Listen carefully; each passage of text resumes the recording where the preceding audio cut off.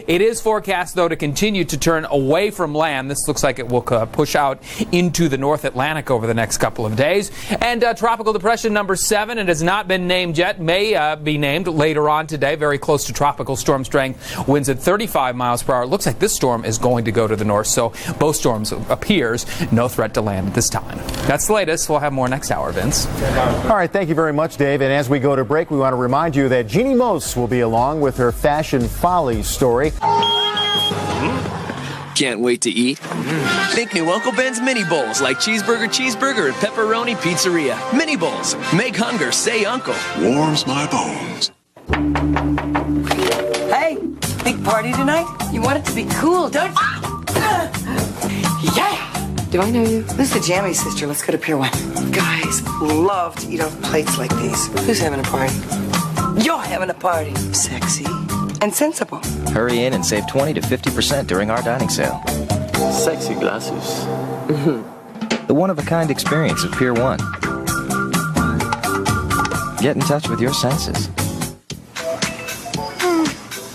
Okay. That looks good. Beautiful. I love the camera. Work it. High fashion. You're so sassy. Packed with protein and essential vitamins and minerals, Carnation Instant Breakfast is the perfect morning fuel to power you up for whatever you've got to do today. You're a jungle cat. And if you're really lucky, hugs. Achieve New Balance.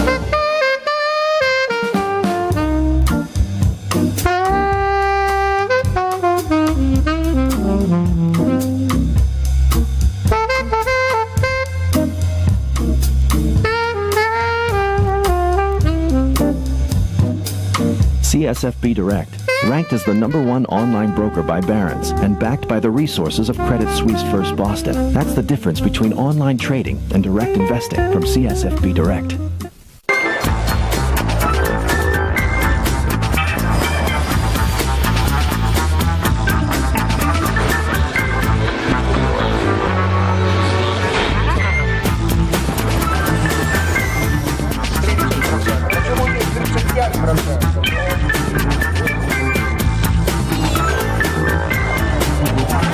In the global energy business, no one covers more ground than the fast cats. Conoco, think big, move fast. There they are. There they are. Excuse me.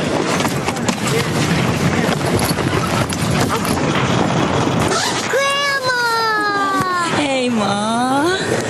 Hello. How you doing? I'm okay. Just a little busy. Where's Stanley? How will you make your money last when you retire? Conseco offers a wide variety of retirement products that can help. Conseco, step up. Burden of Proof, weekdays, 12:30 Eastern on CNN.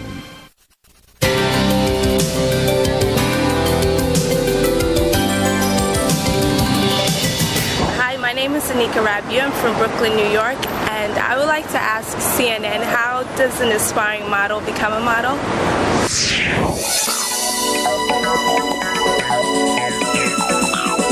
The ways in which one can become a model are endless. A girl can be scouted at the mall, walking down the street. American 11 Heavy, taxi November. Okay, American 11 Heavy, just hold right there. I'll move you shortly. Agency, they can go to a modeling convention. It's just any way that anyone can see you.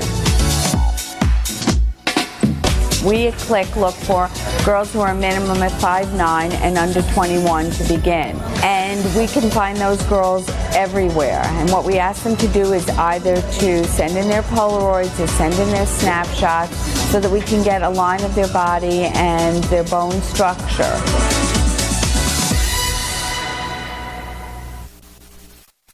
Ask CNN. American 11 Heavy. You're going to give way to the Donia and the regional jet on the opposite side. Taxi to the Bravo, hold point via Kilo Bravo. Expect runway 4 right for departure. Okay, to the Bravo, hold point after the regional jet and the Dornier, American 11 Heavy. Face-to-face. Online interface. Personal. Productive. Local. Global. Very human. Very modern. Easy. Sir Speedy. Either way.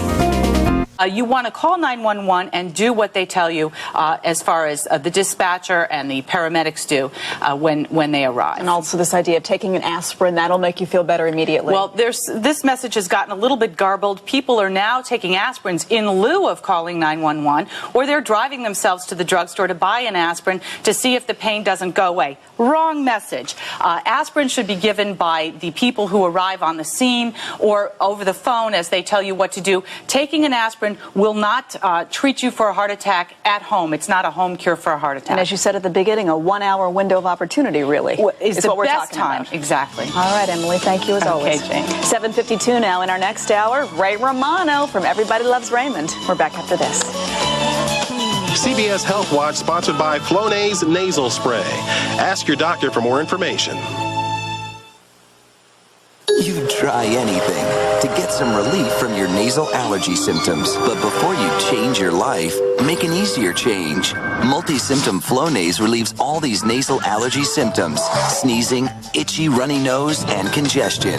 Flonase once a day relieves them all day and night. For best results, use daily. Side effects are generally mild and may include headache, nosebleed, or sore throat. Ask your doctor about multi-symptom Flonase. When you get it all it takes is Flonase.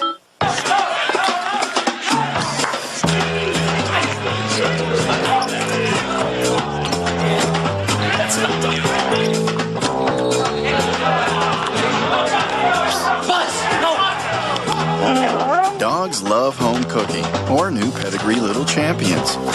Gently prepared, then sealed in our revolutionary flavor lock pouch. For the home cooked taste dogs love. Yeah. What are you doing there? I'll be right there. What are you doing? Laundry. Laundry? But I'm glad you're up. I've been waiting to vacuum. Breakfast. I'll pick up your tray when I get back from the market. But it's Sunday. Aren't you going to lay around and watch football all day? Not if I'm going to finish that roast in time for dinner. Somebody had their Minute Maid this morning. It only takes a minute, but the feeling lasts all day. Honey, what's the setting for chiffon? Riboflavin. It helps heal those bumps and bruises. And it's in Quaker oatmeal because someday Jan might not think of a bandage as a fashion statement. Just another reason to start their day the Quaker way. Warms you heart and soul. Being a dance teacher really takes a toll on your skin. And American 11 heavy. I'm going to have to give you Sierra and then Alpha to the Bravo hold point, so just hold short of Sierra for now. I'll show the Sierra, American 11 heavy. It's so soft. The Latin Grammys heat up CBS. Wow. Join Christina Aguilera, Jimmy Smits, Lou Diamond Phillips, Jennifer Lopez, Mark Anthony, Destiny's Child, Luis Miguel, and Shakira. Wow. They'll be rocking the house. The Latin Grammys. It's the Grammys with a twist. Are we doing it tonight or what? Tonight, live only on CBS.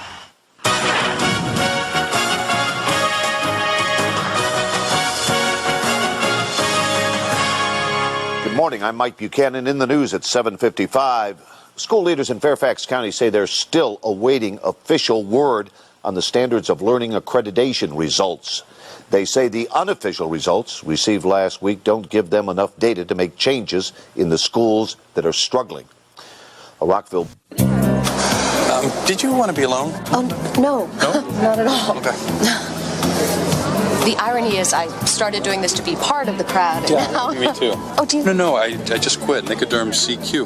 Aren't the cravings unbearable? Well, I'm not jumping, if that's what you're thinking. No. CQ is good on the cravings. It's strong medicine. It's with you 24 hours. It works. Nicoderm CQ. Now in a clear patch, too. For a more personal way to quit. Quit, huh? Hey, join the crowd. This is a News 4 Today news break. Look at this day we have here in the nation's capital. Absolutely gorgeous out there, 65 degrees if you like it, a little bit on the chilly side. We'll check the forecast and the rush hour coming up shortly. Good morning, everyone. I'm Barbara Harrison. It's Tuesday, September 11th, 2001. In the news, work crews will start installing monitoring equipment today in a northeast Washington neighborhood, looking for signs of gasoline contamination. The gasoline leaked from a service station on the Maryland side of Eastern Avenue near Riggs Road 10 years ago. But now tests are being done to see if the gas has spread over the district line. In a story first on 4, police in Prince George's County are looking for more people who may have been involved in an unusual theft ring. The suspects are accused of stealing hundreds of... American 11 Heavy, Boston Tower. Good morning. Move right up 2 holes short of 4 right.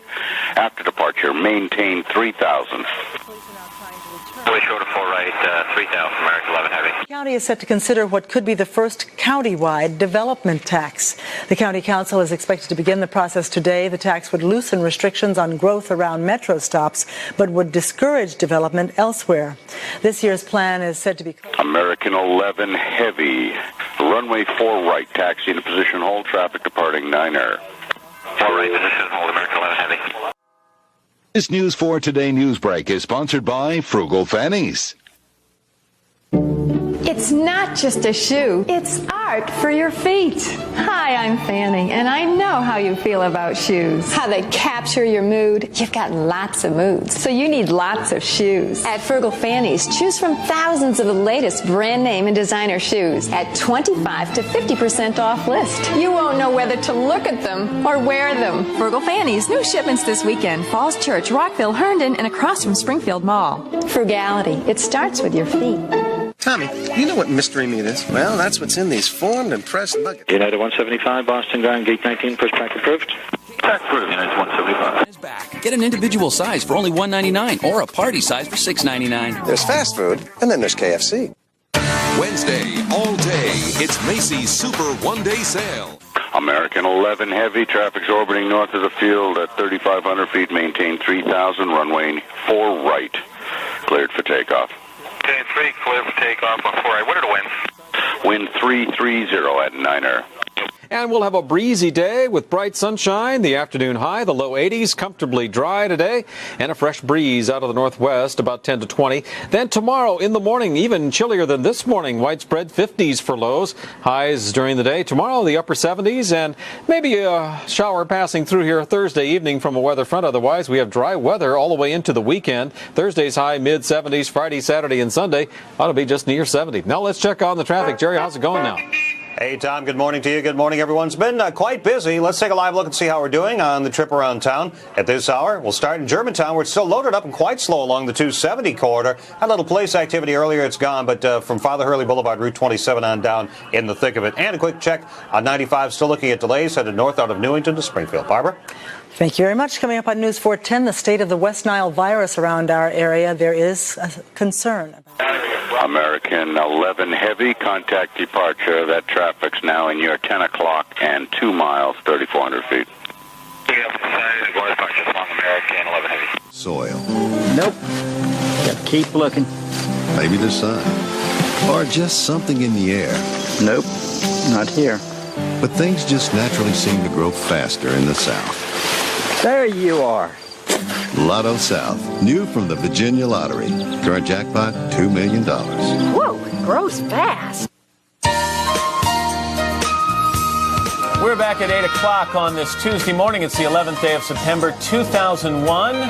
You're looking at the people gathered outside our studio here on a sunny Tuesday morning, and we've obviously had a breach in security. That is Tracy Ullman, the very funny Tracy Ullman, working the crowd a little bit, talking to some of her friends. It's a wig. I thought it was real. I thought you had the most brilliant haircut. I'm such an idiot. I wish. Yeah, nice color. Very nice. Tracy's here and there for a good reason, because coming up in this half hour, Katie, you're going to be spending some more time with her? That's right. Tracy and I are like this these days. We hung out together on Sunday night at a fashion show, and she'll be joining us this morning to tell us about a personal style show that she is hosting and producing. It is called Tracy Ullman's Visible Panty Lines. I don't think we need to say anything more about that. We'll let Tracy do the talking in just a little while. See that one to believe it. Katie, we're also going to have more of our week-long special series on living longer, living better after the age of 50. This morning we'll focus on the role your mood can play in happy aging. And little. Good morning, American 11 Heavy with you passing through 2,000 for 3,000.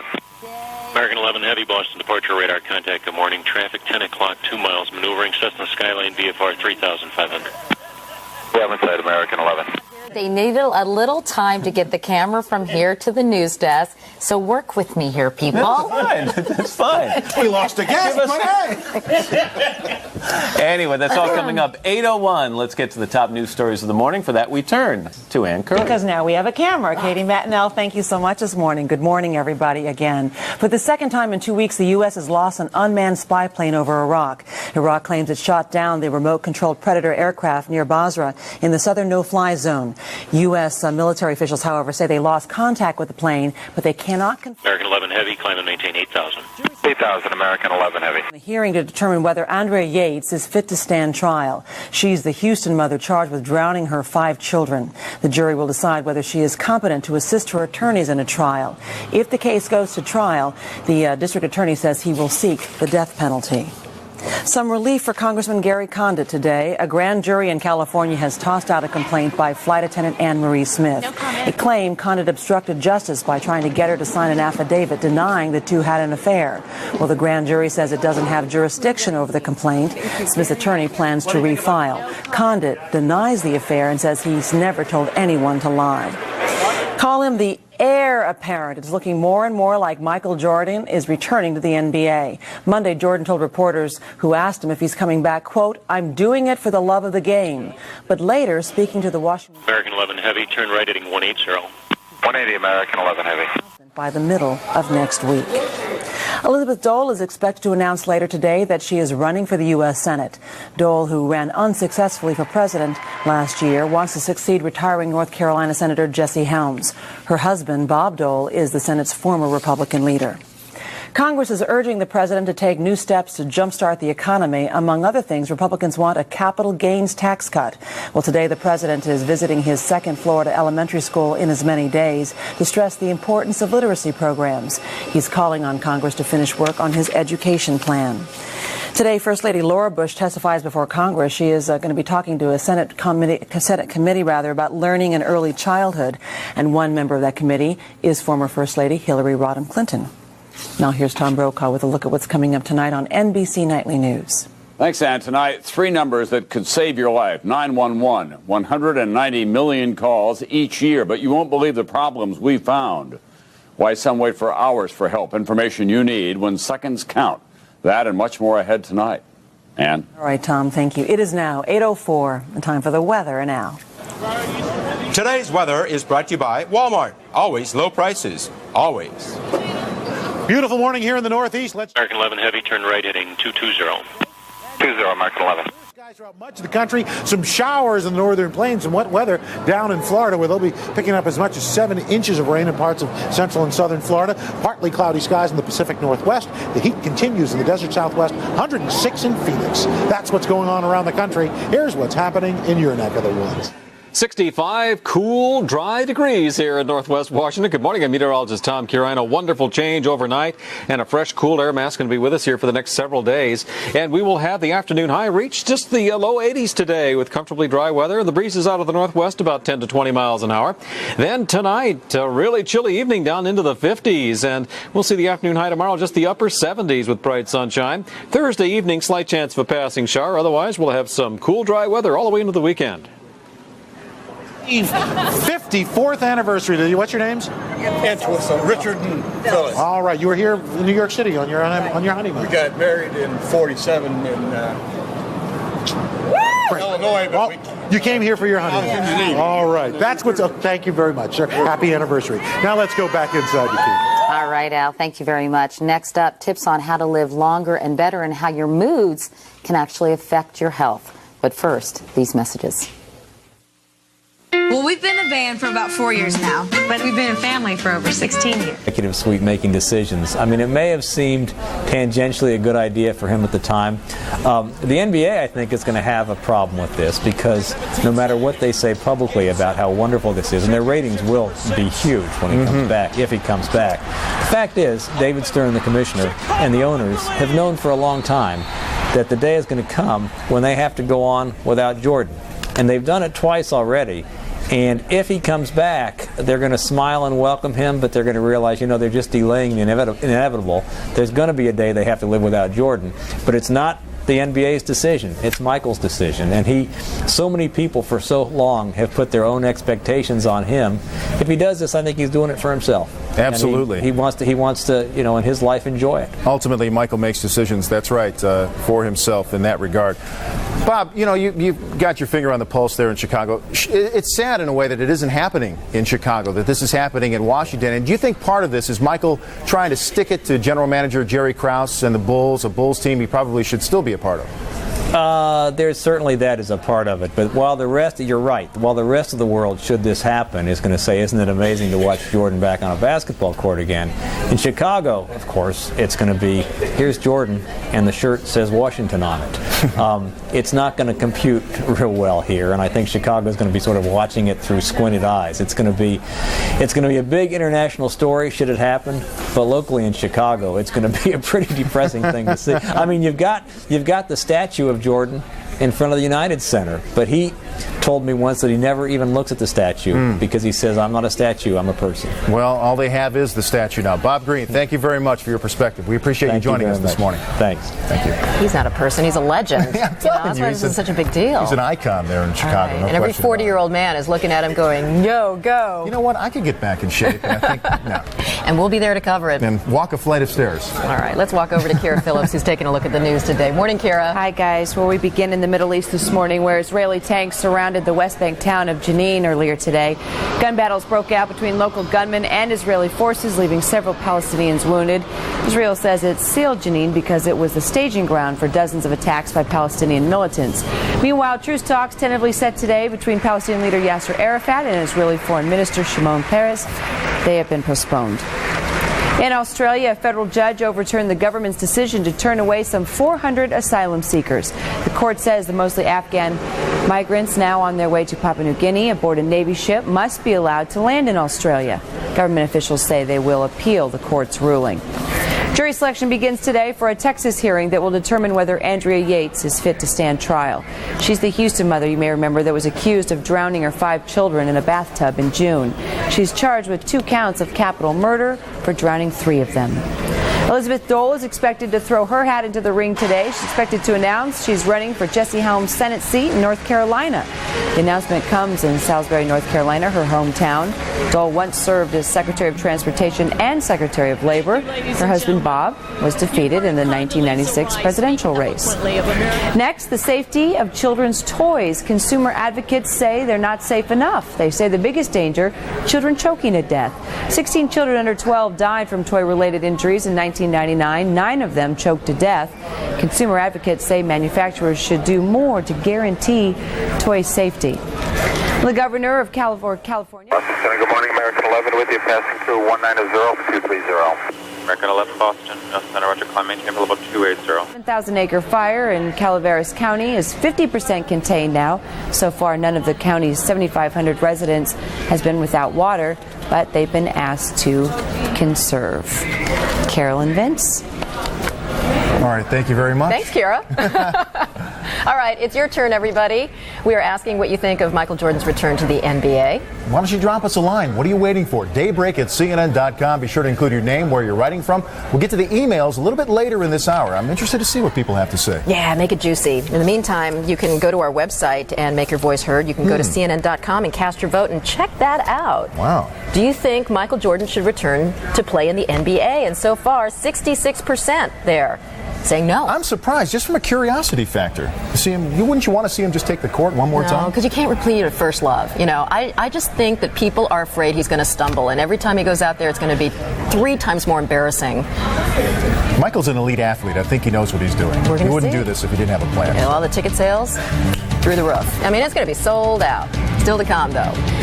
We're going to be looking at this issue of tired of waiting outside in the summer heat or driving rain to see the U.S. Capitol. Soon you won't have to. CNN has an inside look at the visitor center renovations. And a little bit later, the eye of the storm. Getting out of danger might be the most dangerous thing about a hurricane.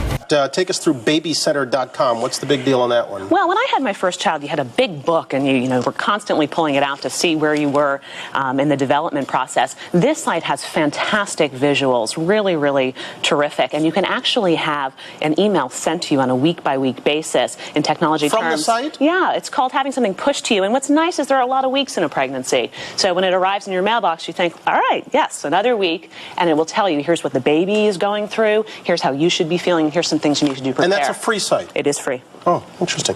Take us through drspock.com. Yeah, Dr. Spock, a very familiar name. Benjamin lives on? Yeah, he's online, a very, very popular site, well organized in that you can find information by age if you've got an infant, a toddler, someone in elementary school, and by topic. So that's a worthwhile one to check out. All right. Isn't it a little dangerous? I mean, shouldn't you be speaking with your doctor whenever you have a question? I mean, you shouldn't be going online to ask questions, should you? Well, it's a great point, and it's not a substitute. I've talked to a lot of experts who say the real red flag is when a parent walks into a pediatrician's office and says, I've got it all figured out. Or worse yet, they don't walk in because they think they have it all figured out. So it's important to use it as a supplemental resource. American 11, your traffic's at 2 o'clock, 20 miles southwestbound, MD 80, 310. American 11, Roger.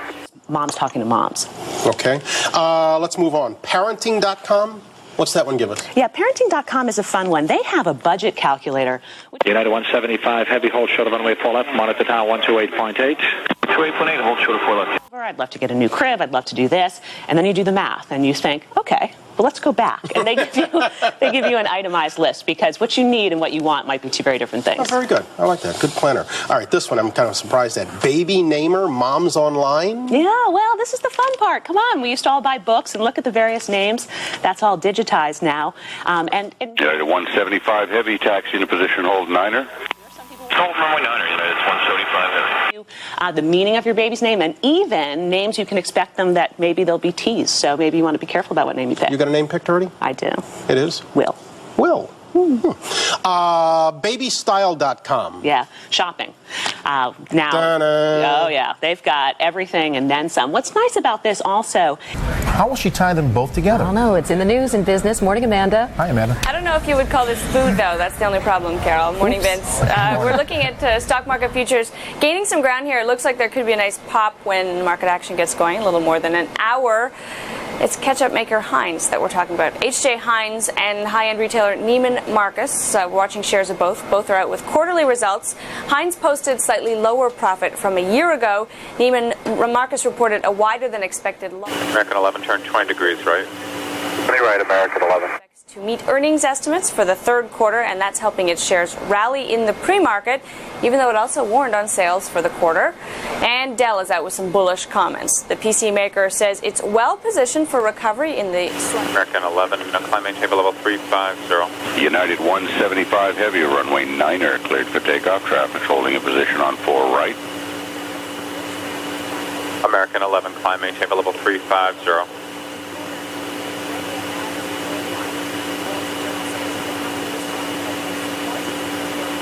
American 11, Boston.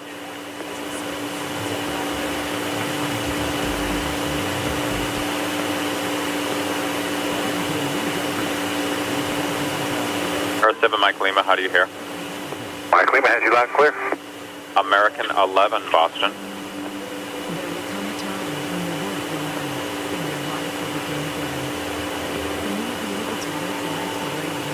American 11, the American on the frequency. How do you hear me?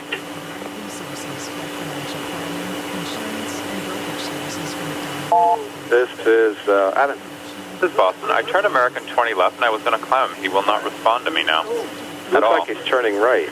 Yeah, I turned him 20 right. Oh, okay. And he's only going to, I think, 29. Okay. Hello? Sure, that's fine. But you I'm want not to answer talking to him. Here's Nardo. Roger. Right. Thanks. Earth 7, Mike Lima, descend at Palace Discretion, maintain level 240. PD down 240 will begin down through Mike Lima. American 11, Boston.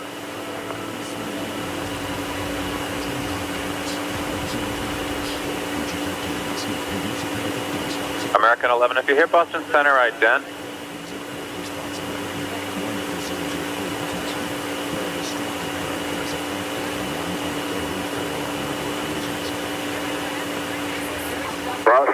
683, flight level 210, climb 230. Cardinal 683, Boston Center, roger, climb maintain for level 310.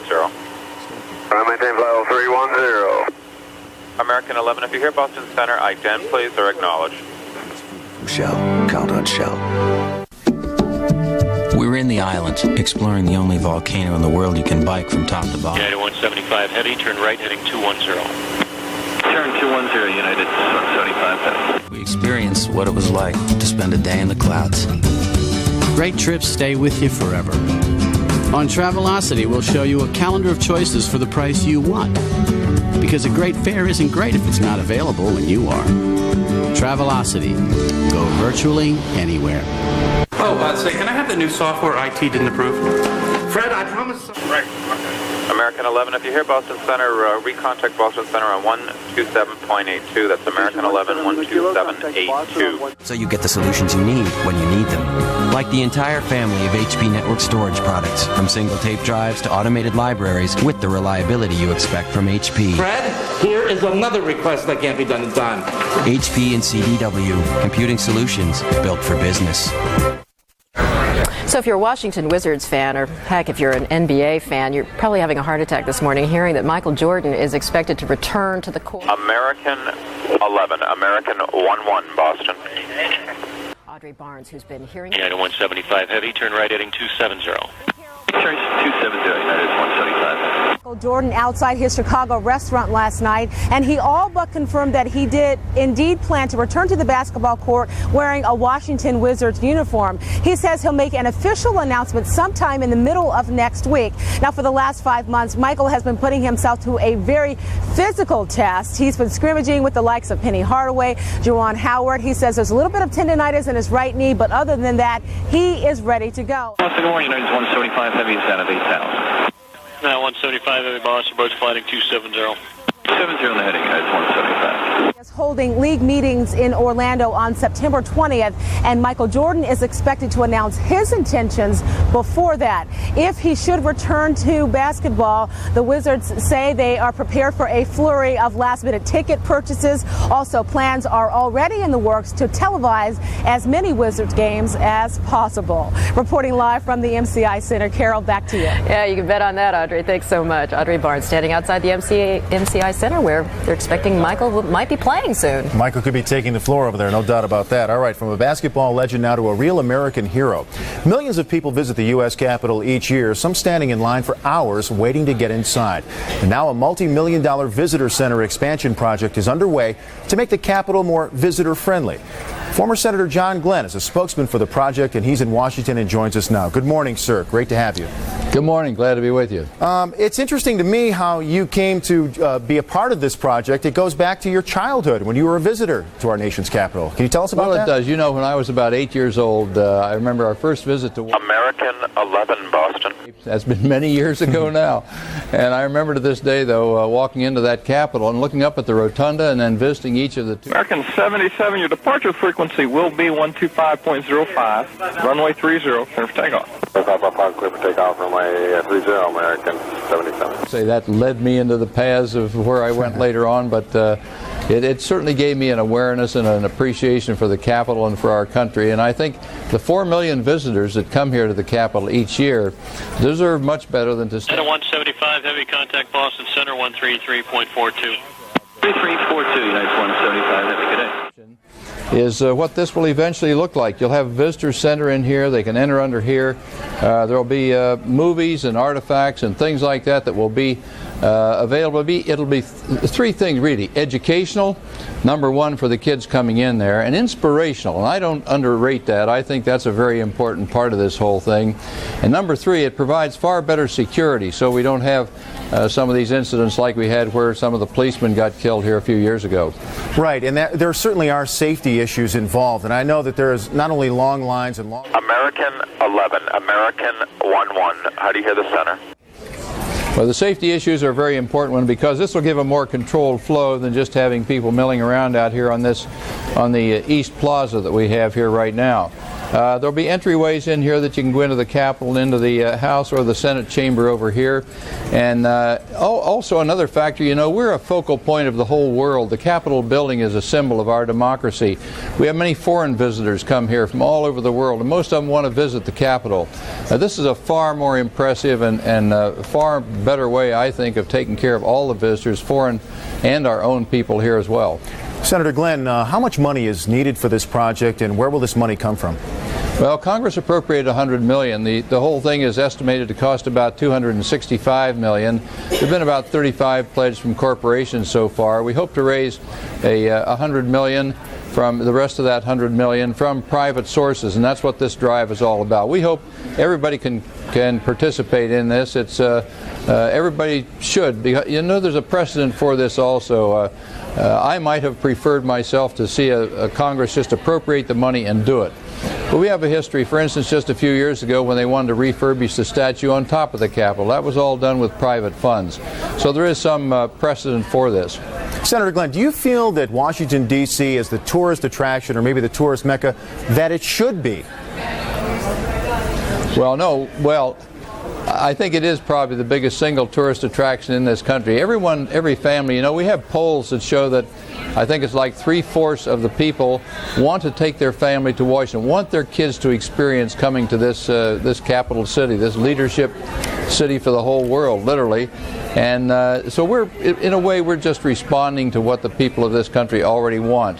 I'd like to see more visitors to Washington also, not just from a money standpoint of tourists and business, but for the appreciation of what we have here. The Capitol, Arlington, the monuments, Washington Monument, Lincoln Memorial, things like that I think are very, very impressive and give people a feel of their part, their participation in this country when they have a chance to come here and visit. Well, sir, before we go, I would be remiss if I didn't ask you about your 1998 space mission. And can you tell us what was learned from that mission in terms of... United 175 down at 19, United 175, Boston, Center, Roger. From that, what I was up there to see was, you know, when the younger people go up there, they have certain things happen to their bodies. Osteoporosis sets in. The body's immune system changes, become less resistant to disease and infection. Protein replacement in the muscles changes. Now, those are the same things that happen to the elderly to a large extent right here on Earth.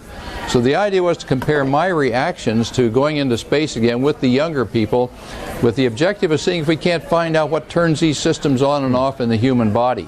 And we're making strides in that area too, and the idea being not only to permit longer-term space flight, but also to take away some of the frailties of old age right here on Earth. That's exciting to think that maybe we opened the door for some things like that. And so the experiments are going on. I'm hoping they'll put more people up there in my age bracket so we have a database in a few years. It means a lot more than just a database of one, which is me right now. Athens, this is Rockdale. A couple things. Point out north and west of Rockdale is NFM 986. What up, Bruce? Hey, also, are you trying to get through the company on the American or anything? We're trying everything here. Is he really got no transponder screwed up or what? It appears that way. No kidding. Hi. I'll tell you, he's a legend. Looking good. Looking good. All right, we're going to take another look at another cool science story. Picture this, a massive hurricane and towns are forced to evacuate. The problem is there's too much traffic for the roads to handle. Gridlock on the escape route. And who, maybe it's what, is walking down the runway this spring? We're going to give you a look at the latest fashions when we return. Ask yourself this. When was the last time you sat completely still?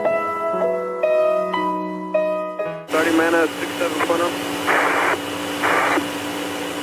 Is that American 11 trying to call? Buddy, we have some planes. Just stay quiet and you'll be okay. We're turning to the airport. 15 Southwest of Bono going to Hampton. And who's trying to call me here?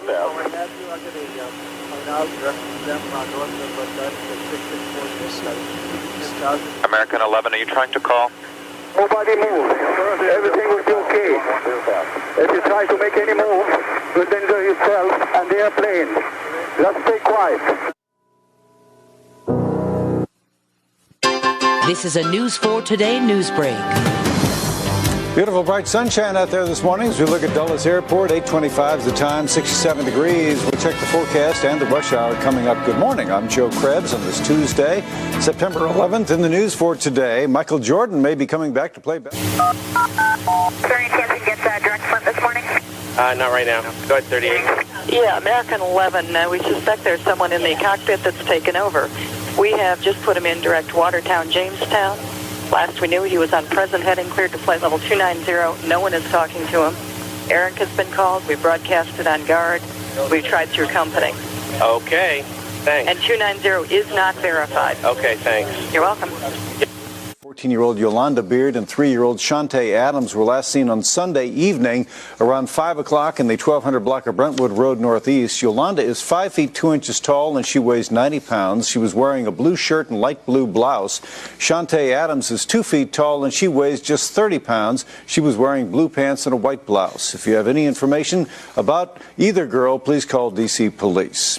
And the district school budget is $80 million in the red, and that's going to mean some changes in the way the school system operates. School Board President Peggy Cooper-Kafertz blames the shortfall in incompetence, and she says the schools will try to close the deficit without affecting the lives of students. We're going to take a break right now, come back and take a look at our forecast and the rush hour. This news for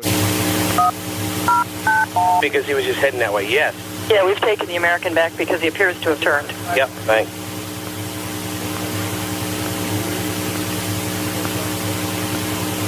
Flagship 5616, boss. Oh, sorry. Do what? 230, flagship 5616. Override. Go ahead. Yeah, I need you to look west of Albany. American 11, I put him on your scope. He is, Nordo has been since he talked to Boston High. We assume he's at flight level 290. We're not sure. We think there's someone in the cockpit with him. We broadcasted over guard. We've gone Eric. We have gone company. Nobody is talking to him. We don't know where he's going. We don't know what altitude he's at. Okay. Okay. Thanks. But I can actually see it happen. That just warms my heart. I feel good about it, you know. If you give parents a choice, that gives kids a chance. It's about the kids. Well, we had a wonderful change overnight. Good morning, I'm meteorologist Tom Kieran. We swept off the high humidity, and in comes some fresh, cool, dry air. 67 here at NBC4 and at National Airport with a fresh breeze out of the west-northwest. And it'll be gusting today 10 to 20 miles an hour with bright sunshine, highs reaching the low 80s. Tomorrow, bright and sunny after a chilly start in the 50s. Should reach the upper 70s. And then Thursday evening, there's a slight chance of a passing shower. Otherwise, we've got dry weather into the weekend with Friday, Saturday, and Sunday's highs just near 70. Now let's check on that traffic. Jerry Edwards, how's it going this morning? Tom, it has been a little rocky. Good morning, everyone. Let's head south and show you the outer loop of the Beltway, just crawling from Eisenhower Avenue passing Telegraph Road. An accident there has just been moved to the shoulder, but a very painful trip indeed. It looks like it's improving a little bit, picking up a little bit of speed now on 270 out of Germantown. Back to you. Thanks, Jerry. Coming up on News 410, the state of the West Nile virus around our area and the nation. And there's new concern this morning. Another local news update in 25 minutes. Stay with us. Most people don't mean to be hurtful, but when you're really overweight, you hear all the comments. So you learn to build a wall around yourself to block out what you don't want to hear. Then I overheard someone talking about Jenny Craig, and I'm glad I listened. There's never been a better time to join Jenny Craig with their personalized one-on-one counseling. And now, for a limited time, lose 20 pounds for $20 plus the cost of food. Call 1-800-JENNY20. I was at a party recently, and I overheard this woman say she looks absolutely beautiful. And you know what? She was talking about me. Today, cable companies like AT&T control over 70% of high-speed internet connections because they compete under different rules than phone companies. Unless Congress acts, millions will be left behind or with only one choice, their cable company. Now a study says a delay in high-speed internet rollout could cost our economy $500 billion. Tozan Dingle guarantees access to inner cities and small towns and would add billions to our economy. Cleveland. Hi, Cleveland, New York, Boston. I got a little situation with American 11, American 11. He is a 767 departed Boston going to LAX. We don't know where the aircraft is going. He supposedly going to LAX, was going westbound. We lost his frequency, then we lost his transponder, and now the aircraft is just west of Albany heading due south. Oh, my goodness. Okay. Do we have the data block on him? Who's got the... Yeah, we have, it's a primary target presently, and it's just heading southwest mountain. Okay. Understand. I'll go to right now. I'll advise the area. The last altitude observed was flight level 290. 29. Southbound? Heading southwestbound. He's like towards Hancock, right around there. He's southwest of Albany by 1.5 miles. You have no idea where he's going? No idea, sir. All right. You can tag him on the TSD. I did pick him up. Primary only? Primary only. Okay. Okay. Thank you. For years, it's finally come to fruition. It's an anthology of black music, and it's called The Long Road to Freedom. Also, we're going to talk about Howard Hughes, the reclusive billionaire, died alone except for the people he paid to be with him. There have been a lot of books written about him, but now author Richard Hack has written what he calls the definitive... United 175, Boston Center, Roger, good morning. Anyways, absolutely. Anyway, lots to get to, but before we do, we've got another check of the weather from Mr. Roker. Al, it is such a pretty morning, isn't it? Perfect fall morning, yeah. Although it's not fall yet, so it's still a perfect summer morning. And good advice, hug a nurse today. Where are you from? Youngstown, Ohio. Youngstown, what are you doing St. here? Elizabeth. Just hanging out? Just on vacation. Who are you here with? My son and my husband. All right. Well, you're sandwiched. Yes. It's a mom-nurse sandwich. We like that. And I got a buddy over here who's going, Al, show me some love. I love the hair.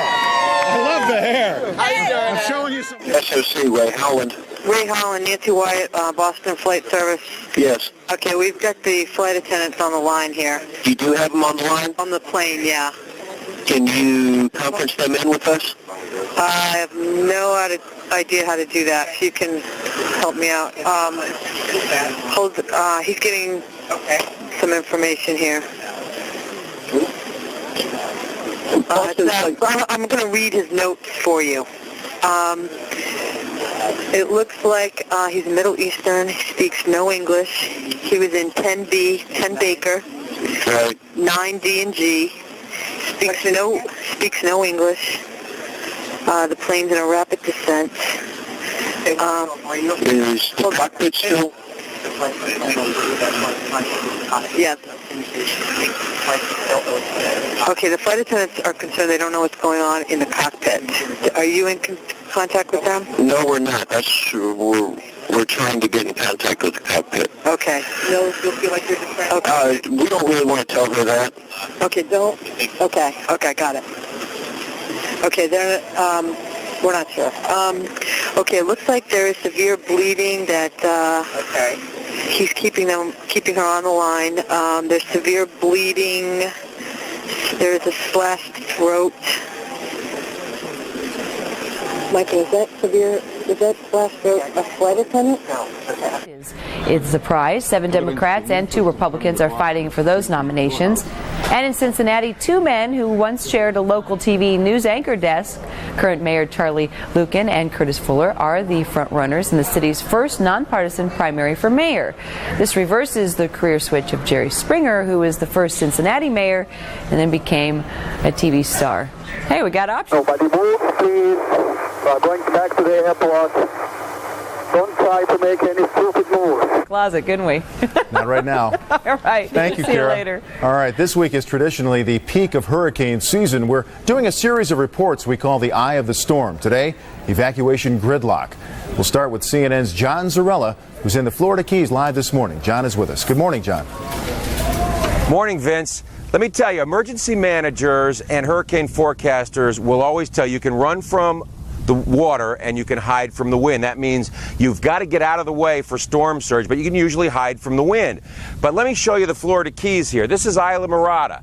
That's the only way out of the Florida Keys. That one road, it's a 2-lane road. So here in the Florida Keys, you've got to run from the water and run from the wind, both. You really don't have a whole lot of options.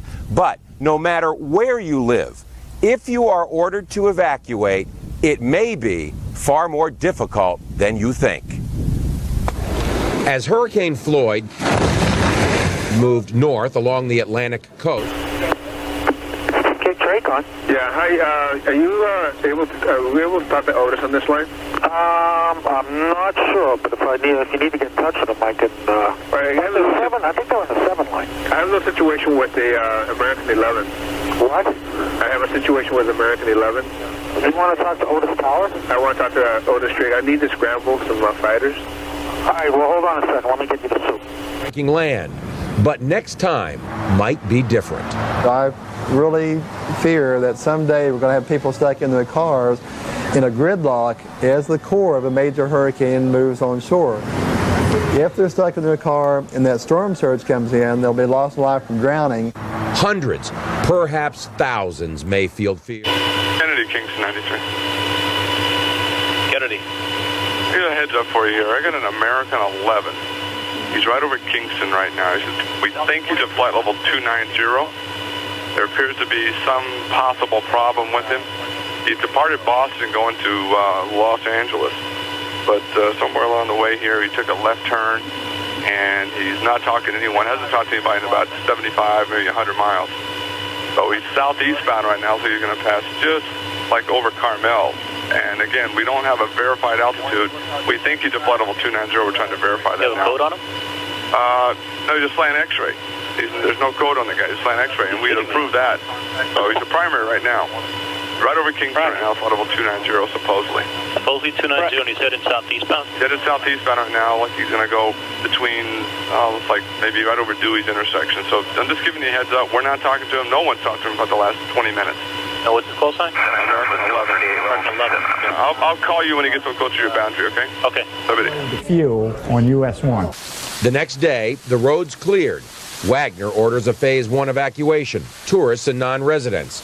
Then Hurricane Debbie unexpectedly falls apart. As Carla moves slowly in from the Gulf.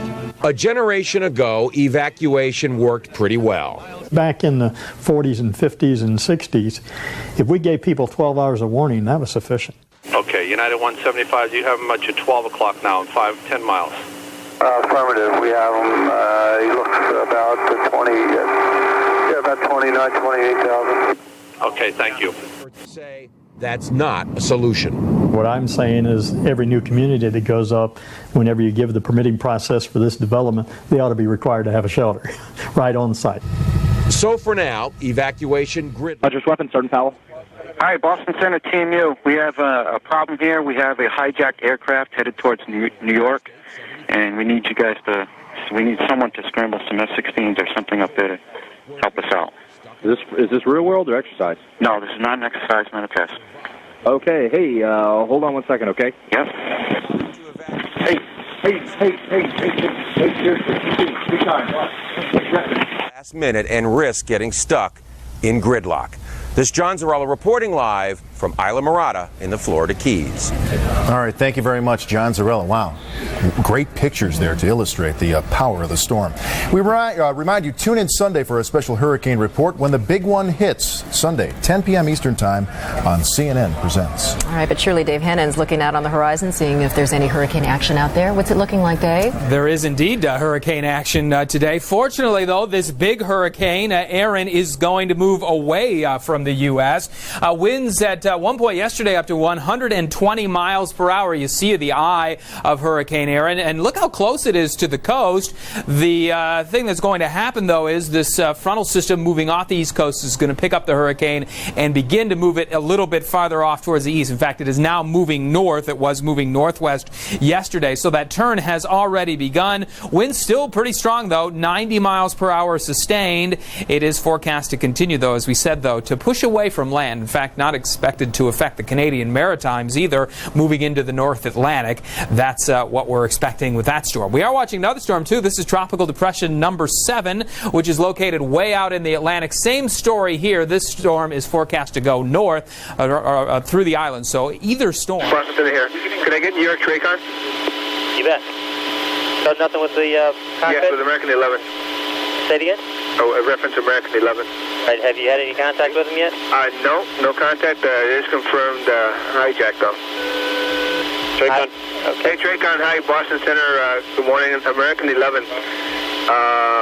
767, possible hijack. Okay, American 11, 75, and Destin. Where's he landing? Right now, we don't have any idea, but he was to the northwest of Albany, and now he's down by Sparta, losing speed. very rapidly. We believe he's primary only, and we believe he's in a descent. That's why he's slowing down. Where will you find the money to pay for long-term care? Conseco Long-Term Care Insurance protects you so you don't lose your nest egg. Conseco, step up.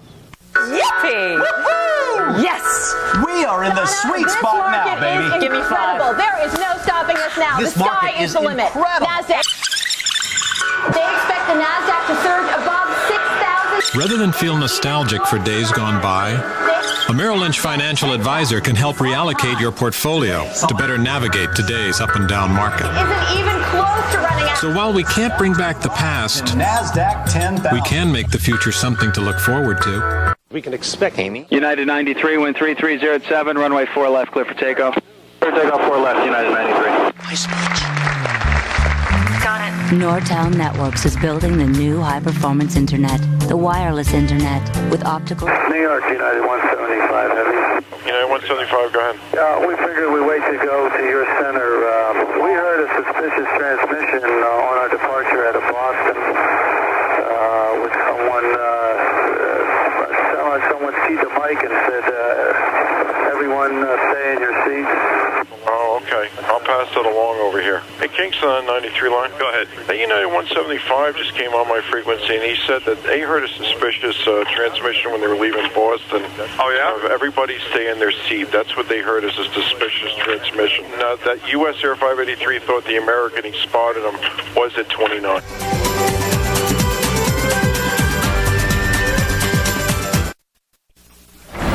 Leather, lace, and everything in between. It is all moving down the catwalk at Fashion Week in New York. And CNN's Gail O'Neill has been braving the crowds to see what some of us, at least, are going to be wearing. Maybe the most pregnant of us. Morning, Gail. Morning, Carol. I'll tell you, this is the biggest media crush I've seen so far, and it's all over maternity wear. I'm backstage at the Liz Lang maternity show, and it's rock and roll back here. We have media from all over American Airlines emergency line, please state your emergency. Hey, this is Nitty at American Airlines calling. I am monitoring a call in which Flight 11, the flight attendant is advising our reps that the pilot, everyone's been stabbed. Flight 11? Yep. They can't get into the cockpit is what I'm hearing. Okay, who's this I'm talking to? Excuse me, this is Nitty at American Airlines at the Raleigh Reservation Center. I'm the operations specialist on duty. I'm sorry, what was your name again? Nydia. Nydia. And what's your last name? Gonzalez, Gonzalez. Raleigh Reservations. Okay. I got the flight attendant on the line with one of our agents. Okay. And she's calling how? Through reservation. I can go in on the line and ask the flight attendant questions. Okay. I'm assuming they've declared an emergency. Let me get ATC on here. Stand by. Gotten any contact with anybody? Okay, I'm still on with security, okay, Betty? You're doing a great job. Just stay calm, okay? We are, absolutely. Okay, we're contacting the flight crew now. We're also contacting ATC. Okay. Anything else from this flight attendant? So far what I've got, the number 5 flight attendant's been stabbed, but she seems to be breathing. The number 1 seems to be stabbed pretty badly, and she's lying down on the floor. They don't know whether she's conscious or not. The other flight attendants are in the back, and that's as far as I know. It seems like the passengers in this coach might not be aware of what's going on right now. These 2 passengers were from first class? Okay, hold on. Hey, Betty, do you know any information as far as the gentlemen that are in the cockpit with the pilot? Were they from first class? They were sitting in 2A and B.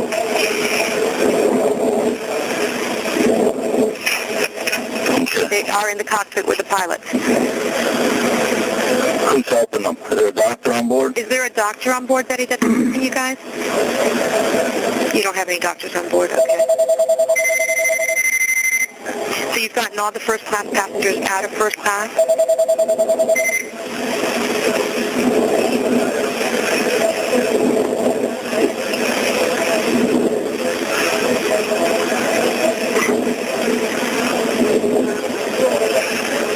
Have they taken everyone out of first class? Yeah, she's just saying that they're in coach. What's going on, honey? Okay, the aircraft is erratic again. Robin, very erratic. She did say that all the first class passengers have been moved back to coach. So first class, the cabin is empty.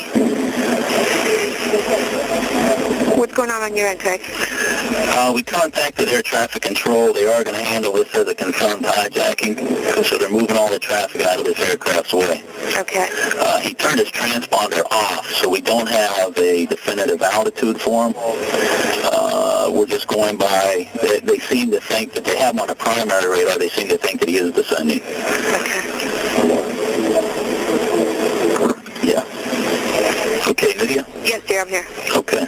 I have the dispatcher currently taking the current fuel on board, and we're going to run some profiles to see exactly what his endurance is. Okay. She doesn't have an idea who the other passenger might be in first. Apparently they might have spread something, so they're having a hard time breathing or getting in that area. What's going on, Betty? Battalion 1 to Manhattan. Battalion 1. We just had a plane crash into Level 4 of the World Trade Center, transmit a second alarm, and start relocating companies into the area. Okay, so we'll stay open. I think we might have lost her. When it comes to lending and leasing to businesses and consumers, CIT stands apart. Because when you combine nearly a century of experience with dedication, desire, and imagination, The World Trade Center, tower number 1 is on fire. The whole outside of the building was just a huge explosion. wonder that today's business leaders put their trust in today's financing leader, CIT. With posted pop-up notes in the handy dispenser, you always know where your notes are. Anybody copy? Say that again, please. I said looks like we lost the primary target about 20 west of Kennedy, and we had a report of an EOT in the area. We're going to, I guess we'll get some Coast Guard activity up there. Well, we lost the track, too. Hey, Boston, this is New York. What type of aircraft was the American? 167.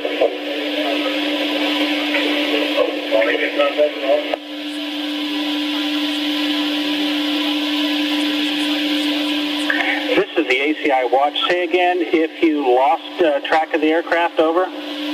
Boston has lost track, and on our frequency we have confirmed that it was a hijack. That's on the tapes. Yeah, New York confirms we've lost the track as well, and we got a report of an ELT in the area that track was in.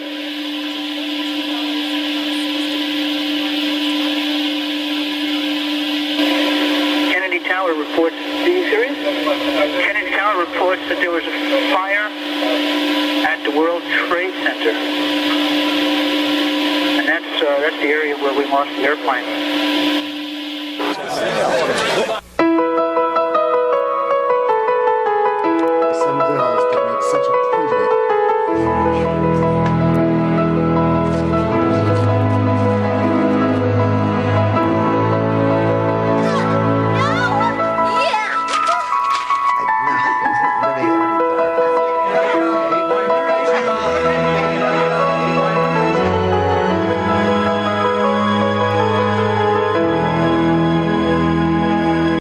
Would you like to lower your monthly mortgage? Engine 1 on Manhattan. Engine 1 on, go. Roll every available ambulance you got to this position. This just in, you are looking at obviously a very disturbing live shot there. That is the World Trade Center, and we have unconfirmed reports this morning that a plane has crashed into one of the towers of the World Trade Center. CNN Center right now is just beginning to work on this story, obviously calling our sources and trying to figure out exactly what happened, but clearly something relatively devastating happening this morning there on the south end of the island of Manhattan. That is, once again, a picture of one of the towers of the World Trade Center. We could see these pictures. It's obviously something devastating has happened. And again, unconfirmed report that a plane has crashed into one of the towers there. We are efforting more information on this subject as it becomes available to you. Right now we've got Sean Murtaugh. He is a CNN producer on the telephone right now. Sean, what can you tell us about what you know? This is Sean Murtaugh. I just was standing on the Vice President of Finance. Sean, Vice President of Finance for CNN. Sean, we're on the air right now. What can you tell us about this situation? Hello? Yes, Sean, you're on the air right now. Go ahead. What can you tell us? I just witnessed a plane that appeared to be... Division 110-4, that's confirmed. We have fire on several floors, the upper floors of the World Trade Center. I don't know which tower it is, but it hit directly in the middle of one of the World Trade Center towers. Sean, what kind of plane? Was it a small plane? We want to tell you what we know as we know it. We just got a report in that there's been some sort of explosion at the World Trade Center in New York City. Anybody know what that smoke is in Lower Manhattan? I'm sorry, say again? A lot of smoke in Lower Manhattan. The live pictures here, we have no further details than that. We don't know anything about what they have concluded happened there this morning, but we're going to find out and, of course, make sure that everybody knows on the air. These are, of course, the two twin Trade Center buildings that are down at the foot of Manhattan, that they really are the beacons of New York. It was there that there was the explosion a couple of years ago brought about by terrorists. That's all gone through the courts. But this, we don't know anything about. We don't know about anything that has happened here other than the fact that there's obviously been a major incident there. And we're going to go to a special report now from ABC News.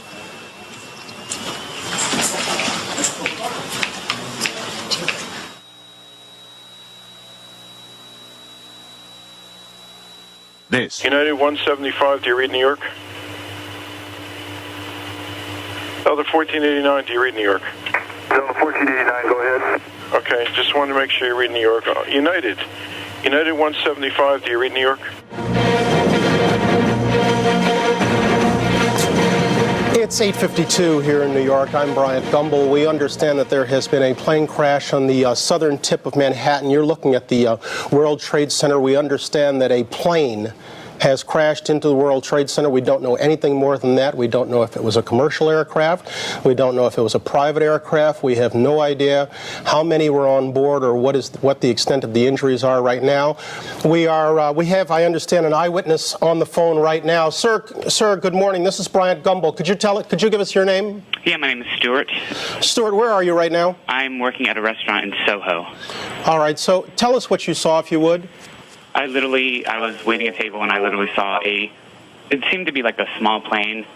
I just heard a couple noises. It looked like it bounced off the building, and then I just saw a huge ball of fire on top. And then the smoke seemed to simmer down, and it just, a lot of smoke was coming out, and that's pretty much the extent of what I saw. A private aircraft? As Matt just mentioned, we have a breaking news story to tell you about. Apparently, a plane has just crashed into the World Trade Center here in New York City. It happened just a few moments ago, apparently. We have very little information available at this point in time. But on the phone, we do have Jennifer Oberstein, who apparently witnessed this event. Jennifer, can you hear me?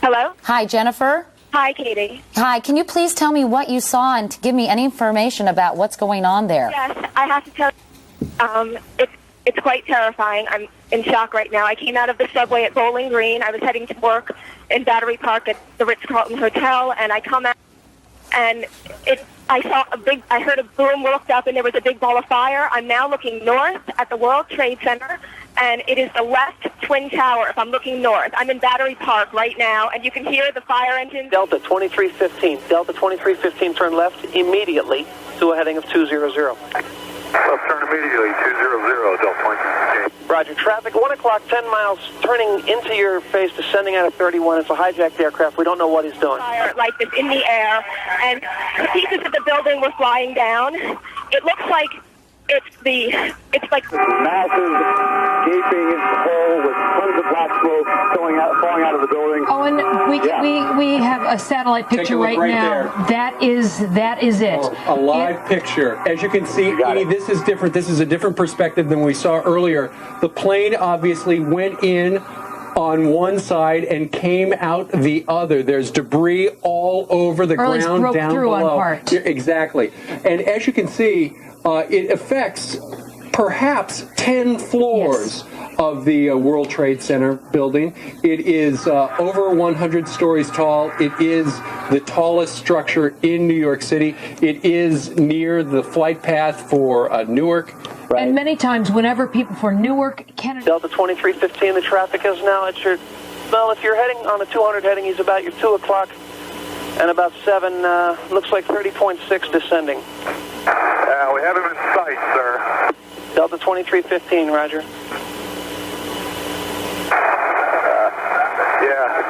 Yeah, he's in sight. Okay, you can maneuver as necessary to avoid that aircraft, sir. I do not know what he's doing. From this angle, it seems like more than 3 floors, and perhaps what's most disturbing, Edie, I think, is the time of day. This time of morning is when people pour into that building, and it's usually next to full. Well, you got to also remember, this is near the financial district on the tip of Manhattan. There are so many people at this hour who are in that neighborhood.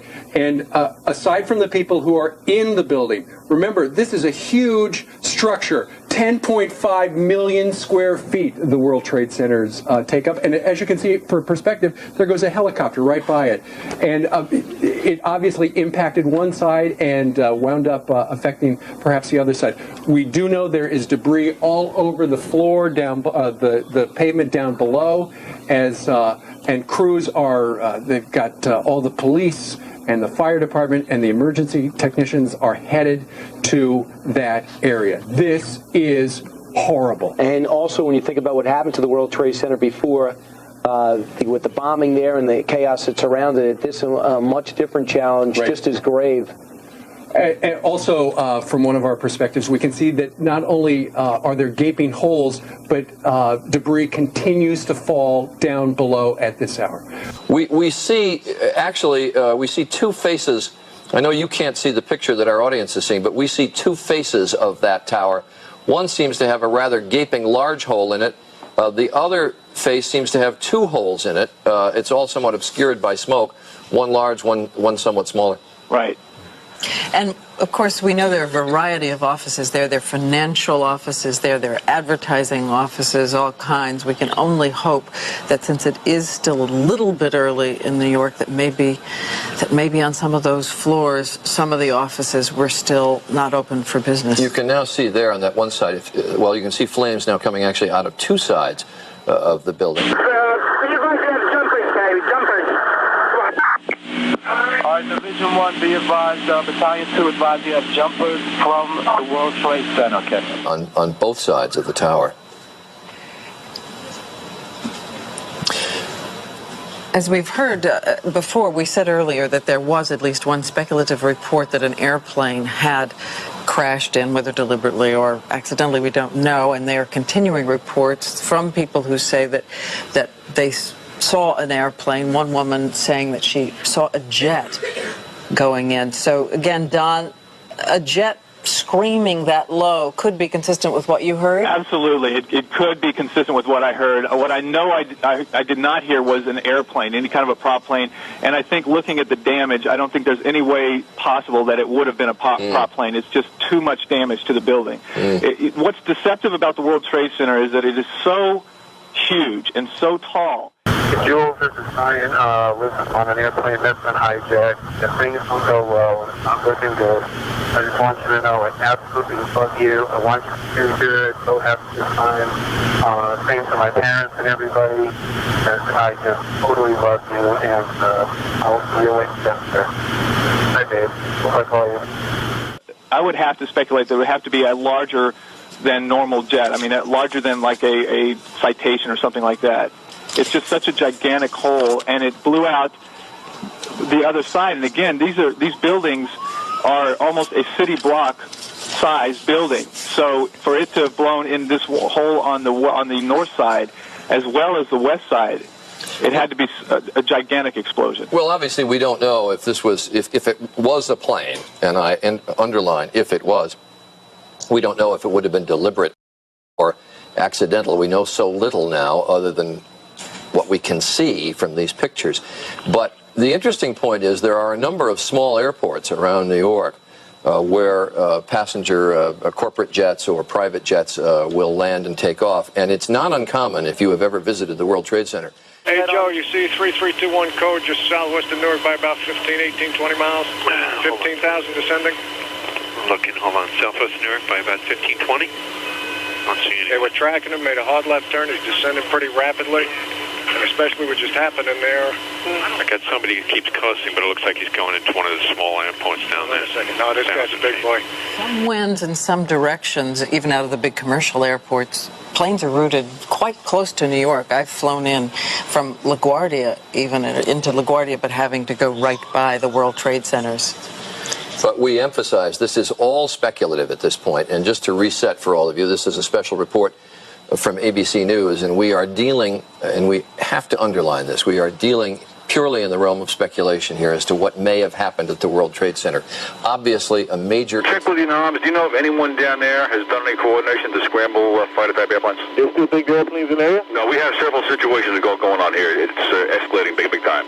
And we need to get the military involved with this. Wow, what's going on? Just get me somebody who has the authority to get military in the air now. All right, I'll go tell them. So that's one more witness weighing in, or at least one more source weighing in on the fact that it was an aircraft of some kind. And as Don Daly reported, this occurred about 15 or 20 minutes ago in downtown New York, and New York time.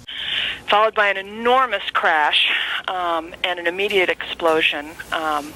I don't think we could feel shockwaves, but we sort of felt like we did. And we were in a position where we could see the Trade Center almost immediately between the other buildings. And an enormous fireball that must have been 300 feet across was visible immediately. A secondary explosion, I think, and then plumes of smoke. There must have been a 3-block cloud of white smoke. Now, from where I was on the street a moment ago, you can in fact see smoke leaving the building on 3 sides. It seems to be coming out on at least 4 or 5 floors. The air is filled with hundreds of thousands of pieces of paper that are just sort of floating like confetti. The area is swarming. Hey, can you look out your window right now? Yeah. Can you see God about 4,000 feet, about 5 east of the airport right now? Looks like he's... Yeah, I see him. You see God? Look, is he descending for the building also? He's descending really quick too, yeah. Well, that's 2,500 feet now. He just dropped 800 feet in like one sweep. That's another situation. You say that emergency vehicles are there, understandably so, but of course the major concern is human loss. I mean, do you know if there were many people in the building? Oh, another one just hit. Something else just hit. A very large plane just flew directly over my building. You have a second plane into the other tower? Another one just hit the building. Wow. Another one just hit it hard. Another one just hit the World Trade. We just saw a plane circling the building a second ago on the shot right before that. I think there may have been another impact. Can you tell? I just heard another very loud bang, and a very large plane that might have been a DC-9 or a 747 just flew past my window. And the second one just hit the Trade Center. Okay. Yeah, we got to alert the military real quick on this. It has now impacted the building. I'm trying to see if it's the different tower. I think it may have been. I believe the first one was World Trade Center 1, and it looks, from what I'm seeing on the television, like it may have been the second building. This is a piece of tape, and we may actually see another plane enter the picture here in a second. I wonder if there are air traffic control problems. Tommy, we're going to stop everybody. We're going to shut Boston down. I suggest the same elsewhere. This happened, Jennifer? Matt, I've never seen any. It looks like a movie. I saw a large plane, like a jet, go immediately headed directly into the World Trade Center. It just flew into it, into the other tower, coming from south to north. I watched the plane fly into the World Trade Center. It was a jet. It was a very large plane. It was going fast. It went past the Ritz-Carlton Hotel that's being built in Battery Park. It flew right past it, almost hit it, and then went in. This is so shocking, of course, to everybody watching. I've never seen anything like it. It literally flew itself into World Trade Center. Obviously now we move from what appears to... There it is right there. Again, I'm looking from south to north, and it went into the one on the right. That appeared to be at least a 727. We saw it a second ago. Here comes the videotape that we just showed you. You will see what appears to be a large plane. It could be a 727 right there. Maybe. It looks like the World Trade Center is on fire. Yes, it's a Boeing 757. We think just flew into the building. You're not kidding, right? No, I'm not kidding. Oh, shit. Yes. What's happened here? We're going to immediately check with air traffic control in the area to find out if they had contact with either of these planes before the accident. But what we've just seen is about the most shocking videotape I've ever seen. What are the odds of two separate planes hitting both towers? Elliot, are you still there? Hello? Elliot? Yes, I'm still here, Katie. So, Elliot, what can you see right now from your perspective? I don't face in that direction. I can't see anything personally. It is completely impossible to understand why this is happening and to figure out what in the world is going on. I think we have to be grateful Ali that the first Eberhard plane hit before 9 a.m., but it's now after 9 a.m., and I just wonder how many people were in those offices. Well, hopefully that they were evacuated following the first incident, and we can only hope that there was a very short period of time from when we first learned about this was probably about 8:50 Eastern Time. This second incident occurred about 9:05. And so obviously that would be a short amount of time to get people out of the building. Ali Eberhard is another witness who is on the ground. Ali, can you hear me? Yes, hello. Please tell me what you're seeing. Well, I live in Lower Manhattan. I face the north tower, the north side where the first plane crashed into the building. And right now, there's a lot of chaos on the ground, a lot of emergency vehicles. Everyone from the World Financial Center has exited and is walking north up to Battery Park North. There's just mass and mass of people walking north uptown of Manhattan. I was happened to look on the first tower, and I actually saw people waving where the first plane crashed through, and then it was unbelievable seeing this second jet come crashing into the second tower. What is going on? And unfortunately, here in New York, many of our stations cannot see this, local stations, because the antennas are on the World Trade Center. They're backup towers on the Empire State Building, but communication, television communication in New York City is probably... And that was the first plane? Jet. Did you see? Where Mr. Davis, we're looking at a tape replay of the second plane boring into the building. Hard for us to tell exactly how large an aircraft it is there, or whether or not that was intentional. Go ahead. I'm sorry. Believe me, it was intentional. We saw the second one come up to Hudson and veer into the second building. Why do you say the second was intentional? Because it was flown very deliberately. There appeared to be nothing wrong with the aircraft. It was flown very deliberately into the building. Have they? You don't. Obviously, you're at 50th. You don't have any vantage point down there. What's everybody else talking about there who has the same vantage point? They see all the same thing you did? Yes. Well, others did not see the first one, but there were several people in my office when the second one came in. Yeah, we're looking at the second one boring in right now, and it does not seem to be wavering in any way or seem to be banking to avoid the tower in any way. Okay, this is, who's up there? Langley. Okay, you're listening? Well, I told the SD so far, we need to get those fighters straight over Manhattan, because we don't know how many guys are out of box. Could be 3-2, could be more. I don't know, just in case. Not down in Whiskey 105 where they want FAA wants to hold. We need to be more careful. Some with this. Yes, it is. And stick them, telling me to call New York. Everybody, I think, immediately assumed that a bomb had exploded, and that sort of had people thinking that further bombs may explode. So there was sort of a rush away. Did you see, George, the second plane, that jet, fly into the other Twin Tower? I heard two explosions, however. There was a first explosion that was louder, and then a second explosion. And but I could not see that. And I looked up, and when I looked up, I saw debris falling. L2431, we have a message for you to heighten your cockpit security due to some activity this morning. Okay, and that is from company? Negative. It's a general advisory to all aircraft. This morning, an aircraft hit the World Trade Center has been hijacked. And we're receiving reports that there may have been a second one. Okay, thank you very much. Was it a domestic carrier that was hijacked? It was an American Airlines aircraft. Okay, thank you. That we're in an area here where there are three major airports. You have Newark Airport, Kennedy Airport, and LaGuardia Airport, all within several miles of the World Trade Center.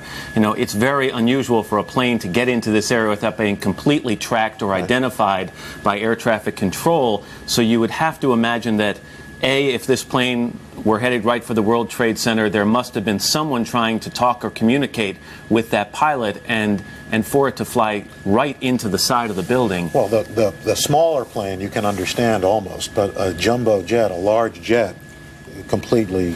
Let's re-rack that video, if we could, down in the control room where we actually saw the jet flying into the building, and which I was mistaken. When Elliot Walker said it was a big plane, I was looking in the distance and saw a small plane, which might have been a helicopter, actually, to see... Got debris falling from the building. They have to stop short of the building, either north or south.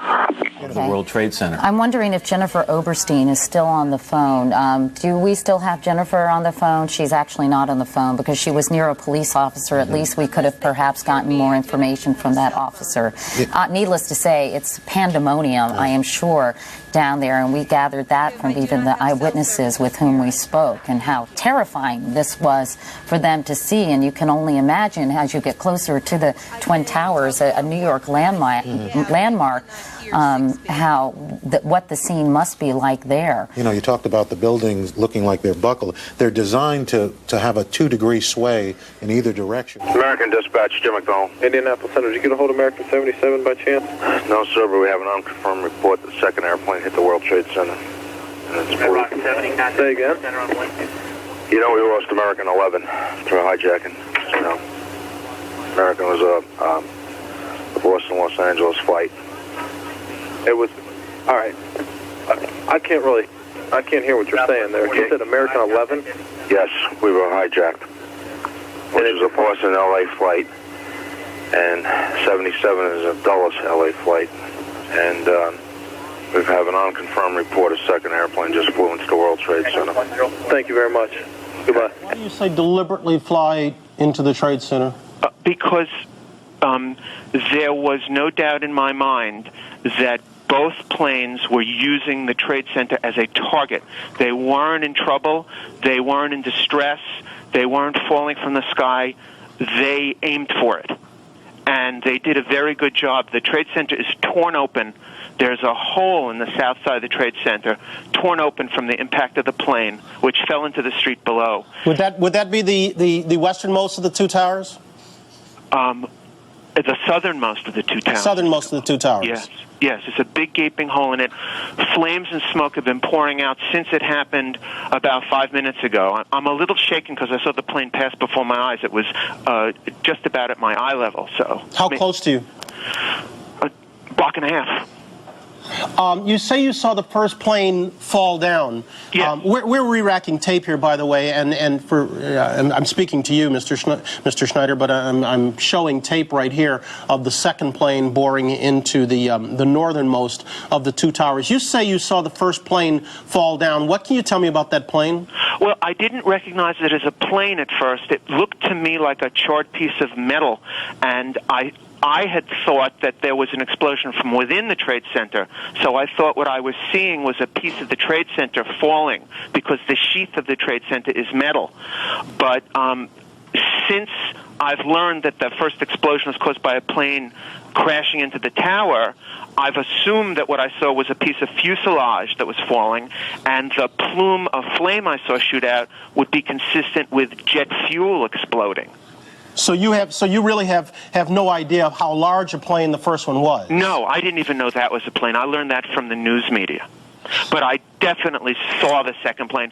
I heard it sound, and I saw it streaming in from the south. I watched it crash into the Trade Center. You said you're very afraid, and understandably so. They're not evacuating your building?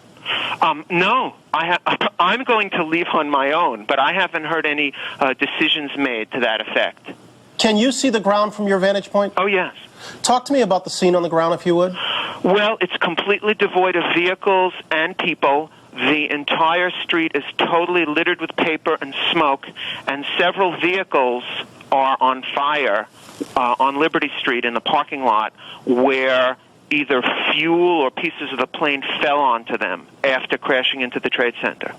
But there's a tremendous number of emergency vehicles here and continuing to arrive. I hear sirens from every side. All right, Mr. Schneider, you've got a great vantage point. I'm going to ask you to hold on with me for a little while, if you would. Okay, Mr. Gunn. I know you're anxious to get out of the building. I'm not going to keep you forever, I promise. Okay. But let me ask you to sit tight for a second while I go to Washington, where Jim Stewart is standing by.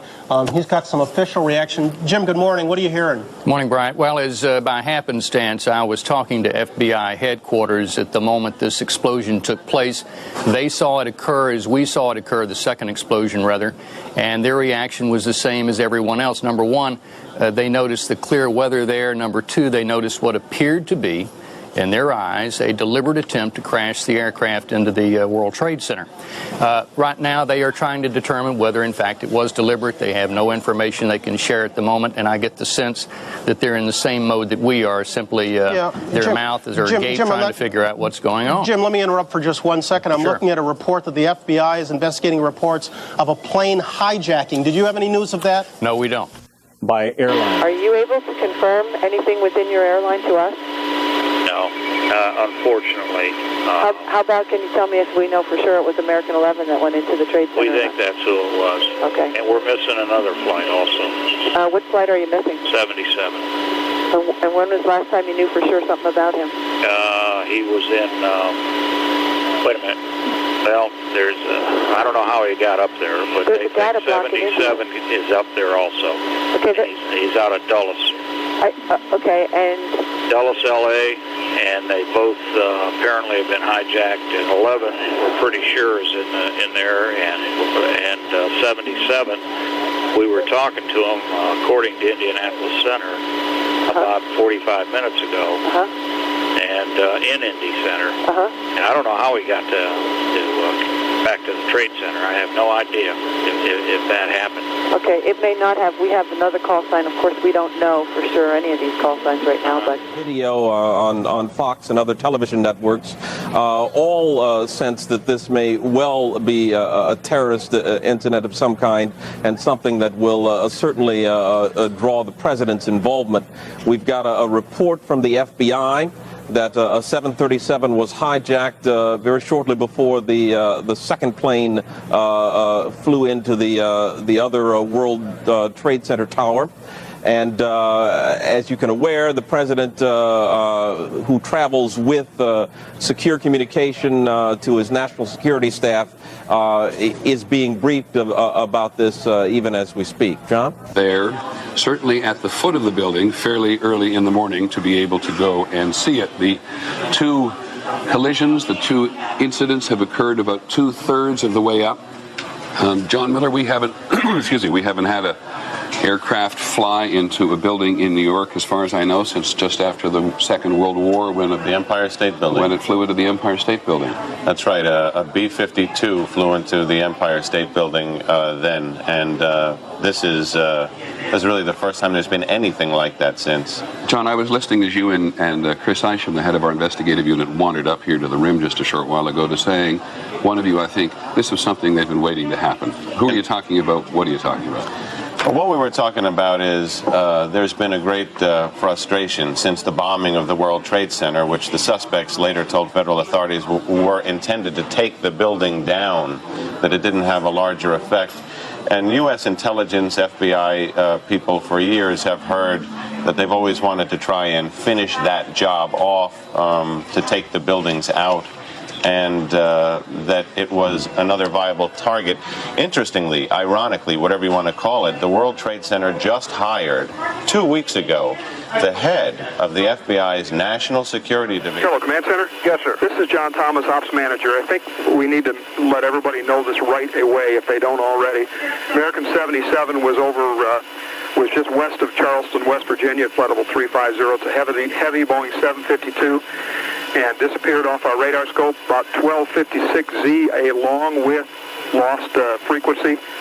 We were treating it as a loss, started to do some procedures to notify search and rescue and whatnot. When American Airlines told us they'd had some aircraft or an aircraft hijacked, we now believe that aircraft may have been hijacked, although no one has, we have nothing to verify that. But with the World Trade Center, we could have another loose aircraft out there somewhere. Security correspondent. is with us in Washington. John, what do you know? Peter, we do hear that there was a hijacking. It is not clear where that hijacking occurred at this point, but it is one of the many things that U.S. officials are scrambling to try to get a handle on at this point. Anything else, John? What happens at the Pentagon at a moment like this? I know everybody springs into action, but what do? What happens is there is a particular counterterrorism cell within the Joint Chiefs of Staff that goes into an emergency basis at this point. They're investigating all aspects of air traffic in the area, all intelligence that, as they sift through it, may have given them some indication that something was happening. At this point, though, there were no warnings. Military Boston Center just had a report that American 11 is still in the air and it's on its way heading towards Washington. Okay, American 11 is still in the air? Yes, on its way towards Washington? There was definitely another aircraft that hit the tower. That's the latest report we have. Okay. I'm going to try to confirm an ID for you, but I would assume he's somewhere over either New Jersey or somewhere further south. Okay, so American 11 isn't a hijack at all then, right? No, he is a hijack. American 11 is a hijack? Yes. And he's going into Washington? This could be a third aircraft. Much of the country watching television this morning will have seen the second plane crash into the other tower.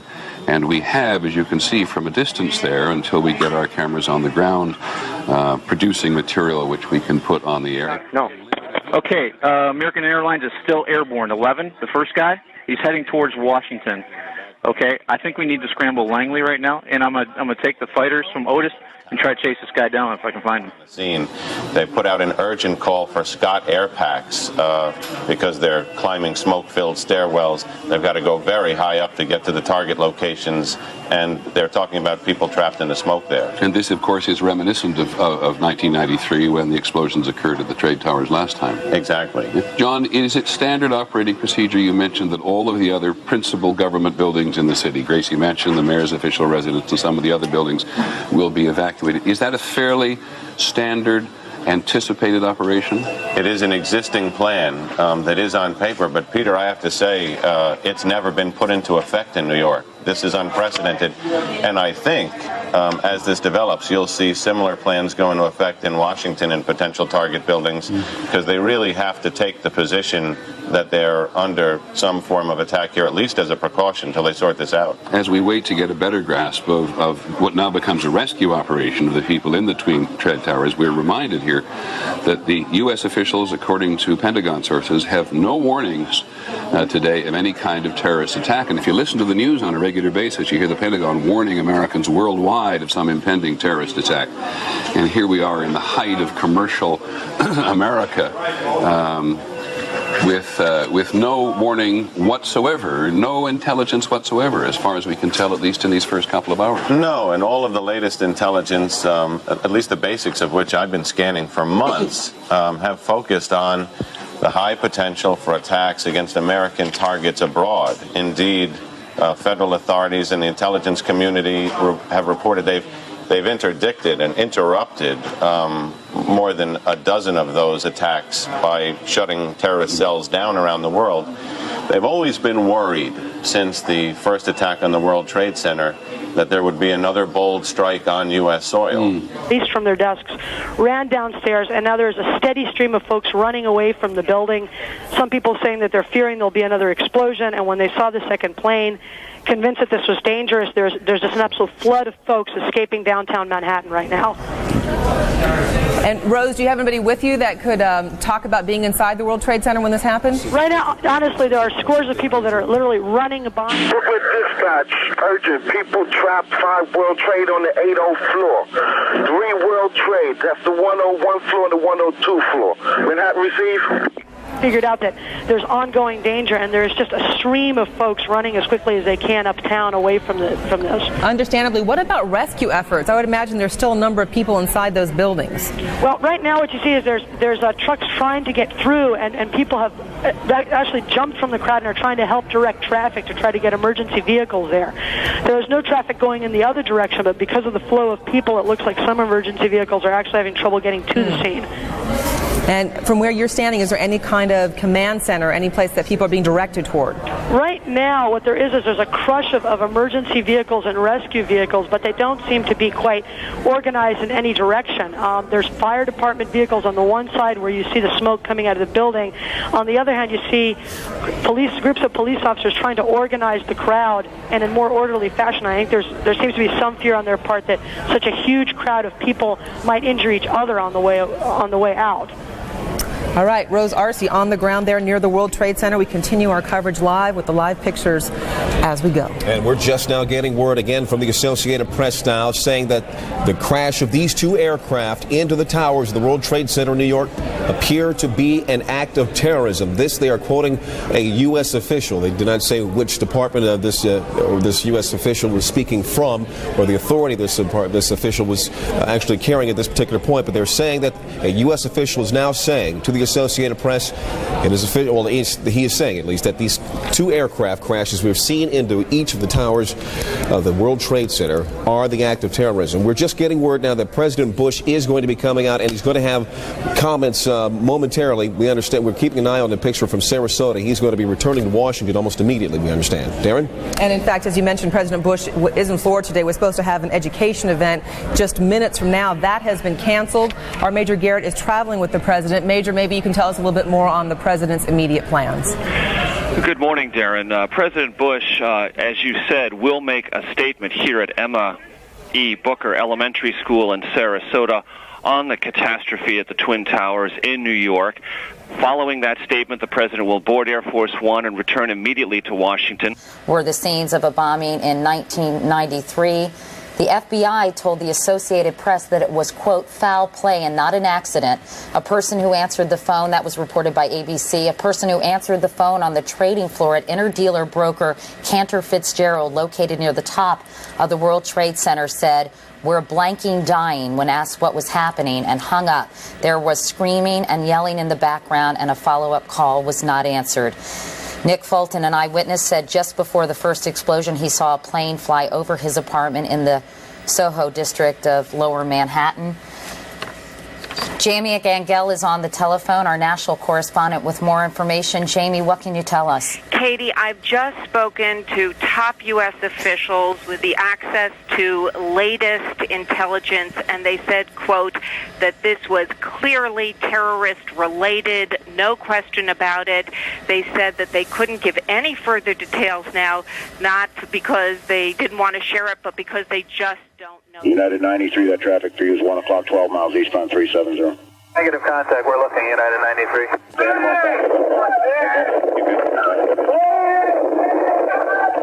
Somebody call Cleveland? Roger, American 1060 with you. We're 370. We're slowing due to the delays possible going eastbound. That's American 1060.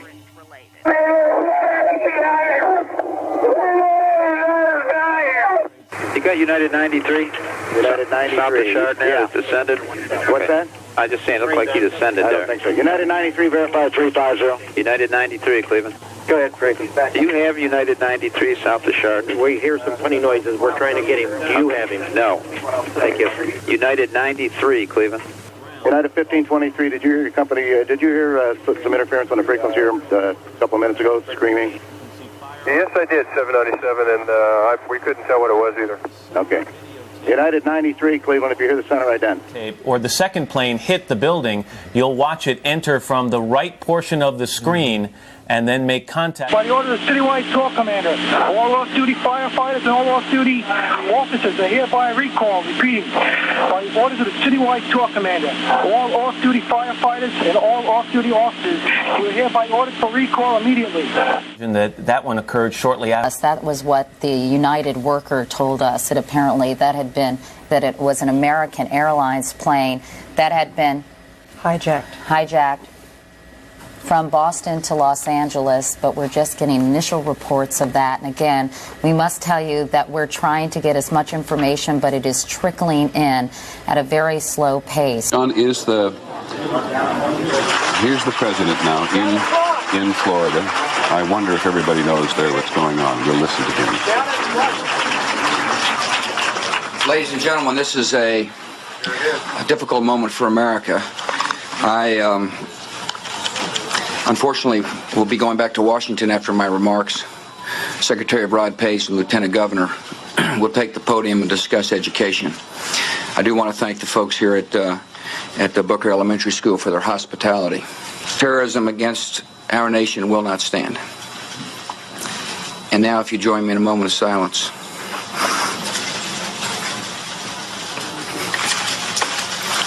May God bless the victims, their families, and America. Thank you very much.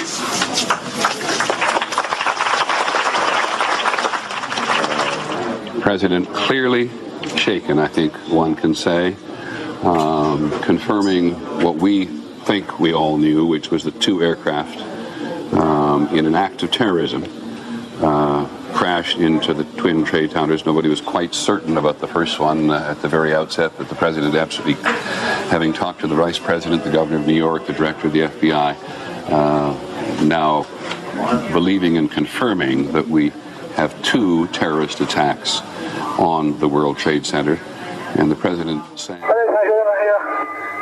Please sit down. Keep remaining sitting. We have a ball aboard. So which is an important thing. Calling Cleveland Center, you're unreadable. Say again slowly. God bless the victims and their families. John Miller, what are you picking up on the police radio? There was a bit of a stir a moment ago because LaGuardia Tower reported urgently that there was another aircraft moving fast in the no-fly zone. Now they've contacted that aircraft and they say it's a military aircraft that's rushed to the scene to enforce the no-fly zone and literally be a presence in the area in case there is another plane headed for the building, so that there'll be some at least armed aircraft up to confront it. Plane that was hijacked en route from Boston to Los Angeles this morning. And they're saying that there is a strong possibility that that first plane that crashed into one of the towers, which does appear to be commercial, and looking at the video, they're saying appears to be either a 737 or 757, that apparently might have been the hijacked plane. In terms of what the second plane is, they said that does appear, as you've been reporting, John, to be a jet plane, probably a 737, twin-engine jet airplane.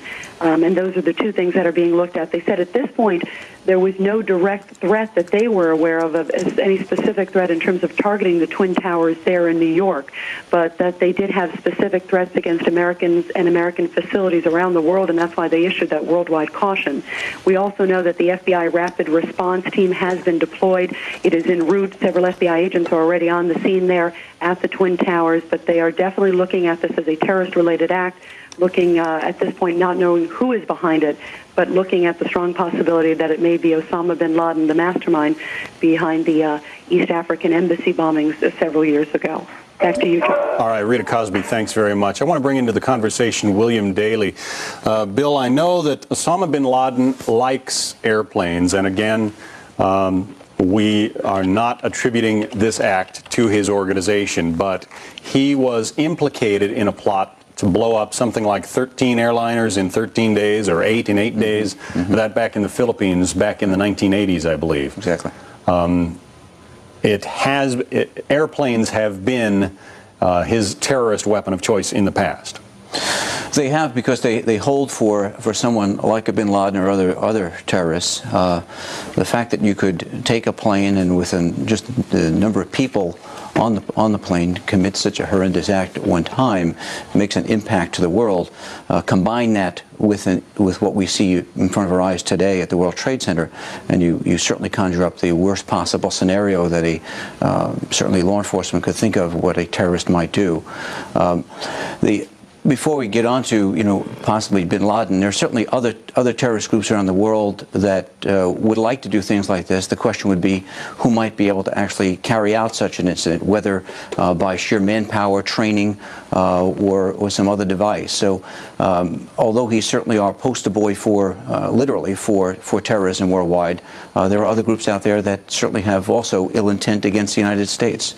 But what we see before us today is, as I mentioned before, is something that in planning scenarios gets almost into the catastrophic, where it's to prevent something like this from happening. Planes fly by, John, as you may know, and I know, having traveled in and out of the city, come up and down the East River by the hundreds each day, by the thousands each week, and passing by the Trade Center at rooftop level. to look down and you see the antenna, you see the windows. So this is something that even on a bad day, they fly up and down that route. Today was a perfectly clear day in New York. Or experience? Our question here is our aircraft that we have has climbed, turned, and is not talking to us. So do we want to scramble? We got a couple local military here. Okay, that's a decision that has to be made at a different level. Or is someone talking about it at least? What's the call sign again? It's United 93. He's right over Cleveland. Over Cleveland now? Yeah. Okay, we'll call you right back. You're talking about one of the tallest structures, or two of the tallest structures in the United States.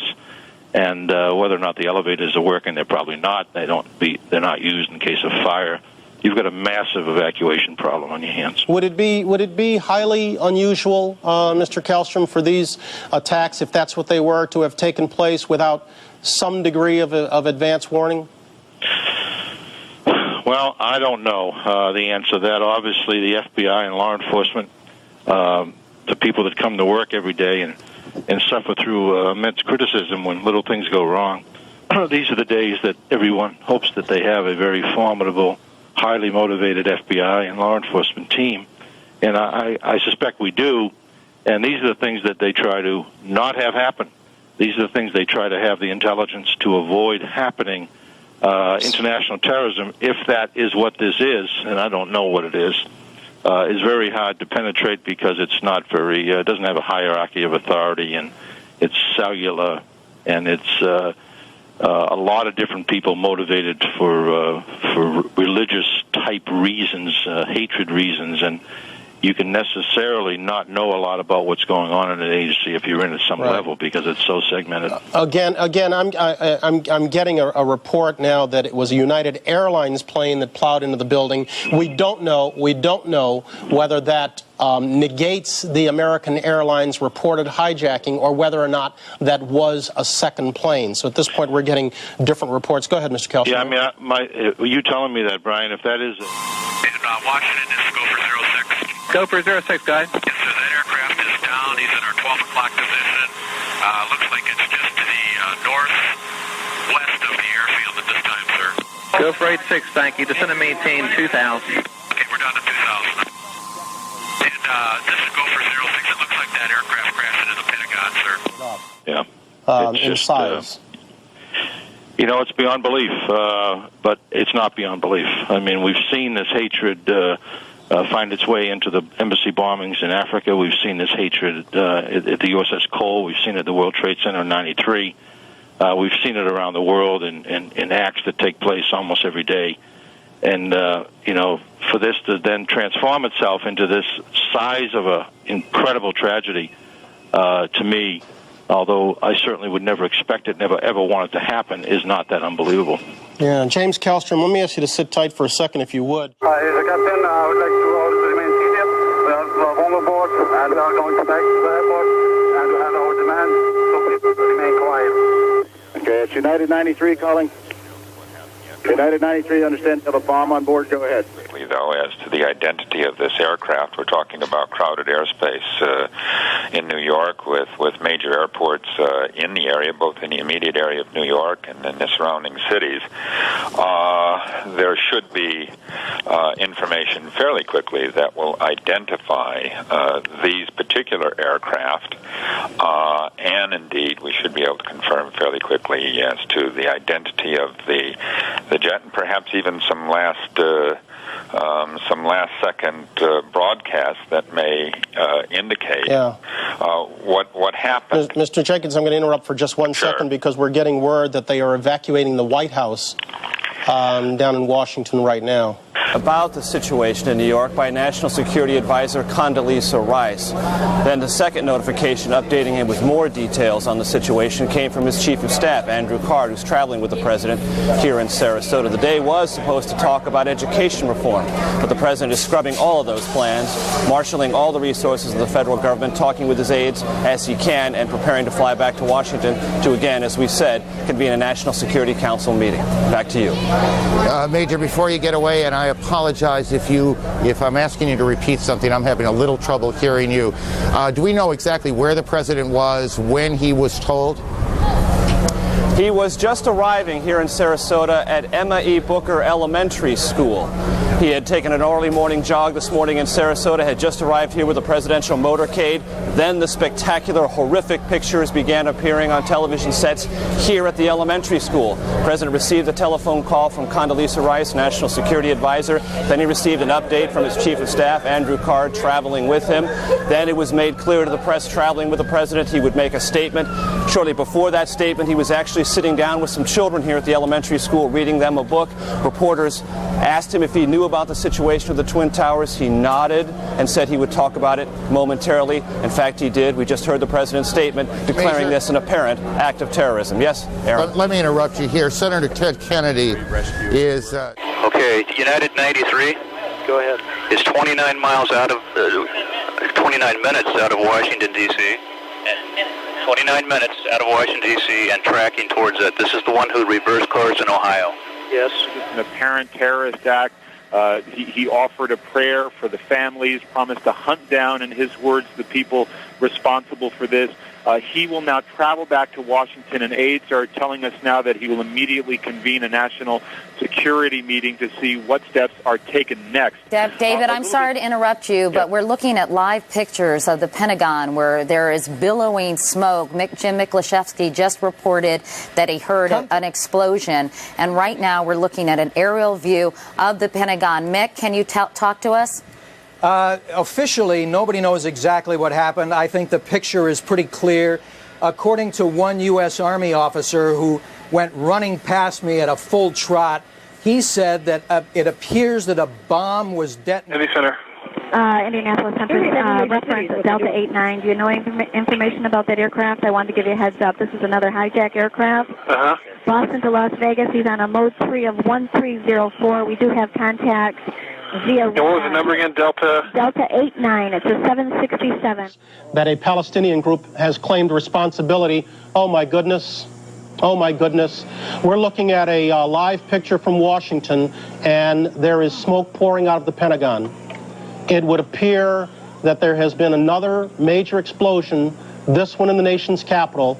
You are looking at a scene of apparent blast aftermath. There is smoke in the air over the Pentagon.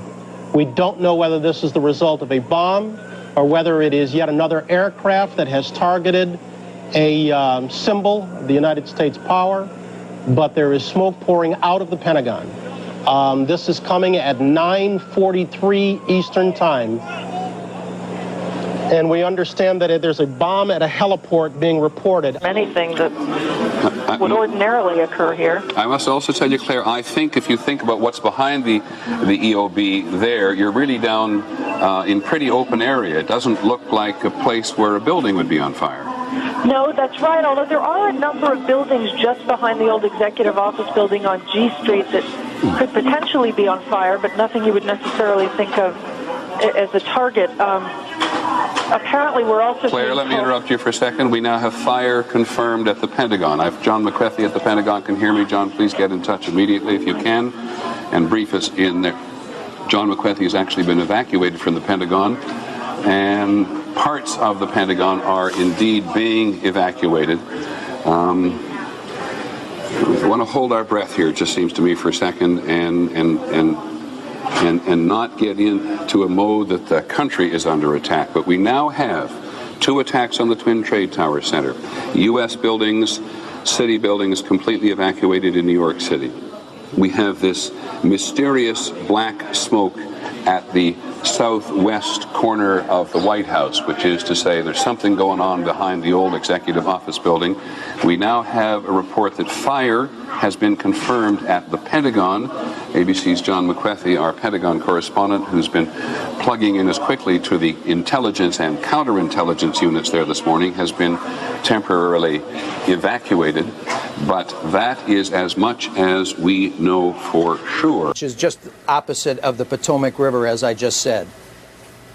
We're looking at the White House, Mick, because we are learning that there have been some evacuations from the White House. I'm assuming that everyone is being evacuated from the Pentagon? Well, nobody's given us the official word yet, but I think that's probably a safe bet. Thank goodness that was a helicopter that just flew by. I'm just a little nervous right now when you hear aircraft go past. But they have, in fact, evacuated that portion of the building. Usually they have sirens that go off in the building alerting you to the fact that it's time to get out. I haven't heard those yet.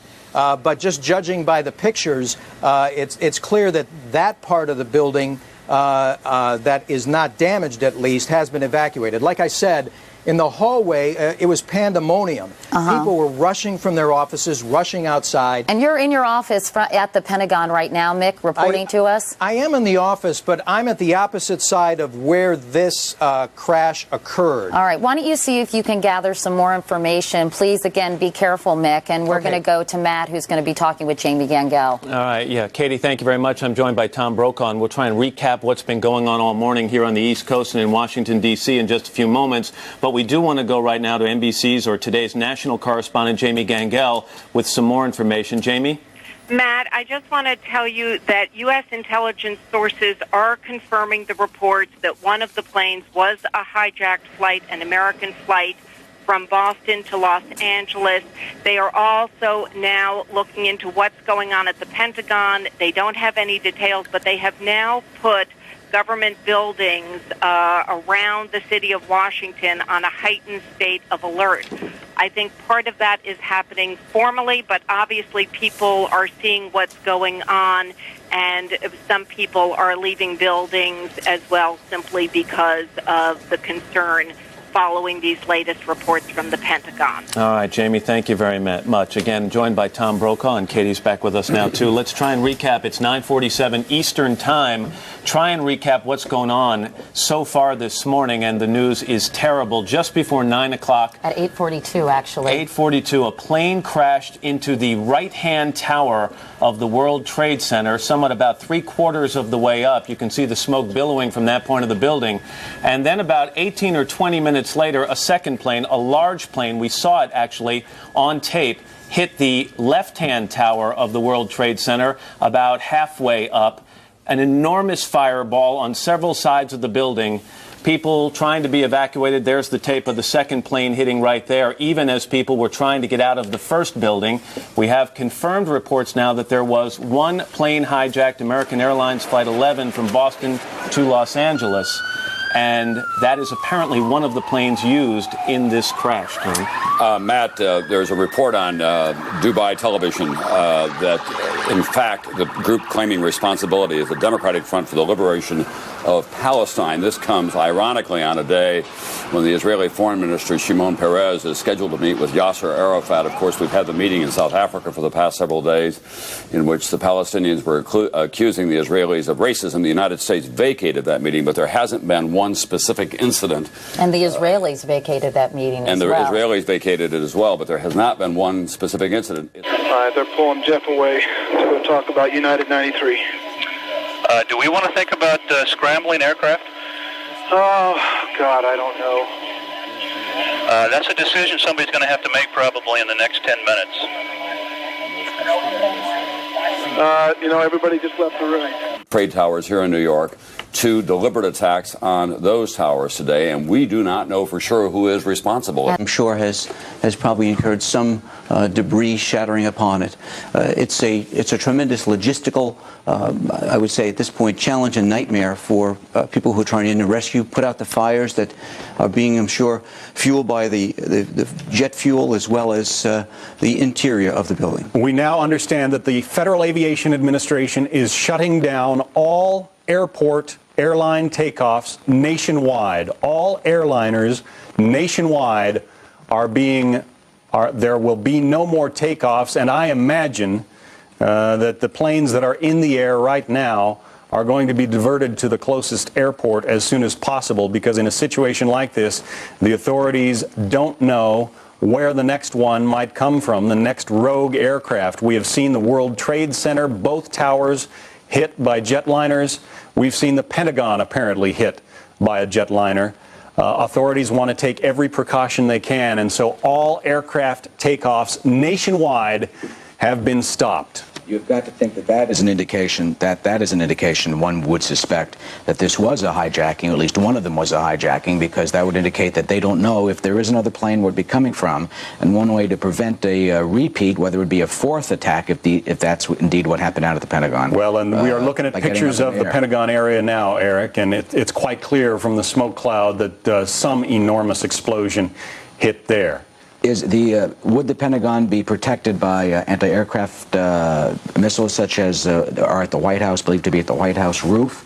Perhaps this plane, that if it was a plane at the Pentagon, was heading toward the Pentagon, could it have been shot down by our military before it got there?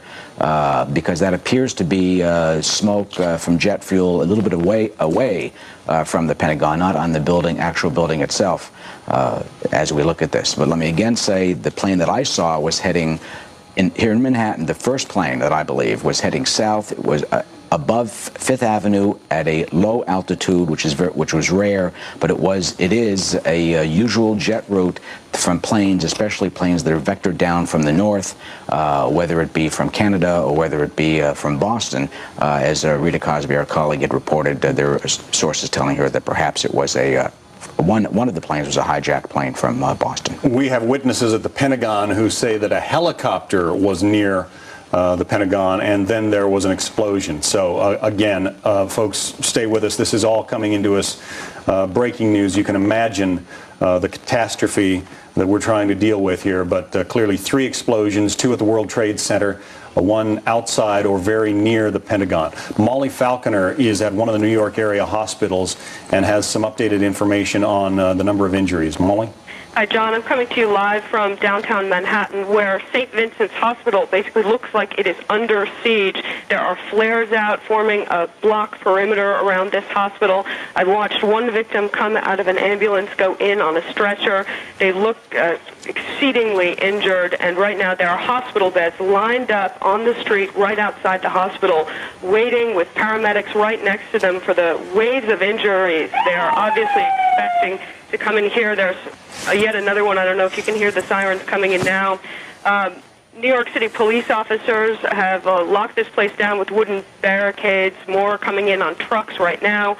I'm watching lit flares get put in the asphalt here. There are hundreds of people lined up all around this hospital, and lines of people trying to get on payphones and hard lines just to get out to call into the hospital or call their loved ones. Nothing works down here. Our cell phones are down. All we can watch now are just the sirens and the paramedics on standby. The entire hospital staff. All right, we have lost Molly Falconer's connection. That would not be unusual given the fact that the World Trade Center is a hub of communications in this city. Other high-profile buildings. Nancy Gabriel, I'm not sure. Do we know if the United Nations has been evacuated yet? The police department on the New York side has ordered the United Nations evacuated. In fact, they did that very early on, almost immediately after it became apparent what was going on here. Right now, at the World Trade Center, the emergency units are reporting there's still debris falling onto the street on the east side of the building, including a second body, which has fallen from the wreckage on the upper floors. They're also talking about people who are on the roof, and they've asked if the aviation unit from the police department can get up there and pick people up. But again, because of that smoke, as we discussed before, they're going to have real trouble edging in there. As we look at the Pentagon, again, we have to say that sometimes the camera and the eye don't see precisely what is happening. We have now had eyewitness reports from our sources in Washington say they did see a plane crash in the vicinity of the Pentagon. We're looking at it from the Washington end, which would be to the east of the Pentagon, slightly to the northeast of the Pentagon itself. And it looks very much as if there is fire in the courtyard itself in that central quad. But you can see a small plume of smoke on the northern side of the building as well. At least I think it's the north. Yes, it is the northern side of the building as well. And we're not absolutely certain. The Associated Press, quoting a senior U.S. official, or quoting a U.S. official, is now saying affirmatively that one of the 2 planes that crashed into the World Trade Center was hijacked after takeoff from Boston. At this time of day,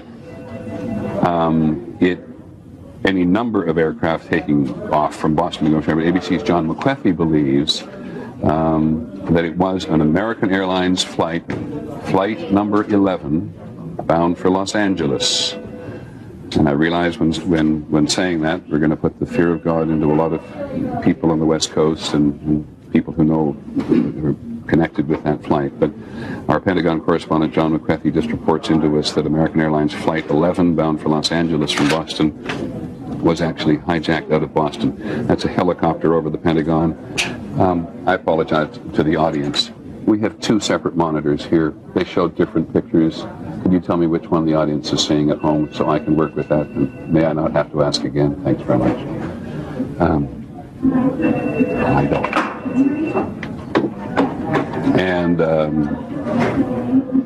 And so we now have the first incident at the Trade Center and the second trade incident at the Trade Center as two aircraft. We know that one of them, we know at this moment that one of them, according to officials talking both to the Associated Press and a confirmation from ABC's John McWethy at the Pentagon, that it was a commercial aircraft that was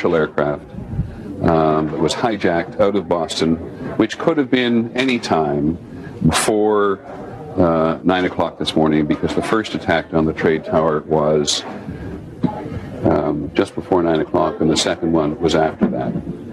And John Miller, you're listening.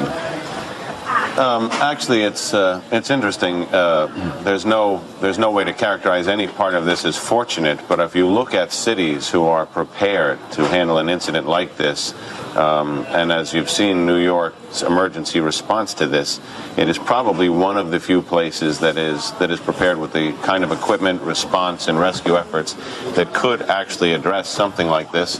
And Washington is probably the other. Immediately when this happened, the entire emergency service unit, which comprises hundreds of specially trained cops, was mobilized to the scene. Now a triage center for the injured has been set up just around the corner from the World Trade Center. It's an incredible scene down there with a... United 93 is 20 miles northwest of Johnstown. 20 miles northwest on primary? Well, that's a report from another aircraft. Asking all planes not to take off. Now the FAA has ordered all aircraft currently in the air over the United States to land at the nearest airport. Now you can imagine what may be happening, or what they think might be happening in some part of the country, that there is somebody else on some aircraft coming from somewhere or going somewhere with evil intentions, and so all aircraft currently in the air over the United States have been ordered to land at the nearest airport. I think hang on a sec, John. I just want to check one thing, because one of the very first people the president talked to was the director of the FBI, and Pierre Thomas, who covers the Justice Department and the FBI for us, has been here. They may think they prepare for this kind of thing, Pierre, but man, it must have been a shock. Stunning shock. The FBI Special Operations Center is now in full alert. Man calls you.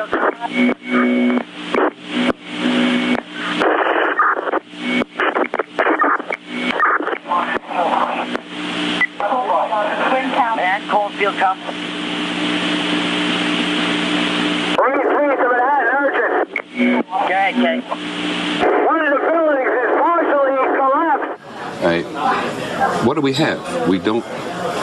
It looks like a new large plume of smoke. Off the building. It may be that something has fallen. We don't know, to be perfectly honest. Seen behind us of this second tower, now just encased in smoke. What is behind it, I cannot tell you. But just look at that. That is about as frightening a scene as you will ever see. Again. Command post Tower 1. Got to find all units. Evacuate the building. Command post to all units. Fires at the Pentagon evacuated. The State Department evacuated. The Tower 2 has had a major explosion and what appears to be a complete collapse surrounding the entire area. as a credible terrorist threat. We have 2 explosions, 2 planes hitting the World Trade Center here in New York.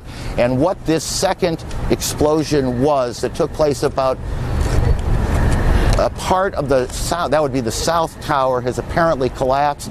We don't know if that was from the impact of this first plane that hit it or whether something else has happened there. We'll work on that. What can you tell us? David Lee Miller, can you tell us what happened there? All right, David Lee Miller, who has seen his share of horrors around the world in trouble spots in the Middle East and elsewhere, is in that area reporting on what we think we can see. I want to stress it's tough to... Hello? Yeah, David Lee, what can you tell us? John, the scene is horrific. One of the 2 towers literally collapsed.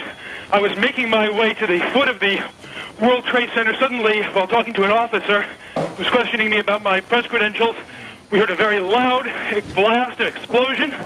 We looked up at the building. I believe it said 5 injured people at the Pentagon. 1 eyewitness, and only one so far, is quoted as saying he thinks, I put that in quotation marks, he thinks a plane crashed into the Pentagon. But there'll be rumors all day. We're going to try to separate the rumors from the facts. Now, you're looking at a live picture of the Twin Towers of the World Trade Center, in flames, with much smoke. In the last few minutes, there have been Can anybody hear me? I'm a civilian. I'm trapped inside of one of the fire trucks underneath. The collapse picture's happening. Stand by, there's people close to you. I can't breathe much longer. Save me. I'm in a can't-be truck. Hey, person transmitting the Mayday. Where are you, Kate? I just told you. If you look at the World Trade Center, there's the North Pedestrian Bridge.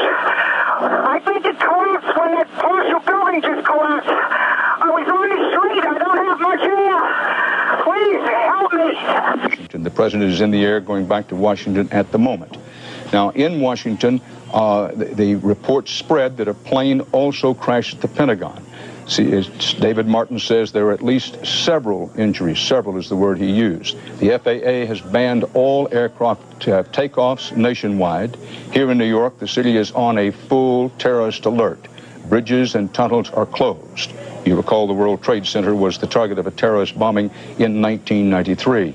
Now, again, it's important to point out that with television, what we can show you is what is at the end of the television camera. The whole city is not in smoke and flames, not by a long shot. The city is on a terrorist alert. Entry into the city has been closed off. Tunnels and bridges are closed off as a precautionary measure. But, you know, in many, many areas of New York City, life goes on this morning, and the same is true in Washington, D.C.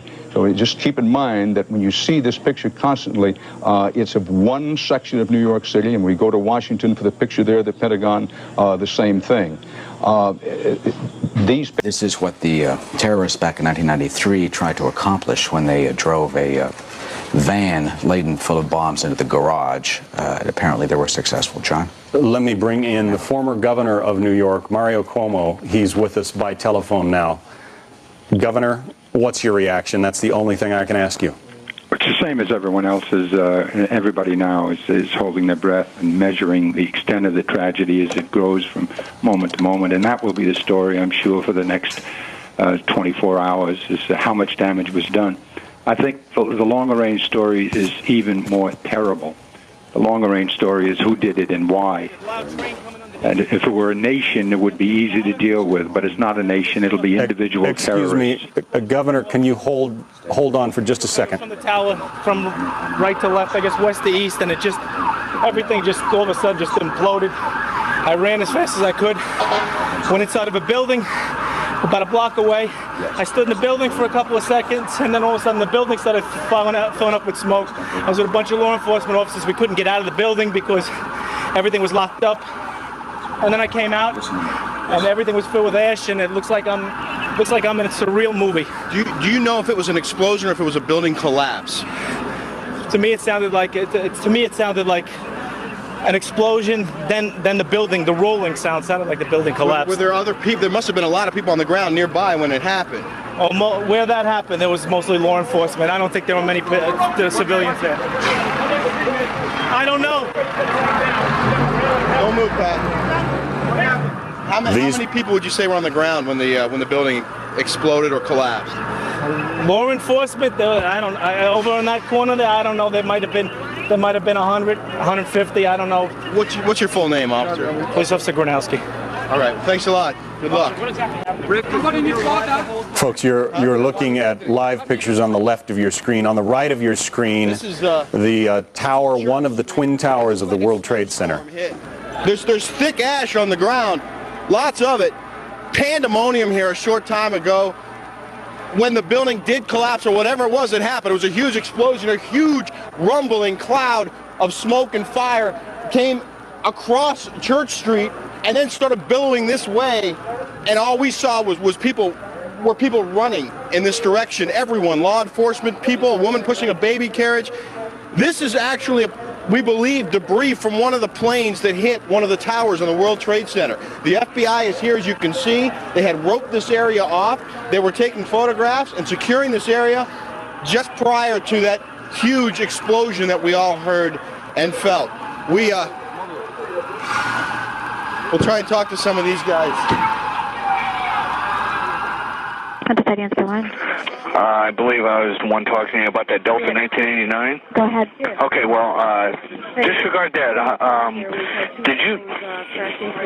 What we found out is that he was not a confirmed hijack.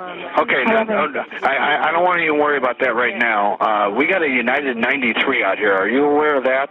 United that has a. We've got 3 more hijacked airborne. That has a bomb on board. A bomb on board.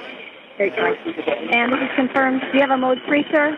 No, we lost this transponder. We have a bomb on board, Boston. What we want to know is, did you scramble airplanes for that Delta 1989? We did, out of Selfridge and Toledo, sir. Did you? Are they in the air? Yes, they are. Is there any way we can get them to where this United is? Look at this guy. Look at this guy. Unbelievable. Unbelievable. The streets have been shut down. There was very little traffic on the streets except for emergency vehicles going one way or the other. So there was not a lot of vehicle traffic in this area, but there were a lot of pedestrians. Okay, there is now on the United 93. Yes. There is a report of black smoke in the last position I gave you, 15 miles south of Johnstown. From the airplane or from the ground? They're speculating it's from the aircraft. Okay, It hit the ground. That's what they're speculating. It's speculation only. Okay. Just check it out. No, what do you mean? To see if we can help, but this is... Yeah. This poor woman. Wow.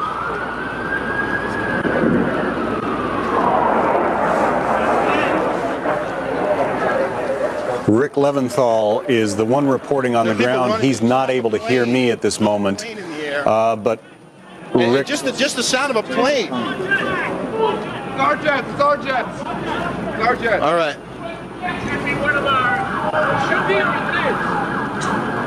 What are you guys doing right now? What's your assignment? What's your assignment? Help people. Are there a lot of injured? Where were we, down there? The dust is still thick in the air. What that guy is covered with is this stuff that's all over the street. Just thick soot, ash, just came roaring down here in a huge cloud from the World Trade Center. You see just the survivors, if you will. Are you able to talk? Can we just talk to you about what happened? I was there when it exploded. You were right there at the building? Yes, a lot of people trapped. You're right. A lot of people trapped. EMT. This guy needs help. Rick Leventhal is not able to hear me, but from his vantage point on the ground, I think it's not clear to him what's fairly clear to us, looks like here, our vantage point from the helicopter, that the top of Tower 1, World Trade Center, has literally crumbled. I can't guess how many floors, perhaps 30, perhaps 40. This action, Matt actually just pointed out to me, on any given day, 50,000 people, Tom, work at the World Trade Center. And at 8:40. We're moving some people, be advised, moving some people to chase back to Broadway. We're setting up an ad hoc emergency post with EMS personnel, okay? We could use more people because the place is filling up with injured. And it would have probably taken out the electrical in the building where elevators wouldn't work and people struggling to get some way out of that tower. And it takes a long time to come down over 100 stories. And to think about the possible loss of life that just occurred by the collapse of that southeastern tower is just amazing. Minna Kathuria is with the Today Show, and she apparently saw the collapse of one of those towers. Minna? Yes, hi, Matt. Tell me what you saw. Well, on the corner of Duane and West Broadway, walking down towards the Twin Towers, and it just collapsed. It looked like it looked sort of like the building just demolished. Smoke, clouds, clouds of smoke everywhere. People running towards me. I was going towards the Twin Towers. People were going away from the towers, and it was just people running like I've never seen a scene like it. Have you, from where you were, Minna, did you see many of the injured being treated? Is there any indication as the type of perimeter that the EMS people were dealing with? No, I hadn't gotten that close yet. They were sort of blocking off the street. Now what they're doing is totally clearing out the area. And more emergency officials are coming. Sir, how you doing? I'm doing well, as good as can be expected. I've got guys that will be launching in about 15 minutes. Appreciate it. Are they loaded? We've got hot guns. That's all I've got. Well, that's good enough for me. I met some woman who was in the building to the right of where the first thing happened, and just all crying, wondering if the people that they know in the buildings next door are okay. Jamie, Minna, thank you very much. Minna, take care of yourself. Jamie Gangel, our national correspondent, is on the phone now with some more information. Jamie? Katie, as you well know, buildings around town are being evacuated. The State Department has been evacuated. The White House has been evacuated. And the Pentagon has been evacuated. Intelligence officials tell me that they do believe at the Pentagon that was a third plane going down. We have completely collapsed. 5 blocks from the World Trade Center, and we were standing here when there was some sort of collapse or explosion, and everyone started running in this direction.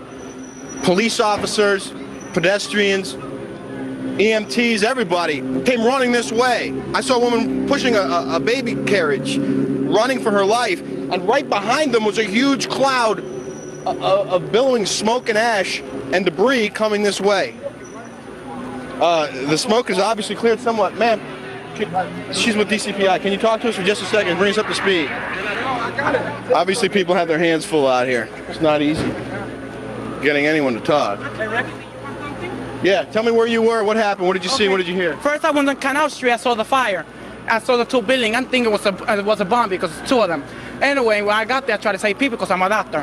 When I tried to save people, the moment we heard a big explosion coming down, everything just went black. Everything came down, glass started popping, people got hurt, stuff went on top of them, and it was a big explosion, and everything got dark, real dark, like snow. You can see behind me, oh, this is not snow, this is all from the building. It was a terrible nightmare. Where exactly were you standing when this happened? I was standing right in front of the World Trade Center. So you were down the block here? Right there in the middle. Right, yeah. Did you get hurt at all? No, not me. Did you see anyone around you getting caught up in it? Yeah, I was with the firemen. We got hurt. We all went inside to this dark. We was inside the building when everything happened, but we came out alive. What's your name? My name is Dr. Angel. Were you able to assist? I also want to give you heads up, Washington. Go ahead. United 9-3. Have you got information on that yet? Yeah, he's down. He's down? Yes. When did he land? Because we have confirmation. He did not land. Oh, he's down? Yes, Down? somewhere up northeast of Camp David. Northeast of Camp David. That's the last report. They don't know exactly where. Confusion reigns. This is clearly a national catastrophe. There will be some response from the White House. Jet, it may have been a prop jet. It may have been a jet, but it's a smaller version of the jets which so many people in so many middle-sized American cities are now accustomed to seeing. In terms of the realm of terrorism, this is going to be a real first test, literally by fire, for the Bush administration. You recall, after the embassy bombings in East Africa, the Clinton administration waited about 10 days days and launched a missile attack against the camps of Osama bin Laden, who they felt confident at that time they could say was responsible for it, and who's since been charged in it. In this case, I think this ratchets up. Excuse me. This is the Pentagon we're looking at now, according to my monitor. And again, it is hard to grasp what part of the building. We do not know if they're in the courtyard or outside, but you can see that a fairly considerable amount of damage has been done. We do not know whether these are offices or storage areas. The Pentagon is full of many thousands of people every day. The Secretary of Defense Donald Rumsfeld has been saying only yesterday and today that he wants to reduce the bloatedness, as he put it, as he alluded to it in the military and the bureaucracy. But this is the great home of the military bureaucratic establishment. John, before I come back to you, Dennis Cross is on the phone. Dennis, do you hear me? Dennis Cross, do you hear me? Yes, I can, Peter. Dennis, I understand that you were in the World Trade Center when either this or these attacks occurred. Am I correct? That's correct. It was, I guess it was slightly before 9 o'clock, and I work on the 36th floor in One World Trade Center. I work in the insurance industry. Probably hundreds of people in my industry in both of these two buildings. And what happened? As I was... Hey, Dennis, just let me stop for a second. Somebody is trying another telephone on this line. Could they please not do that while we listen to Mr. Cross? Thanks. Go ahead, Mr. Cross. Go ahead, Dennis. Essentially, I was, sort of at my desk working, general office activity, and felt an enormous... I almost felt like an earthquake. Like I could literally feel and see things in the office moving and the floor moving. Immediately after it was some sort of explosion or something, there was an enormous volume of debris and paper. It almost looked like a dirty parade. All of this material just falling down. I was looking out the south side of One World Trade, and everybody in the office was kind of screaming, kind of gathering in the middle, and I went to the window, and I immediately saw one woman who appeared to be motionless. Literally flying in the air after the reverberations of the collapse. People just started to run. There were those who were there just to look at it, just to watch what was happening. Some even, into it for the excitement value. And their emotions turned from excitement to complete fear and horror that they too might be hurt in this.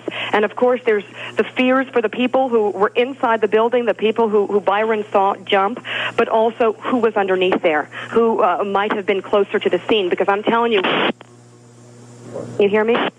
Can you all hear me? Yes. We're being evacuated here from the building, and I'll just tell you real quickly, when that collapse happened, if it had been on our side of the building, we would have been covered with that debris. That collapse spread far and wide, and the crowds that were nearby to look at this, I don't think were far enough from the scene. Now, I'm inside a school, which is 3-4 blocks from where this whole disaster happened, and they were methodically trying to get the kids out of here and get them out of here fast. They saw the rolling smoke and the debris coming toward the school, and it was not just a matter of being, a couple of yards away from it. It was get the kids out of here to a different place and quickly. Get your classes together and get them out of here and meet somewhere else. And they had the intercom system going wild here. Cops were running through the halls, and Byron and I were able to get into a small office here where we could get to a phone. But right now we are in an area that is completely evacuated, and we're talking to the NYPD right now about what to do and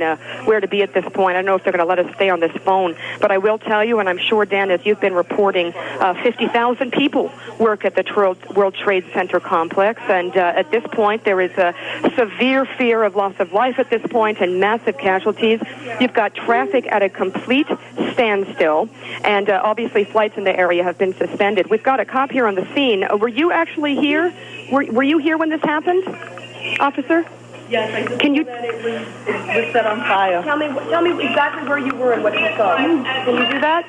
Okay, the cop right now is working on other things. Sorry about that. We're just trying to get a sense of what happened. I'm sure you've heard a lot of different accounts from different views of this. You've got 2 towers on fire, and now the one that has literally lost a part of the top of the building. And Byron and I were trying to figure out, was it the top quarter of the building, the top 8? It was a massive section of the building. So massive that people who were inside the building, still alive, We're jumping. And at this point, what we are dealing with, I'm just looking out a closed door here at the chaos out in the hall here. People are still trying to figure out where to go. They're asking the cops how to get out of here, where's the safest place to go. And what we're trying to do right now is keep a handle on the chaos here, keep a handle on where people are, and we're going to stay on the story. Right now, Dan, I'll throw it back to you. Nika Brzezinski covering at the scene of the Twin Towers of the World Trade Center. If you're asking how many people injured, how many people killed, the answer is we do not know. One portion of one of the Twin Towers of the World Trade Center here in New York has collapsed. Now, American Airlines Flight 11, a Boeing 767, flying from Boston to Los Angeles, is reported by the Associated Press to have reported a terrorist takeover in flight. We have not confirmed it on our own. This is according to the Associated Press. Assumptions can be made all over the place, but the fact is we don't know what airplanes hit the World Trade Centers. We do know that there were two separate airplanes not far apart. It's believed that an aircraft of some kind also caused the explosion fire at the Pentagon. Now, there are reports out of Washington at this hour. Keep in mind that the FAA has ordered what in effect is a lockdown on air flights over the United States. Planes in the air have been ordered to land. They don't want any aircraft flying anywhere in the United States if they can keep from it at this moment. And here's the reason. Reports of all kinds are flying around, but there is one report that another aircraft has been hijacked in the Eastern Corridor. Or a credible claim of responsibility for these astonishing attacks is made that we can believe. Again, you're looking again at the interstate road, Route 395 that runs down past the Pentagon.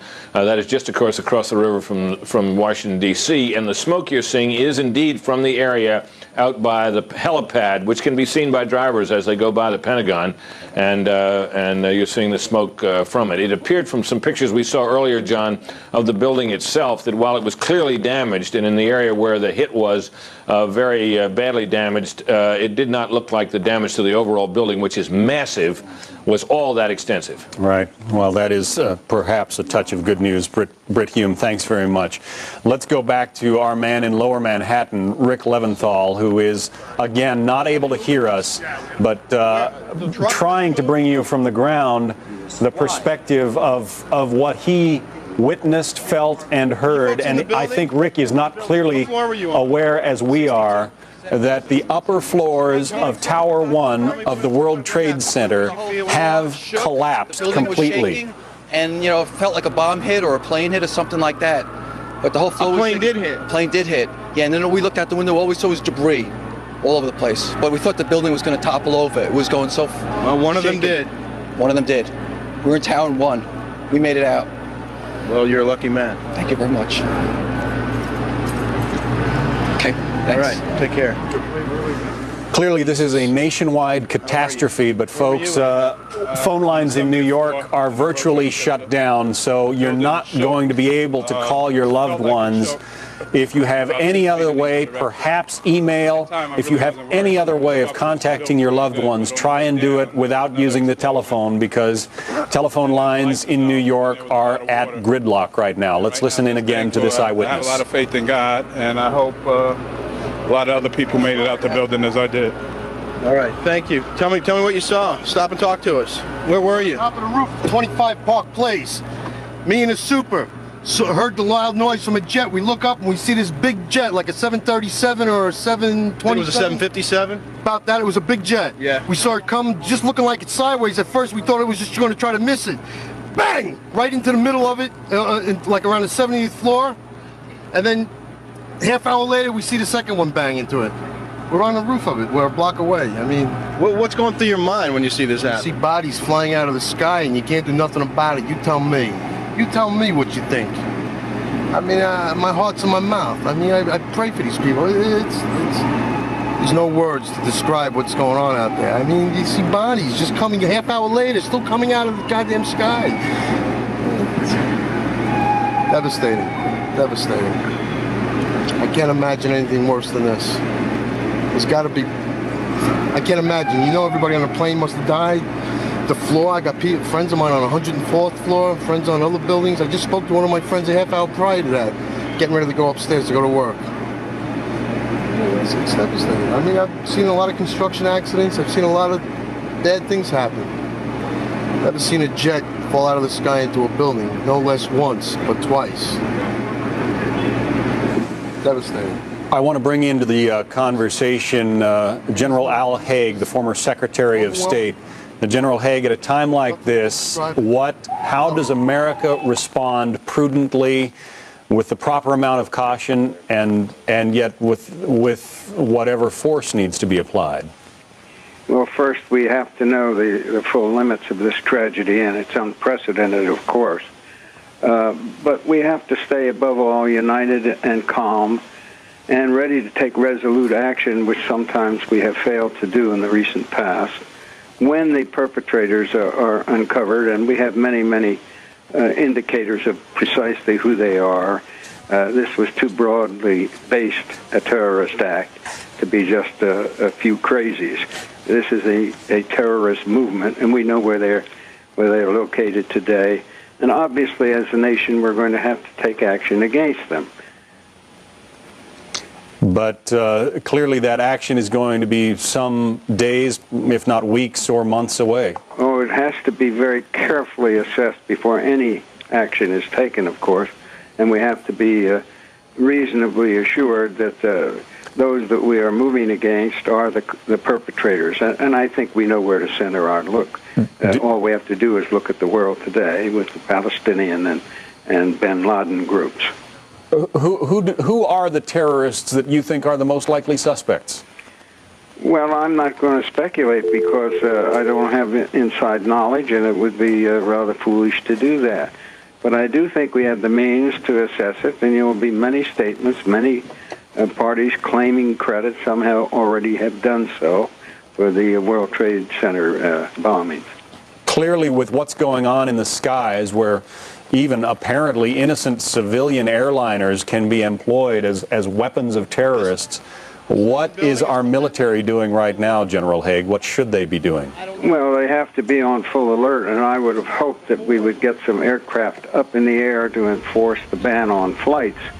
That has to be done if it has not already been done, and I'm sure it has been. We saw the same thing. All right, General Alexander Haig, former Secretary of State, thanks for being with us. Rick Leventhal, once again, with our producer Carlos Van Meek, is in Lower Manhattan. You cannot even see the sky there because of the soot, the ash, the crumbled concrete that is continuing to rain down after one of the two towers of the World Trade Center, the upper floors, collapsed. This after this apparent terrorist attack this morning that sent a large jetliner, perhaps two large jetliners, slamming into the Twin Towers. Come over this way, Pat. You can see the chaos. We can see the top of the building from here. Oh, yeah. Oh, there it goes, there it goes, there it goes, there it goes. Oh, when it comes down, we're all right. We do need to put it down. The other tower just collapsed. Major collapse, major collapse.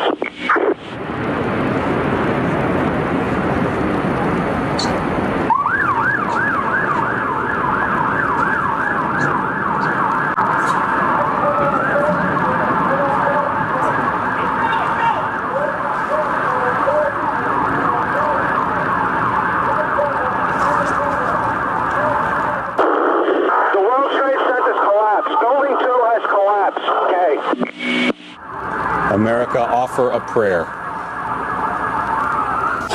Everybody get out. We had to collapse to the second tower. Everybody's running from there. This is here it comes. Get in. Hold on. Both trade towers, where thousands of people work, on this day, Tuesday, have now been attacked and destroyed, with thousands of people either in them or in the immediate area adjacent to them.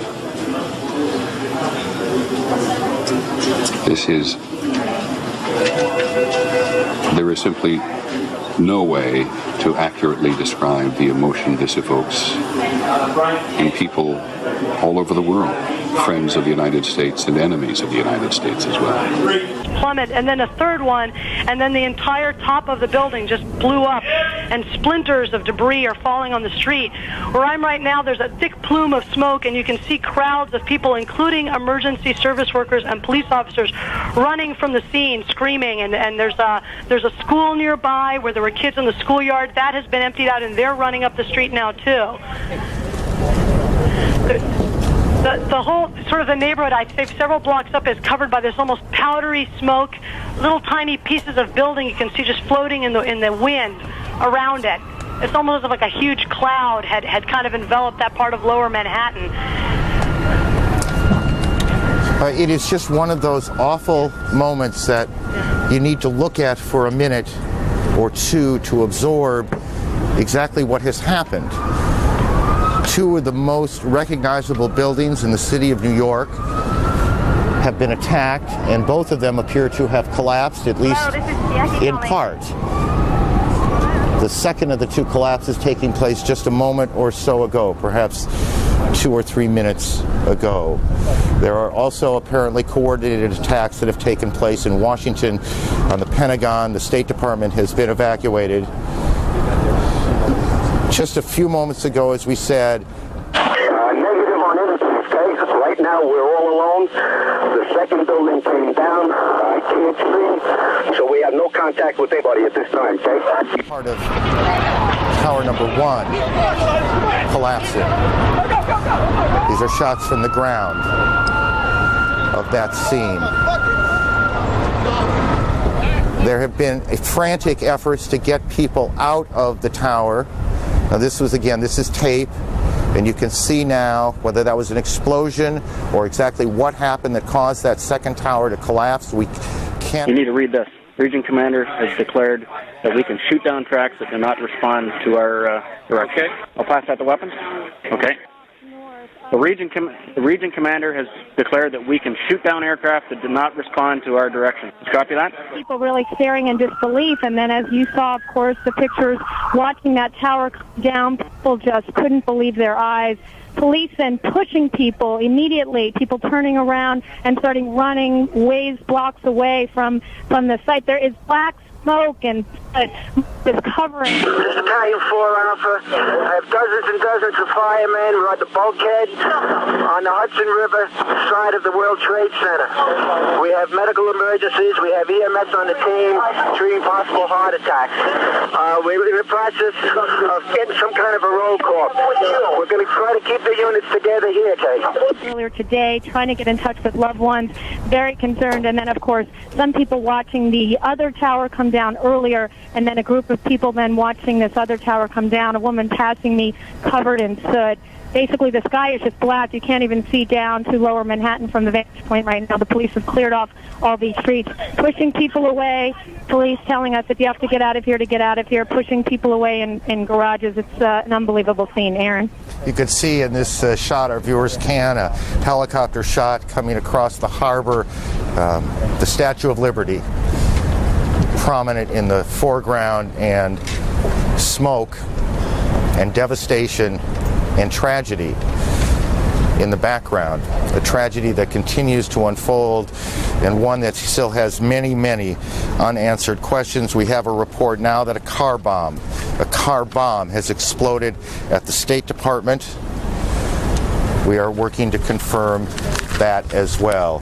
Howard Safer is a former New York City Police Commissioner, the top police job here in the city, and he joins us for a few moments. Mr. Safer, what do you see?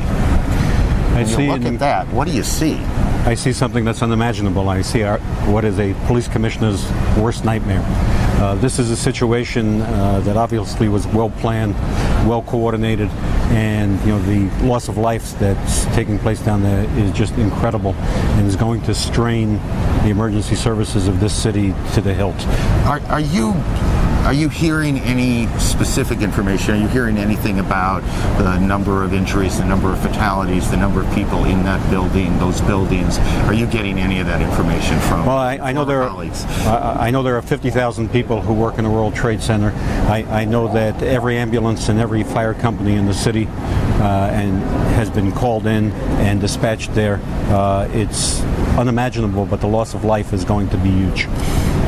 You're as familiar with the city's plan or plans for these kinds of incidents as anyone in the city. In all honesty, does the plan cover the scope of what appears to have happened here? No, we have an Office of Emergency Management. The plans for responding to a disaster are probably as good as any in the world, but nobody ever would contemplate that we would lose the two World Trade Centers and in this manner. Tell me what's happening there, would you guess, in the sense that what are police doing? What's the first thing that has to happen? Triage? The first thing is triage. The first thing is to identify who can be treated, who cannot be treated, to get those ambulances to hospitals. Every hospital's emergency room is open. Everything south of the Brooklyn Bridge is in a dust cloud. There's no visibility. People all over the street. Travel is near impossible. Have your support, and you have to have people who are constantly in there doing something. You know, I was also fire commissioner before I was police commissioner, and you know, it's no longer an issue, unfortunately, but a high-rise fire like that is almost impossible to fight. At this point, would you say that every police officer, and there are what, 40,000? We have 41,000 police officers in the city have been called in? Oh, every one of them. I know every firefighter has been called in. And how many firefighters? There are 14,000 firefighters, and I'm sure we'll be getting help with equipment from our adjoining communities as well. I mean, this is a logistical exercise that makes the first attack on the World Trade Center, you know, relatively small. To find those folks who committed this act. Terrorism against our nation will not stand. And now, if you join me in a moment of silence. That was George W. Bush about an hour ago speaking from Longboat Key, Florida. He is en route to Washington, D.C. We're looking at some pictures on the ground, or we were, of apparently some of the victims. He is on the ground. Quite extraordinary. These are the emergency workers who are coming back. It was just about 10 minutes ago that we described to you the possibility of that North Tower collapsing. About 5 minutes after we went off the air, it did collapse. Once again, we have no idea at this point the loss of life. I can only tell you there were hundreds of emergency workers down there, about 5 or 6 blocks. It took probably about, I would say, no more than 50 or 60 seconds for that dust cloud, dust and smoke, to literally make it the 5 or 6 blocks up here and begin to envelop us, at which point we started to move out of the way. There were literally dozens and dozens of firemen who were trying to run past us. In fact, our cameraman even put one of the captains in his car and drove him down to a command post. The people who you see here are pretty much all emergency workers. Many of them that I have seen in the last 2 to 3 minutes, quite frankly, are coming out of here. And remember this, these are professionals. They're coming out of there looking literally stunned, in shock, many of them, struggling for breath, obviously in serious distress. Breathing problems are the biggest problem for those who manage to make it safely out of that area down below us. You can't see much more than a block south of me right now.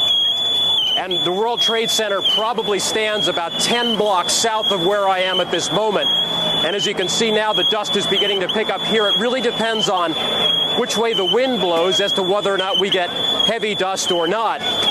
But at this point, I can tell you that in the first few minutes, emergency workers were trying just basically to get out of there, to survive. You could see that written in their faces. The situation was so desperate, they just wanted to get out of there. Now, many of them are beginning to regroup. A couple of them asked me where their commander might be. They're trying to get together and go back in there and try to take care of the people who obviously are in serious trouble. There's no other way to describe it. The language here, at times, if I slip into language which seems a little melodramatic, forgive me, but this is a circumstance which is very, very difficult to describe in many ways without sounding melodramatic. Certainly in more than 20 years of covering horrific events, this is something that I've never seen before. As we say, the emergency workers now beginning to try to gather themselves. Over there you can see a police emergency service unit. They're trying basically now to reestablish some kind of a safe perimeter. And many of the emergency workers basically just happy to be alive. Certainly that picture tells it all. Many of them just happy to be alive at this point, having survived what is an extraordinary event, the collapse of 2 towers. As we said earlier in our report, 110 stories each. I will tell you that what I saw fall had to be at least 40, 50 stories of that building at first.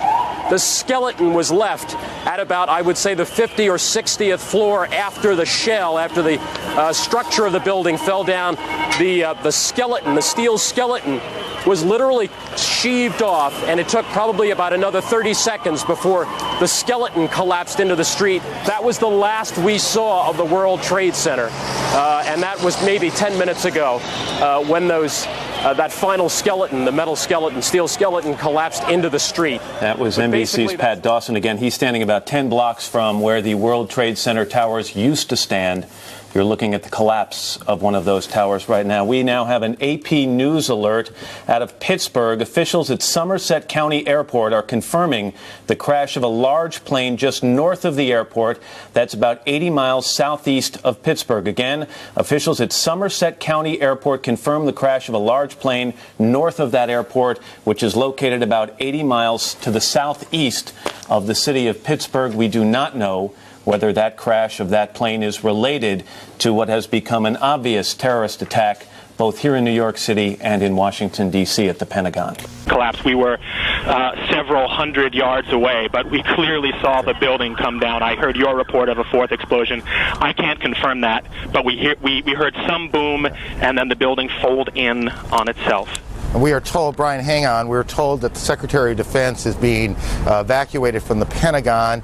The Pentagon, a portion of the Pentagon has collapsed after, and I'm not precisely sure on this, and I want to tell you when I'm not precisely sure, but apparently a plane or helicopter hit part of the Pentagon itself. As you take a look at the pictures there, I must say every time we hear a plane coming up overhead, it gets a little nervous where we are. Whatever is happening and whoever is responsible, we have no way of knowing if it's played out yet or if it's just going on. So every time we hear a plane go by, we wonder what the situation is and where it is headed. That sound, we're told by a person here, they believe that is a fighter jet. Federal office buildings around the country, is that correct? All over the country have been closed, or just in Washington? Well, we were not allowed into the federal courthouse here, where CNN maintains a workspace. The officers just said we're not allowing you in. I think that's a security precaution. Got it. Stay with me a little bit. All federal office buildings now, all federal office buildings in Washington, D.C. Are being evacuated as we speak to you now. There are a variety of reports, and it's important to try and put this in some kind of order, but the most important things to tell you if you're just joined in is that what has all the makings of an extraordinarily well-planned terrorist attack on both Washington and New York has taken place this morning. The trade centers here in New York, the 2 World Trade Center towers have collapsed after being hit by a plane. Maria Hinojosa joins us on the phone. She is in New York, down near the building. Maria, what can you tell us? Well, I'm actually at St. Vincent's Hospital right now, where at about 40 to 45 minutes after the first explosion, they started seeing... Division 6 acting again. The access, down the FDR is clear. PD has the FDR lanes open, but have all units approaching use extreme caution. Traffic is going wrong way and numerous civilians. Okay. Condition. Outside the hospital, people are coming in trying to help, to donate blood. Essentially, everybody here at this hospital is in a state of shock. I mean, I walked into the testing area, and the women here who usually just draw blood are also extraordinarily moved and shocked. They're moving in and out of the emergency room to try to help as many people as possible. Now, outside a block, about a block away from here, where you really had a bird's eye view of the 2 twin towers, which are the landmarks of New York City, the people stopped, the entire traffic has stopped. People have poured out of buildings and were watching, in fact, as one of the towers collapsed. And then you're really seeing a lot of people trying to move north, away from any place downtown near the World Trade Center area. People are just walking. The subways are stopped entirely all around the area of the World Trade Center. You can't get below 14th Street, and there just feels to be like a massive exodus of people walking north to get away from the area as far away as they possibly can. Maria, I know Kitty Pilgrim is with you as well. Right, I'm right Kitty, here. tell us what you've been able to report on. I'm actually reporting from Kennedy Airport at the United Terminal, and I was here this morning flying out when they made an announcement about 20 of 10 that all flights were grounded. People thought it was just a normal course of airport business these days, and so there was not much of a reaction, and then the news started to trickle through. It was not an official announcement made over the intercom. Kitty, let me interrupt for just a second. The Associated Press is reporting that federal officials fear that a second hijacked plane or another hijacked plane is headed towards the Pentagon, and I'm looking for the time on this. We will continue to check that out. Kitty, I apologize for interrupting. Why don't you continue? Did we lose her? Everyone didn't react, but then the news came through. I have never seen Kennedy in this condition. I've been here many times. People are in absolute shock. No one's talking. They were just staring at each other with their arms dropped to their sides. A pin could drop in the United Terminal. There were a couple hundred people there, and no one was saying anything. After about 20 minutes, people rushed to the phones. You cannot phone out. There's no real access back to the city. People are trying to get back. They've unloaded the baggage from the planes. They've asked that everyone pick up their bag and take it out of the terminal and take it home. And they're asking everyone to please leave. People are just finding it difficult to leave. They are not officially evacuating Kennedy Airport at this point, at least at the United Terminal. The attendants have been asked to stay. And again, there's still several hundred people standing around not knowing what to do. No one's even speaking. Of black smoke and dozens of fire engines, medevac helicopters. They are rigging that part of the lawn of the Pentagon, which is where the helipad that the Secretary of Defense uses is located. They are rigging that to handle mass casualties. They're bringing in large numbers of stretchers to deal with this. All appearances are that for the first time in its 50-plus year history, the Pentagon has been attacked. Attacked. People have been injured. If there are any fatalities, it is not yet known. We have no further details on a bomb, a car bomb, which was reported to have exploded outside the State Department in New York at the World Trade Center. It is a disaster of historic. 2-4 and one member's out of the building. I got two members trapped. I can't tell the command post. Two members trapped in the promenade between the two towers. Of some mysterious plane crashes in Pennsylvania, and to bring you up to date on that, Russ Mitchell. Thank you very much, Dan. Yes, there is a report of a large plane crash in western Pennsylvania at Somerset County Airport. According to the Associated Press, it crashed about 80 miles southeast of Pittsburgh. The plane is believed to be a Boeing 767. It crashed about 10 o'clock Eastern time. That would have been about 45 minutes ago. And the crash, of course, came in the same morning of these crashes into the World Trade Center here in New York. If we can go back in the control room, look at the video from early this morning at 8:45 and to see how this all began. 8:45 this morning. Let's see if we can look at that. The planes hitting the towers. This is the second plane. Second plane happened about 9 o'clock this morning. As you can see, it looks like it's coming right into the tower. That'd be Tower 2. In a moment, you'll see an explosion. That was shortly after 9 o'clock. The first crash, you're seeing Tower 1, closest to you, happened about 8:45. There are reports from people in Brooklyn, another borough of the city of New York, about 3 miles from the World Trade Center, saw office paper from these towers come down in their neighborhoods. The impact of these explosions was that great. Russ Mitchell with me at the anchor desk here at CBS News World Headquarters. The picture of the airplane actually flying into the World Trade Center tower. An incredible, indelible scene. And then the videotape, which we've played from time to time, of one of the towers itself collapsing. Bridget Foley is outside St. Vincent Hospital here in New York, where some of the injured have been brought. Bridget? Hi, Dan. I'm at St. Vincent's Hospital in Lower Manhattan, below 14th Street. It's a level 1 trauma center. Hundreds of the wounded and critically wounded are expected to arrive here in the coming hours. On the sidewalk, the scene is scores, dozens. Engine 33 is being manned by an off-duty member from Rescue 1. Be advised, it appears that we have lost water pressure down in Lower Manhattan. Can you have Marine 1 or any other available fireboat respond to Vesey Street on the west side? We're going to need water supply into the area, okay? For anyone in the New York area, that includes the suburbs, to please go to an area hospital and give blood. It's going to become critical as the wounded come into local hospitals. Also, one of the other big worries here is smoke inhalation. We've already seen dozens of people come in on ambulances, covered in debris, barely able to get onto the gurney or into a chair. It's a very disturbing scene.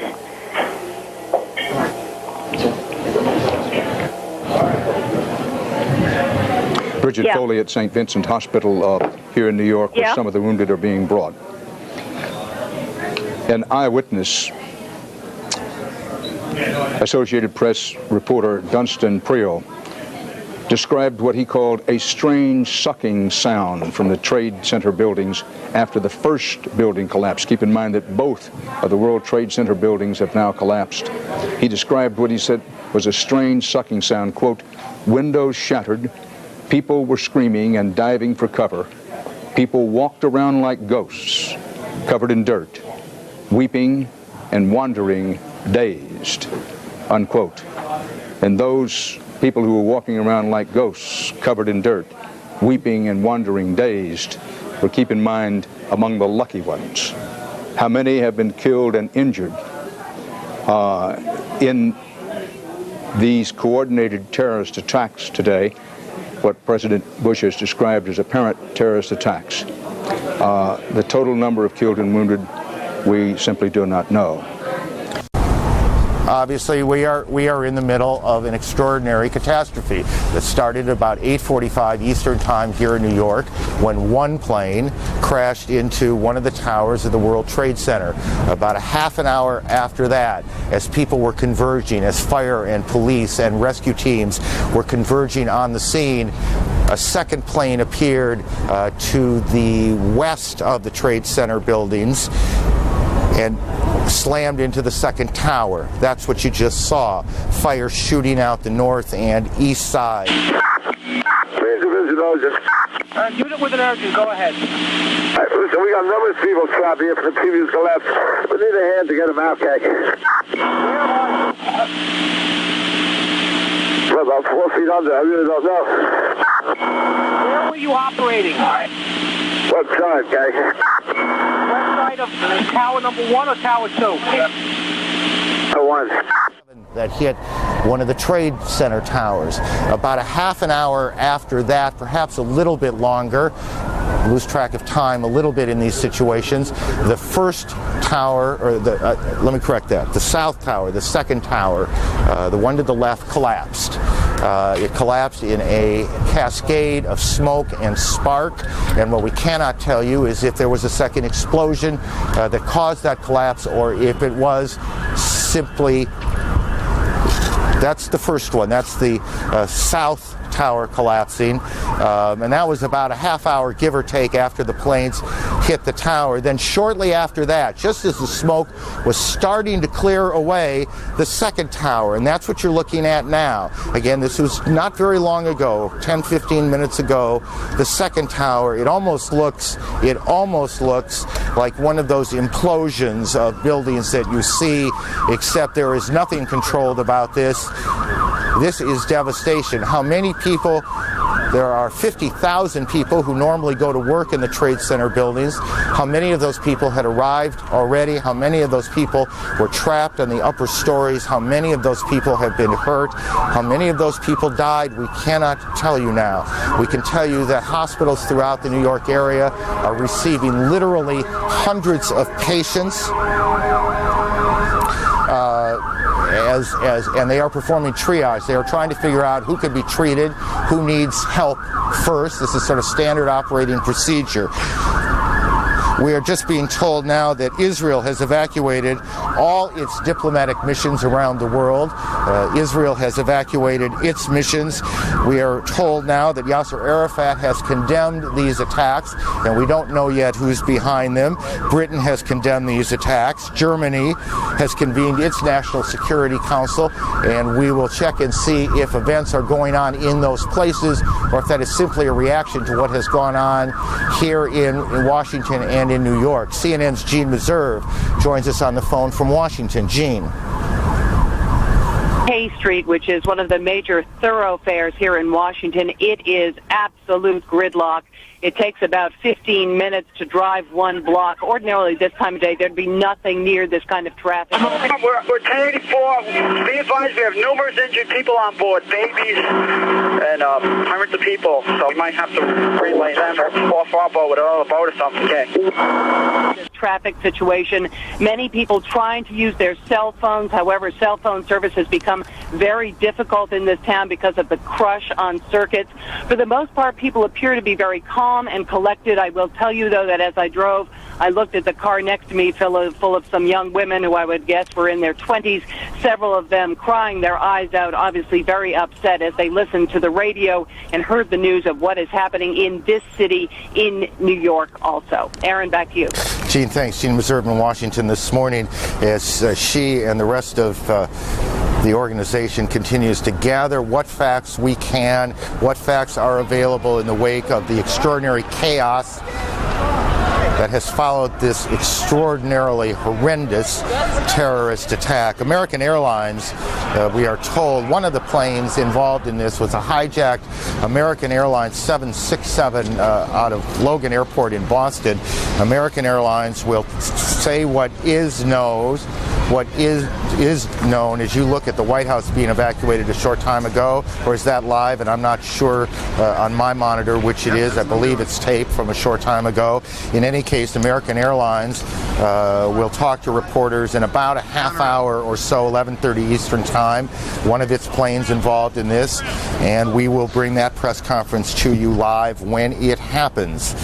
Here in New York, hospitals are being overwhelmed. As hundreds of patients are being brought in and being treated. We cannot tell you, we would not even begin to guess what the numbers in this will be, how many people will have died by the time this day is over, how many injuries have taken place in both Washington and New York. But as former police commissioner Howard Safer told us a few moments ago, obviously the numbers are going to be extraordinary. Who do we have on the phone, guys? Just help me out here. Patty, are you there? Yes, I am here. What do you got? About an hour ago, I was on the corner of Broadway and Park Place. That's about 1,000 yards from the World Trade Center. When the first tower collapsed, it was a massive explosion. At the time, the police were trying desperately to evacuate people from the area. When that explosion occurred, it was like the scene out of a horror film. People started stampeding away from it. Patty, I'm going to interrupt you for a second. We told you there was a second plane that went down, this one around 80 miles or so southeast of Pittsburgh.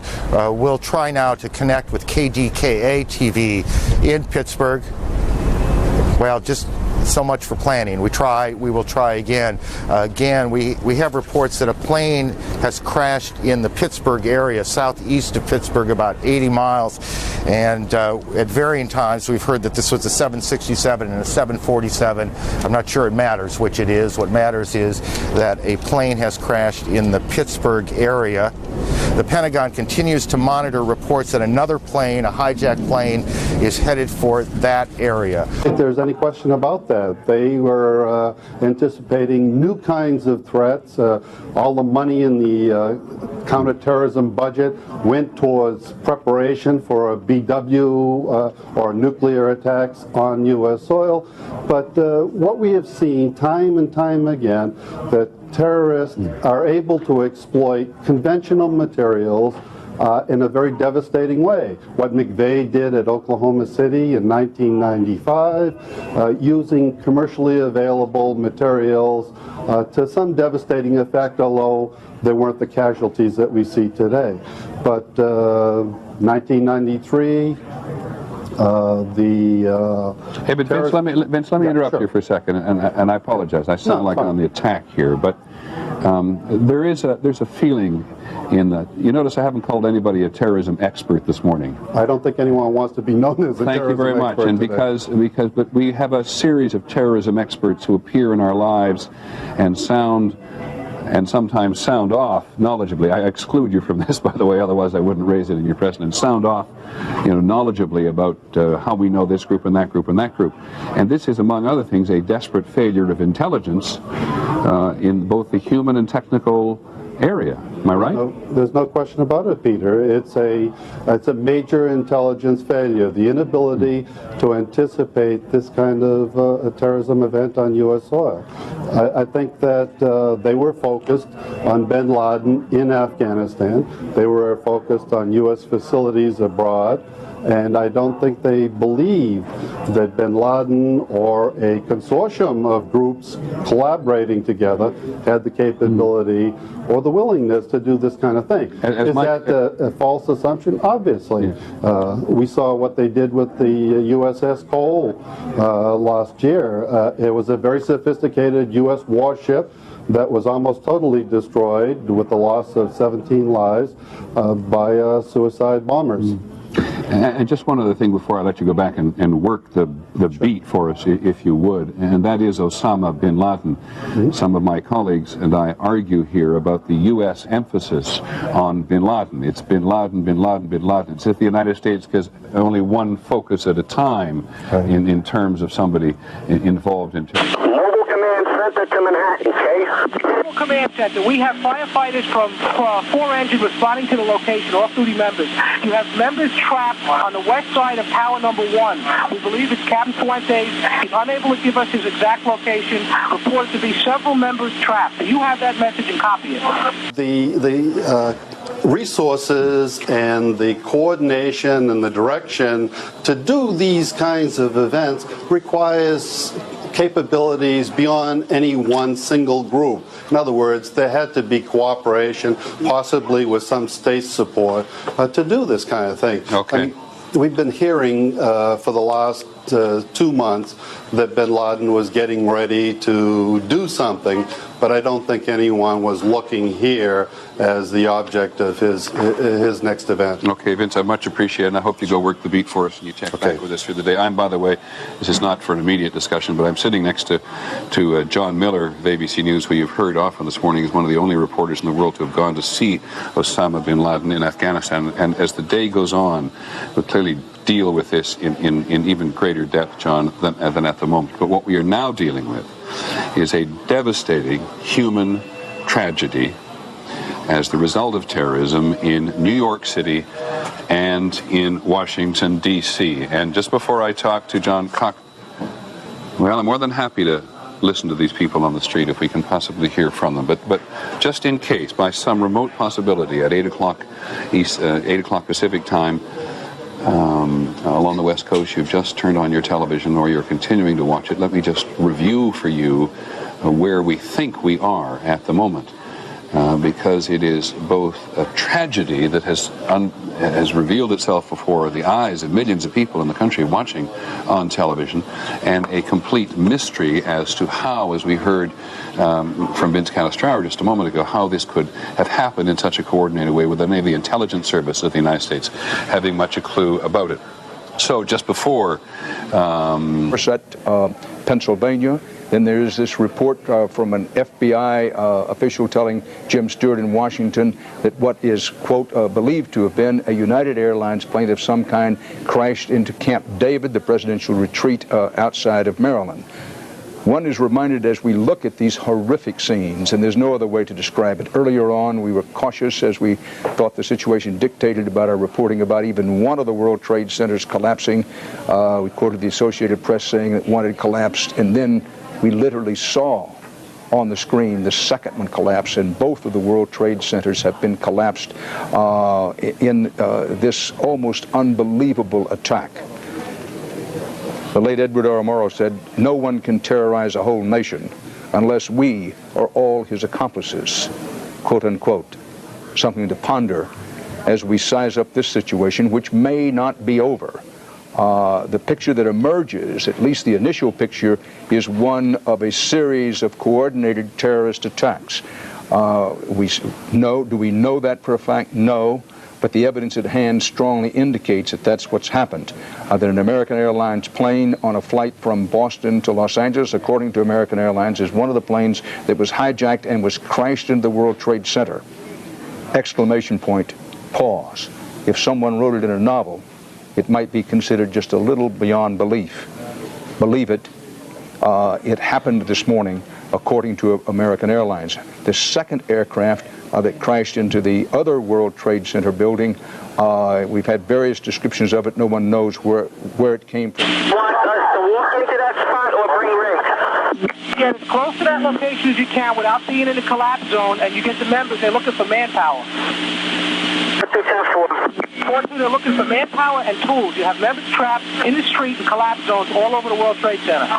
The cook at PS 234, just across the street from here.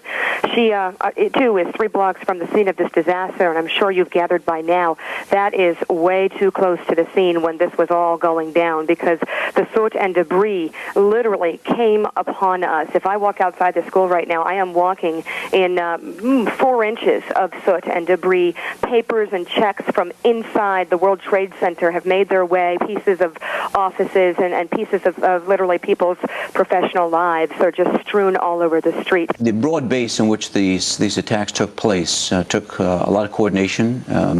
As Eric just mentioned, there may have been some involvement of groups like Osama bin Laden or others. I would go on to say that as a result of the effort it took to take these have these incidents take place, is that we will find the people responsible. Is that the trail will be hot. We will go after them, but everyone needs to realize a state of calm, needs to come over the country and realize we're in control. These are incidents that have happened. We're containing those, and the government and the people will go on. And America still stands. Let's go to our man in America's capital, Britt Hume, with some new information. Britt? Just a few things, John. One is, as you might imagine, there is a stupendous traffic jam developing in the Washington area right now, with all these buildings being evacuated and people heading home. There was a report. Remember, we reported earlier that the bomb squad had been sent over to Union Station, and apparently what that was about was what appeared to them to be an unexploded bomb. I'm trapped here because from the previous collapse. I need some exit out, okay? Are you at the west side of World Trade Center, building number 1 in the street? In the rear side of building number 1. The American Muslim Political Coordination Council, which is a function of the Council on American Islamic Relations, that's a group located here in Washington, has released a statement condemning the apparent terrorist attack, saying, quote, American Muslims utterly condemn what are apparently vicious and cowardly acts of terrorism against innocent civilians, join with all Americans in calling for the swift apprehension and punishment of the perpetrators. No political cause, it says, could ever be assisted by such immoral acts. In addition, John, there was a report, I should say, kicking around on the air of an attack on Camp David, the presidential retreat north of Washington. Senior officials in the administration are saying that is not true. So that's where that matter stands. Back to you, John. Britt Hume, thanks for the updated information. Yeah, it bears repeating. There will be a lot of rumors, a lot of panic swirling around today. Whatever you can do to stay calm, gather your loved ones around them and just give them a hug is certainly is advice that I think is worth taking. There is clearly a catastrophic loss of life in the World Trade Center itself. Our colleague, Jeff Grieve, well, we have a little more sound here from witnesses. I went to fire alarm company. The doorman goes to me, wow, I never seen a plane flying so low. And we looked out at it, all of a sudden, boom, it seemed like it wasn't even real. And we came running over here closer to the place, and all of a sudden we saw the other explosion. I don't know. Get down! What's happening? Shoot that right in front of their explosion!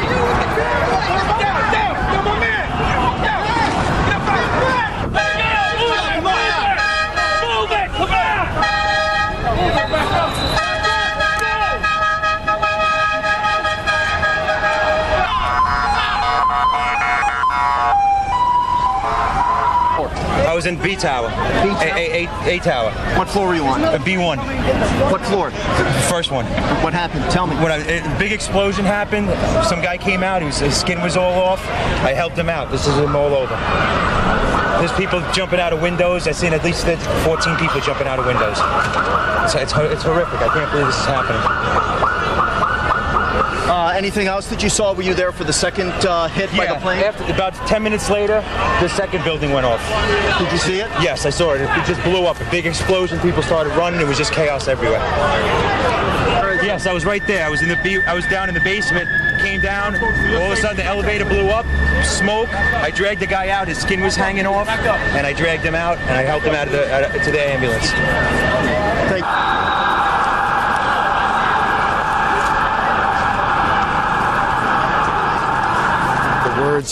The words of some of the witnesses here in Manhattan this morning, and the pictures of what will, I suspect, before this is over, go down as one of the most horrific days in our lifetime. We're joined by our colleague, CNN's Jeff Greenfield. Aaron, you know what?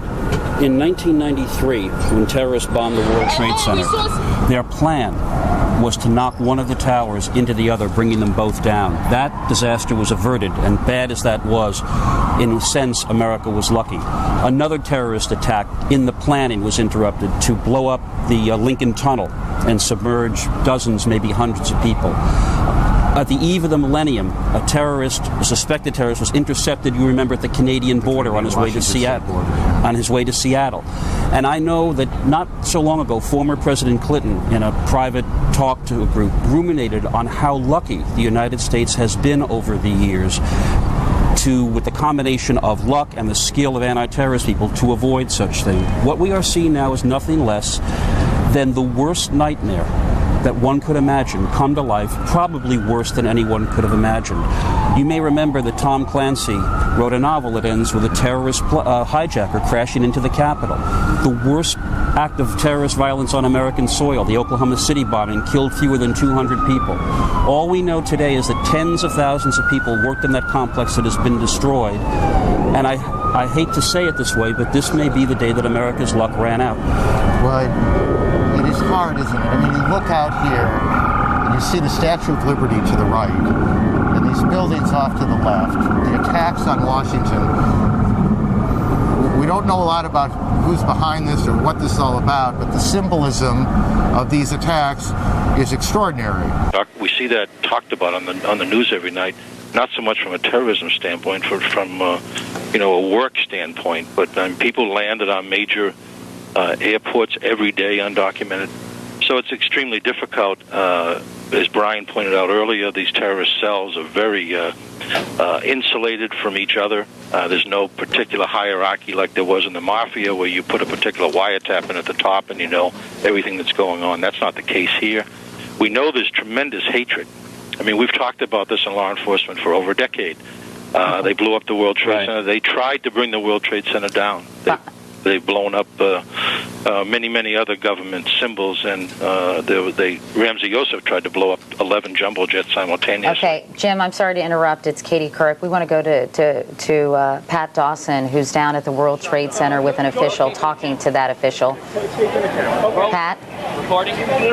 Yes, Katie, forgive me, we're just trying to get obviously, as you can imagine, Joe, go ahead, you may put the microphone on there. As you can imagine, this is a very, very difficult situation here. We are here with a couple of guests who can give us at least some insight into what's going on there. This is Chief William Hall of the Port Authority Police of New York. As we told you earlier, the Port Authority Police have jurisdiction over the Trade Center, and also Alan Rice, who's the director of the World Trade Center. Gentlemen, if I get you just to stand like that. First of all, Chief, do we have any idea of how many people are in there? We have no idea. Now, as you know, it was pretty much rush hour time that this took place this morning, so the numbers we don't know yet. We tried to get almost everybody out that we could early on. After the first two crashes, when the planes hit the building, there was roughly about, I would say, an hour and 15 minutes between that and the point where the South Tower collapsed. How many people you were able to get out? Do you have any idea? We don't know. We tried to do a floor-by-floor search. New York City Police, the Fire Department, Port Authority Police, best they could, tried to get everybody out. But as you know, there were people still coming out after that building came down. Do you have any idea how many people would normally be in the building at 8:30 or north? This is the director of the World Trade Center. Probably 10,000 people in each tower. 10,000 people in each tower would typically be in there on a normal business day. And we get about another 5,000 visitors during the course of the entire day. So by 8:30, 9 o'clock, the building should have been full. Okay, so in other words, by 8:30 to 9, you figure the building would have been approaching full capacity with the workers. So we are talking about roughly 10,000 people per tower. 92 floors down the west tower of the building. Down the west tower of the building. She was able to walk without any chaos to give a radio report live. It's my understanding that literally thousands of people in the time before the two towers collapsed were able to make their way away from that area. Mass transit was certainly down at the time, but it's a quick walk to get out of that area. They had, a good 45 minutes, Ann Woolsey, to begin to make their way to the north. In Midtown right now, I was looking over this building and down into, in fact, I'm doing so right now. I'm looking down onto 47th Street, right below us. This to my right here, no, you don't have to, you can't see it from there, I don't believe. Maybe you can see Times Square over here. You can't. This is Times Square right below me. This is a scene right now at 11:15 in the morning, at 11:15 when this would be a sea of tourists on a spectacular day in Manhattan, and instead sirens echo across Manhattan, and that is the TKTS stand. I believe you're looking at that now. You're not able to see that, are you? The TKTS stand, can you see it on the lens? We can't. Pan back down to where the World Trade Center was. Shock all over this city and all across America. If you're watching us now, you're looking at the lower end of Manhattan where the World Trade Center once stood. It is gone this morning, obliterated after two strikes in coordinated attacks from airliners, one of them apparently hijacked from American Airlines. We are going to be getting a news conference from American Airlines in about 15 minutes. In the meantime, an Arabic newspaper, a fairly authoritative source, the editor of that London-based newspaper says Osama bin Laden, the Saudi-born, now exiled to Afghanistan rebel leader, Osama bin Laden, according to this newspaper editor, warned 3 weeks ago that he would attack American interests, and he promised a very big one. Now, we cannot yet attribute this to Osama bin Laden. However, that was the promise from this fairly authoritative London newspaper. Well, John, certainly sources that I have talked to this morning, terrorist experts say this has the signature of Osama bin Laden, that he has the money, the network, the ability to carry out this type of coordinated attack. And let me point out that in the East African bombing terrorist trial here in New York City of the bombing of the two embassies in East Africa, that 3 of the alleged co-conspirators, one is now in jail, 2 are in jail, one's in jail, 2 cooperated for the United States government at the trial. They had pilot's licenses, and they can fly airplanes. So I'm sure investigators right now are trying to figure out a possible scenario. Were these planes hijacked by bin Laden people? Did they rush up to the cockpit? You don't need a gun. You burst in, several of them, and strangle the pilots or something, and then take over the controls of an airplane near the last minute while you're flying, and divert the plane and smash it right into the World Trade Center towers or in the Pentagon. Clearly, that is a scenario that I would think that investigators are trying to go on right now to try and figure out exactly what happened, who was responsible for this horrible act. And I also think that we have now entered a new era, clearly a day of infamy, that we are not in this country clearly immune. September 11th, 2001, you're going to remember this day for a long time, and a lot of things in this country will change as a result of what you're seeing on your screen now. Not all of the chaos, perhaps the worst of it in terms of loss of life, but not all of the chaos is taking place in Manhattan. Washington, D.C. also has been under attack. U.S. airplane apparently hijacked as well, slamming into the outside wall of the outer ring of the Pentagon. Our David Schuster is there and has an update for us. David? John, we have the eyewitnesses describing it as a U.S. airplane at approximately 9:40 this morning approaching National Airport from a strange approach. The eyewitnesses claiming that it then slammed into the south side of the Pentagon. We've just spoken with a U.S. Air spokesperson, Rick Weintraub, who says that all of their aircraft, commercial aircraft, have been accounted for, and says that they are unaware of any one of their planes involved in this incident. So this may be a case of an eyewitness misreading the markings on the plane, but we can confirm for you that there is a large gaping 50-foot hole on the E-ring of the south side of the Pentagon near the helipad. We're getting reports from the Arlington, formerly Arlington Hospital, which is now an Ananova Hospital, that injured are being taken there. The Pentagon has been evacuated. The smoke is still pretty thick here in the Pentagon, even on our side, the north side of the Pentagon. And 10-4 Mobile Command Center, be advised, we received a report of a bomb in the Brooklyn Battery Tunnel. The tunnel is being closed at this time, Kate. Involved in this particular incident, the Pentagon. U.S. Air says that it was not one of their aircraft, that perhaps the red markings that an eyewitness saw might belong to American or Southwest, or American or one of the commuter airlines that fly in a national airport, which is just a few miles away. But again, we are confirming that an counterintelligence source is confirming that it was a commercial aircraft that slammed into the Pentagon this morning. There's no indication yet on the number of injuries or those killed. Some initial reports are that some Arlington hospitals are being flooded with injuries. There were dozens of fire trucks and ambulances that were streaking towards the Pentagon at approximately 9:45 this morning. Yes, so now we know the identity of two of the flights involved in today's incidents. That leaves at least one more, and if the report of the crash in Pittsburgh is accurate, that leaves two more that we don't have identified yet, but it gives us those two that you mentioned. Well, it could have been both these planes could have been into the Twin Trade Towers, because it was plainly there were two airliners that went into the Twin Trade Towers up here, as we saw on the videotape of the crash. Okay, they say there's a bomb in the school here. I was told by firefighters. Pat Dawson, let's go to you in Lower Manhattan. You have a report of another bomb. All right, Tom, we've just been told we're being evacuated. You can see all the emergency workers walking north on the West Side Highway in New York. We've been told by firefighters here that there is a report of a bomb in this building. This is a school, a high school right here. And as you can see, they're moving everybody away from this building. They've said that there's a bomb in the building. They are evacuating us north now. That is according to firefighters on the scene. And we're going to move out of here right now just to keep ourselves safe. So we're going to start walking north ourselves. But that's what we're being told by New York City firefighters here, that there were reports of a bomb in that high school right there. It's called Stuyvesant High School. And so we are walking north to get out of the way. You can see just to my left here, these are even the ambulances which were down there are being moved north. The firefighters are being moved north. Everybody is being moved north. We're being asked by the police now to go north and get out of the way. Officer, do you have any idea of what the problem is? There's a report of a secondary device possibly in the area of this school, so they're going to move everybody back as a precaution. Secondary device meaning a bomb? Possibly. Okay, and where did that report come from? Was it called in? It came in over our radios, and it's reported through our supervisors on down, so we're pulling everybody back. And that's in the Stuyvesant High School right there? Yes. Okay, thank you very much, Officer McQuaid. Pat, that's Officer McQuaid of New York City Emergency Service. Pat, that school has been evacuated? Yeah, well, I don't think there was anyone in the school, Katie, this morning. At this point, I think everybody had been evacuated from here probably when the first events took place early this morning, just because of the fact that it's so close to the World Trade Center.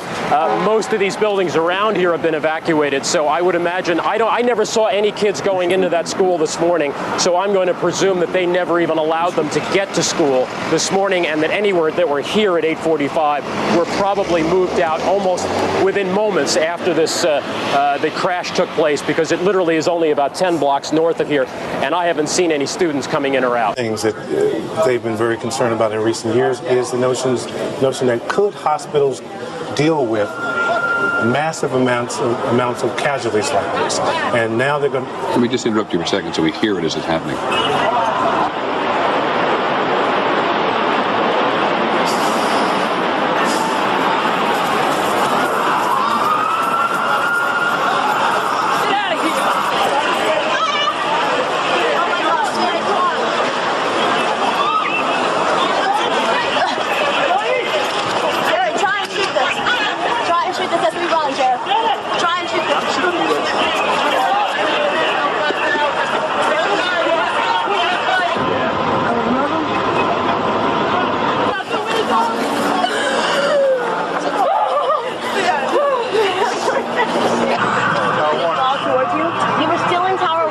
just come out. We're walking. It's just come down. The second everyone's being asked to get down, come down. The people are now panicking again. Give him here. Give him here. You can walk. You can film it. Yeah.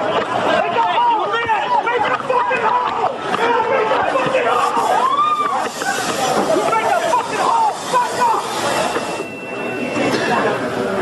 Well, scene has been repeated hundreds and hundreds of, as far as we know, thousands of times. The reports in John Miller was talking about the number of hospitals and the military making its medical staff available to the citizen, to the layman hierarchy here. We've had reports from various hospitals saying that hundreds of people are burned from head to toe. One doctor at St. Vincent's Hospital in Lower Manhattan just simply said the place was crowding up very quickly by people who had been burned. And the horrifying magnitude of all this is to be reminded. I think I'm going to try to get this right, Nancy, but I think maybe as many as 50,000 people work in the immediate area of the Trade Center, of the World Trade Center, in which there are these two twin towers. Am I right on that as many as 50,000 people work there? I don't know the figure, but the World Trade Center complex, not just the two towers, which are over 100 stories each, but they're flanked by the World Financial Center. So there are clearly tens of thousands of people within a 2-block radius. And John McWethy, who called in just a short while from the Pentagon, talking about the aircraft that had penetrated the outer ring of the Pentagon to the inner ring, we're talking about the Pentagon now, had many floors of destruction and heavy casualties. It's just impossible at the moment to grasp, other than to try to aggregate the normal circumstances of how many people live and work in the immediate area. And thousands of people work in the Pentagon every day, which has now been overrun by local police, and by state authorities and by the military itself trying to take care of its own. They understand the magnitude of this. They understand that the American people now are going to be waiting and watching for a response from Washington other than what the president gave in Florida. As you might expect, even our most sophisticated communications 2001 era, it is still extremely difficult trying to get any kinds of information. The cell phones are down. Many of the hard lines are down. But I've been assured by people at the White House and at the Pentagon that, in fact, they are in touch with each other and have the situation is under control the best they can. But like all of us, they simply don't know yet who did this. Tim, you talked about Porter Goss. Obviously, the Capitol was evacuated along with other major monuments and major government buildings in Washington, D.C. Where are people, members of Congress, right now? Have they assembled anywhere, and what are they doing, and where are they? Katie, after the explosion at the World Trade Center, Congress convened, said a prayer, and then recessed. And many of the members headed home. And they were obviously going to look forward to a very difficult week in Washington dealing with the economy. I'm told Porter Goss is on the telephone now with me. Congressman, can you hear me? Congressman Goss, can you hear me? We'll continue to effort that, Katie. But most of the congressmen have now, and congresswomen have returned to their homes here in Washington because the building itself has been evacuated. The leadership of the Congress, as I mentioned, Speaker Hassert particularly, is in a secure place, and he will be in constant communication with the president and vice president, being the third person in the hierarchy. All right, Tim Russert in Washington. Tim, thanks very much. And when you get Porter Goss on the phone, maybe you can give us some more information. Thanks, Tim. We'll be right back to you. All right, let's go now to MSNBC's Ashley Banfield, who's in Lower Manhattan, standing by with some people who were either inside those buildings or near the buildings when those planes hit. Ashley? Yeah, hi. I am just about between 5 and 10 blocks north of the actual site of where those two towers have come down. We're obviously having a bit of trouble right now maintaining our location because we just heard one more explosion. That's about the fourth one we've heard. The police are telling us they're either car bombs or they are simply cars that have overheated so much that they're exploding. But every time one of those happens, there's a flurry of activity, and there are more emergency vehicles that come down this road. I don't know if you can shoot past me and shoot down into that black cloud in there. That is the cloud that we were in just about about 45 minutes ago or so. At the time we were there, when the first trade tower came down, my producer and I were overcome by the cloud of debris and smoke that came at us so rapidly. We had to break down a window to an apartment building. We had to break the window and go into the second door inside just to breathe. We were followed by a police officer and a security guard from the World Trade Center area. I want to show you something if I can. I'm just using a cell phone so that I can hear you because there are no cell lines that are coming out of Manhattan at the time, but see if you can zero in on this right here. This is the kind of debris that we're seeing all over the ground. If you can see the address, 1 World Trade Center, Trade Center, Trade Center, Trade Center, Trade Center. Okay, obviously we're having some technical problems with Ashley Banfield, who is on the ground near the World Trade Center about 5 blocks away. All right, here's the first confirmation from United Airlines. It's confirmed one of its flights crashed in the Pittsburgh area. Flight 93, a Boeing 757. The flight involved originating in Newark. It was bound for San Francisco. No information on how many people were on board. A 757 carries a lot of folks. Anyone who's flown from Newark to San Francisco knows that most of those flights carry a full load. Okay, so this now brings to 3 the number of confirmed flights that have been involved in this tragic day. American Airlines Flight 11 from Boston to Los Angeles, Flight 77 from Washington Dulles Airport to Los Angeles with 58 passengers on board, and now the United flight, Tom, that you just mentioned. And you can say that we have to say that the number of passengers was relatively low on those first flights, and we can only hope this was not a full flight, this United flight. You know, there was a collapse, obviously, not just of intelligence, but of airport security as well, that many planes were hijacked almost simultaneously. Although these days, as we know, Tom, and learned from the TWA tragedy, Flight 800, that oftentimes some of these devices are absolutely it's impossible to see them in our kind of security X-ray machines that you have at typical airports. Some are made of plastiques. They can be very small and virtually undetectable, which is, of course, another major problem for airport security. We're going to go to Bob Bazell, who is at St. Vincent's Hospital. Obviously, we're very concerned about the people who were in the World Trade Center when these 2 planes crashed into them. Bob, tell me about the scene at St. Vincent's Hospital. Katie, the wounded are starting to come in with great regularity now. Almost every 30 seconds an ambulance pulls up. Some of them are very badly burned. Some are dead. I've seen several dead bodies go in. Cardinal Egan, the head of the Catholic Archdiocese, is standing out on the street giving last rites. Said, "May God help us," many times over. There's been a call out for blood from all the New York hospitals. People are lined up around the block. People have responded in enormous numbers to that. Everybody seems to want to help in some way. New York has become kind of surrealistic on the streets above Lower Manhattan because all the subways and commuter lines and bridges and tunnels have been shut down. So many people who are not injured are wandering around aimlessly. But in the hospitals, there's so many injured coming in now that they don't have run out of gurneys, and they brought every office chair that they have down and put sheets over that to carry people in. It's an enormous amount of work for all the staff. People have come in. Everybody who was off has been come in. Calls have gone out for specialists, for plastic surgeons, for burn specialists, and it's going to be a very grueling several days ahead. Well, Bob, the other thing is that I don't know whether you can tell about traffic in the rest of Manhattan, because a lot of our major hospitals are well north of there. Lenox Hill, Columbia Presbyterian, New York Cornell. Are the ambulances able to get through? Have they cleared the traffic? We're in kind of a tomb here in the studios in Midtown. Tom, I had trouble hearing you just that time. There's a system in place here where there's triaging people down in Lower Manhattan. They're putting sometimes tags around their neck to show some people you see wandering up from Lower Manhattan who have only slight injuries, who have been cleared. Others are very seriously injured. Every hospital in the area is involved in a plan to take in some kind of patients. This one where I'm at, St. Vincent's, is one of the closest with a major trauma center. But every hospital is on alert. Every hospital is just taking in what is becoming now a sea of patients. All right, NBC's Robert Bazell. Bob, thanks very much. Let's go back to Washington and NBC's Tim Russert, who has a guest on the phone, Porter Goss, the head of the House Intelligence Committee. Tim? Exactly right. Congressman Goss, are you there? I'm here, Tim. As the chairman of the House Intelligence Committee, what is your official reaction to what we witnessed this morning? Well, obviously, I'm horrified. We do our best to make sure there are no surprises like this happening to Americans at home or abroad. It's never 100% sure, and we got the wake-up call again today.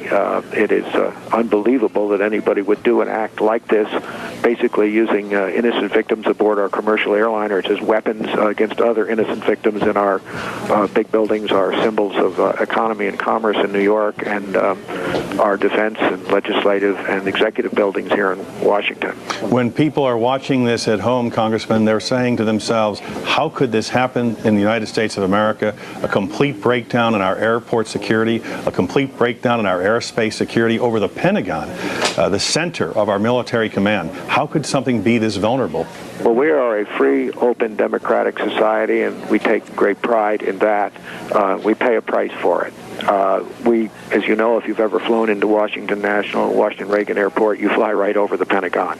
And many times we've commented on how vulnerable the building is for just that reason. That vulnerability was taken advantage of today. As for commercial airliners flying around New York and airspace there, obviously they fly near the trade towers. To be able to say that our airport security works 100%, anybody who flies in America knows that's not true. You answer a few questions before you get on the plane and show a photo ID. That doesn't necessarily mean you can't do mayhem on the plane, as we see from time to time. And tragically, some kind of an organization somewhere has orchestrated all this in an effective fashion. We have great intelligence capabilities out there who keep us constantly on alert about these types of reports. I can tell you, I know of no specific reporting anything of this particular specificity on this day with these targets, but I can tell you that we are scrambling all the time to assess information that would do harm to the United States and its people. And as we know, we've seen our military installations subject to attack, our embassy subject to attack before.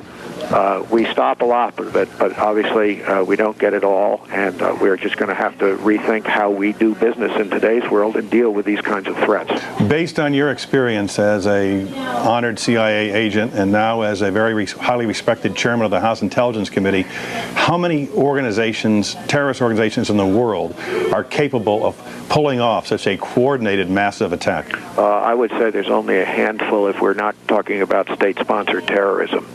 If you're talking state-sponsored, it could be more, but I don't think we're dealing with state-sponsored. I think we're dealing here with a loose network, a loose association of people who have the same goal, which is an anti-United States goal, who have found a way to get together and network and pull this thing off.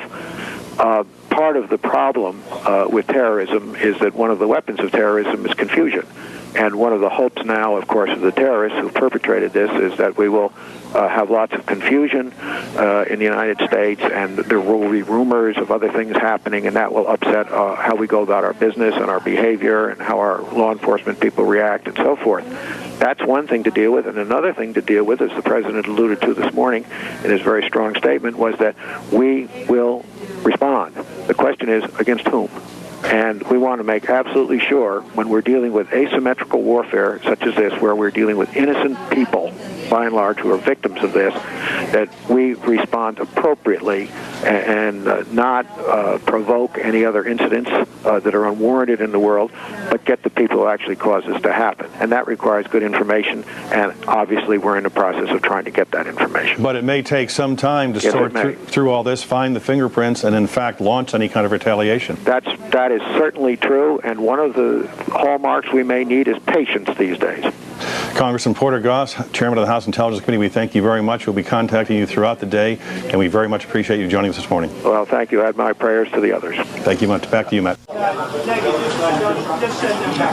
Okay, Claire Shipman will get to as much. She's got a very good vantage point over the White House. It does not by any means look like the traditional arrival of the President from Andrews Air Force Base in a Marine helicopter on the south lawn of the White House, and quite frankly, everybody on the roof, with a few remaining people on the roof of the building now. This is a permanent guard. I think we're all in the country familiar with the fact that this is a permanent military installation on the top of the White House, as there is one of the really intense perimeters around that. But I think they would not have been quite so relaxed if the President was returning to the White House. And you heard John Cochran report from Florida a while ago that there is nobody's told him where the President is going to land on his way back. In fact, he does traditionally land at Andrews Air Force Base, and we have no idea precisely where he is going to land. And But there is no doubt at the moment that authorities are on alert from coast to coast still. All air traffic halted. All high-profile buildings in New York City, certainly in the District of Columbia, all of the national buildings have been evacuated. It's certainly been true in Chicago. The Sears Tower of Chicago was evacuated. So were the tallest skyscrapers in Boston, Cleveland, and Minneapolis, and the Space Needle as well in Seattle was closed. Military bases all across the country went on alert. On a variety of stages alert. In Washington, military personnel were put on what's called alert level Delta, which is the highest possible alert status, and military personnel throughout the country were put on Charlie threat level. For people who follow those things, we say them often without knowing what they mean, but they're both pretty high states of alert. There was extra security put in place at the Department of Energy's nuclear weapons and research complex in Oak Ridge, Tennessee. They put in extra security at the Los Alamos National Lab in New Mexico, and among the other places at Fort Detrick in Frederick, Maryland. This is to give you some sense of the magnitude. We're looking at a limited amount of picture of New York City and Washington, but let me go on with this list of what people did across the country today. In Louisiana, the state police urged all petrochemical and pipeline companies to be on alert. In this particular tension, a target which people who study terrorism believed which was vulnerable. In Los Angeles, all of the police in Los Angeles went on tactical alert and mobilized their anti-terrorist division. You recall before the World Trade Fair, the World Trade meeting that was held up in Seattle, one of the last times the system really worked and everybody efficiently was when they caught a guy coming across the border from British Columbia and Canada with a view to blowing up the Space Needle, I think it was at the time, in the Space Needle in Seattle. That's what they originally suspected, and then later updated it. Turned it into something in Los Angeles. When he began to cooperate, he admitted his plan was to set off a massive bomb inside the terminal of LAX, Los Angeles Airport. That's right. And what I remember at the time about that, John, which is why everybody in the country is so on edge today, you should know here was a guy who was picked up by one agent at one border crossing in the country because he was sweating. One alert agent who didn't like the fact that he was panicking. Yeah, okay. Under questioning. Let me go back now to the World Trade Center. Just to finish this very quickly. Under orders from the FAA, airports nationwide are now closed all across the country. Anybody's just connecting with the world today and you're planning to go anywhere on an aircraft from one place to another, you can just forget it. So let's go back to the World Trade Center in Lower Manhattan on the west side and talk to Don Daler. Don. Over for New York yet. As you know, this is one of the most densely constructed pieces of real estate in the world, and when the Twin Towers collapsed, it appears that they ignited fires on surrounding buildings. I'm seeing a huge amount of smoke. Just about 15 minutes ago, there was a phalanx of firemen, I would say probably about 50 firemen, moving deliberately into this black cloud of smoke. They disappeared completely into it.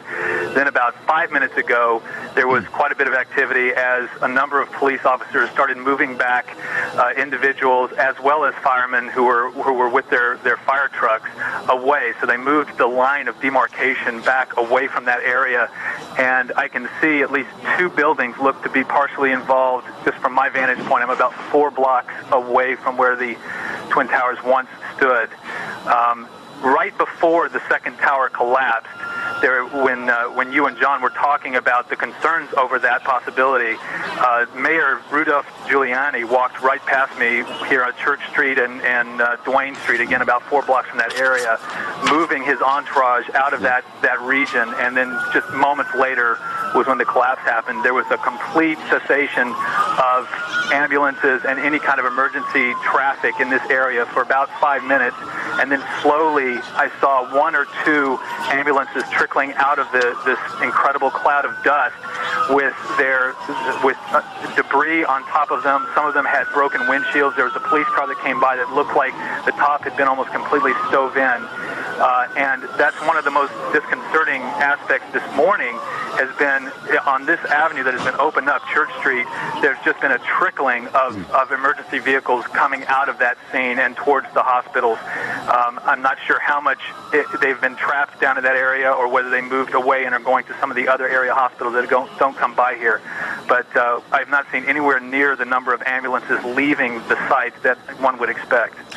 Don, let me ask you this. Do you have, and I realize this is a tough one to ask you to speculate about, after the attack occurred on the aircraft, the first aircraft attack on one tower and then the second one, how many people managed to get out of that place before they collapsed? Have you any idea? Would you see a large number, small I saw a river of people at first running when the first attack happened.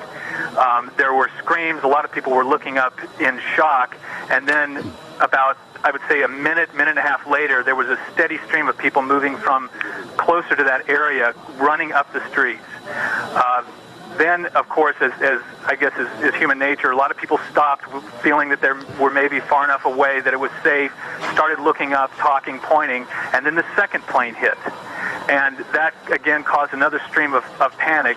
As the police started to respond and started to try to clear the streets, there was a very calm, organized evacuation of the southern part of Manhattan. I saw no panic whatsoever. It was very calm. The police were directing traffic, getting all the cars out of this area, getting all the people north. But when the first tower, the one that actually was that you saw, was the second tower hit, but the first tower to collapse, fell, then it was mass chaos. And there were thousands of people running up the streets.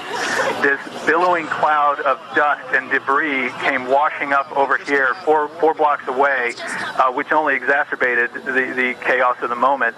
And then from then on, from the time that the first tower collapsed, there was just the street here, Church Street, was just full of people covered in dust, holding their handkerchiefs or papers over their mouths to try to breathe, moving northward away from this area.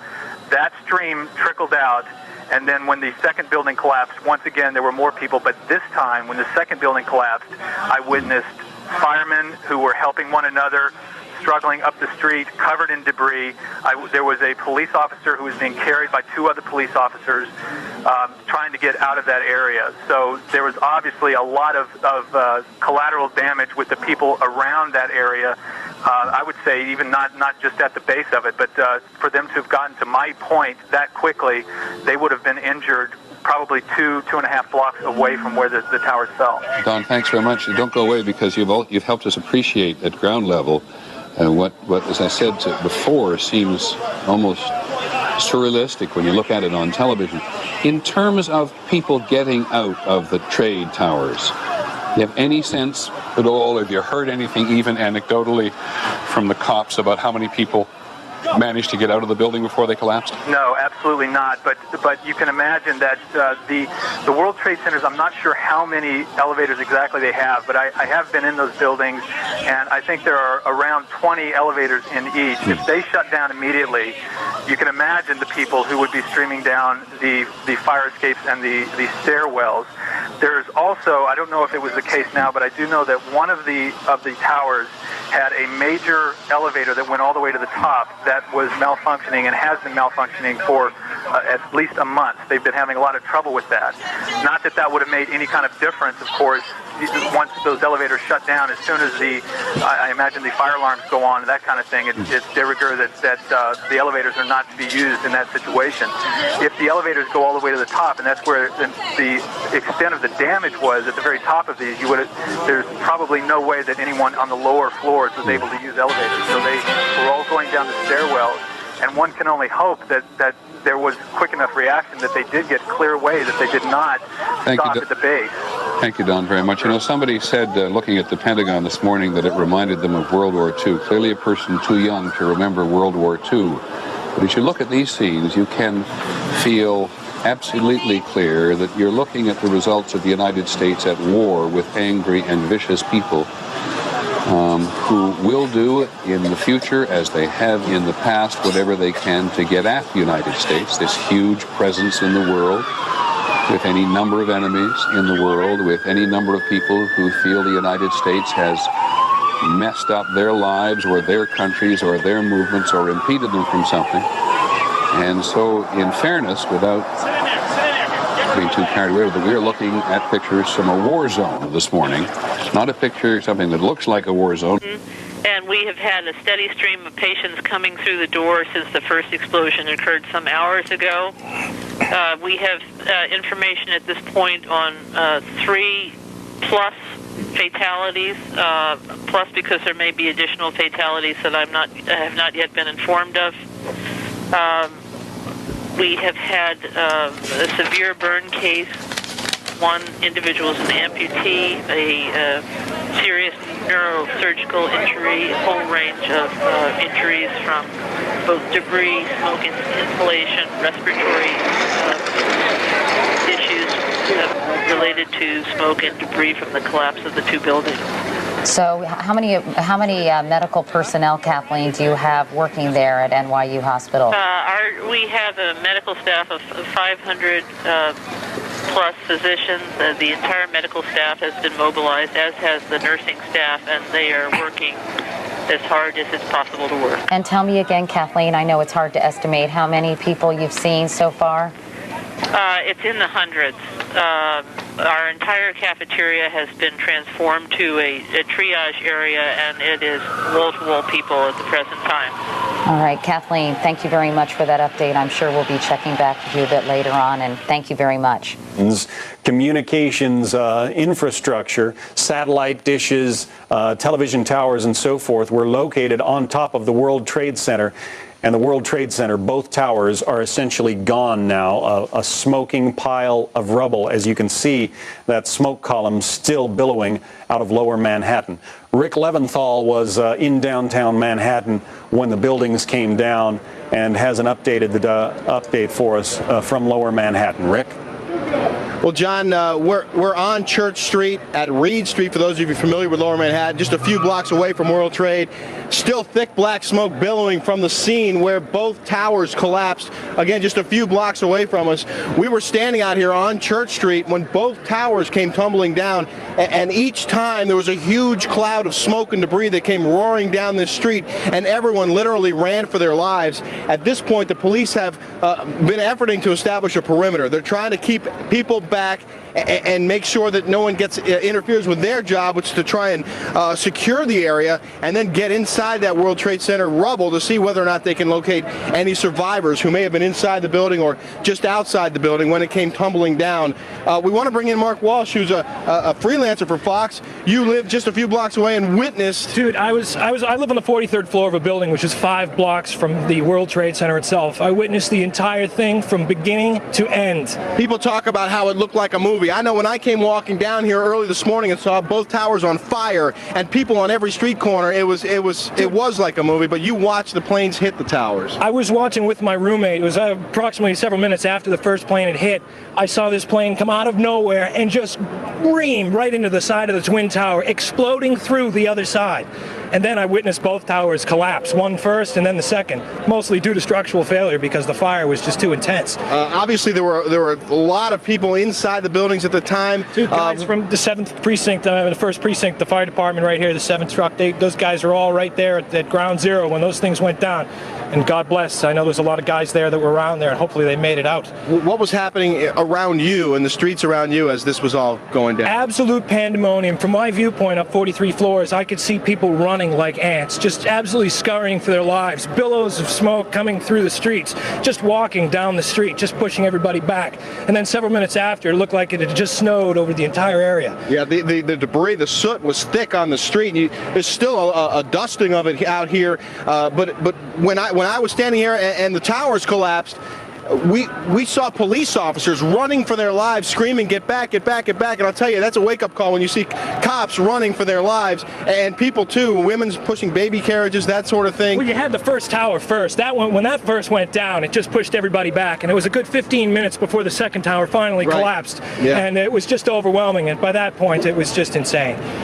Well, I'm hearing a lot of similar stories from people who were inside the building. One gentleman we spoke to earlier today, John, was on the 77th floor and said it was a relatively orderly evacuation at that point after the first plane hit the first tower. Everyone going down the stairs, not a lot of panic.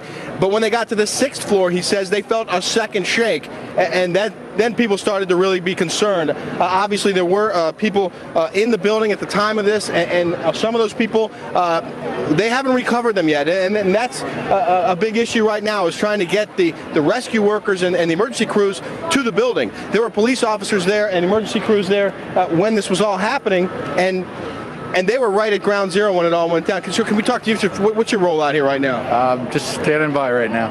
Can't say what role I'm playing right now. Well, there's a lot of standing by. There's also concern that some of these other buildings might actually come down. This building right here with the glass that you see, the nearest tall building, that has structural damage as well.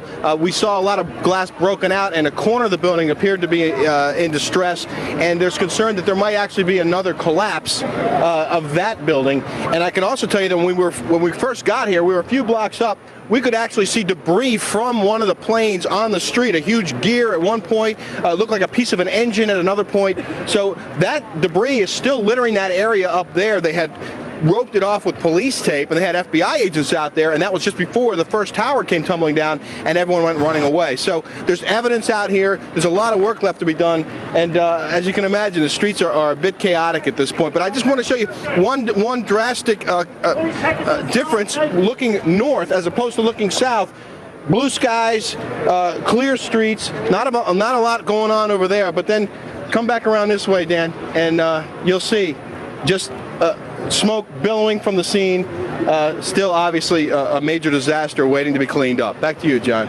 All right, Rick Leventhal in Lower Manhattan, thank you very much. Earlier today, an official said they were also concerned about United Flight 175, Boston to Los Angeles, and now we have reports that concern was justified. A second plane has gone down, United Flight 175.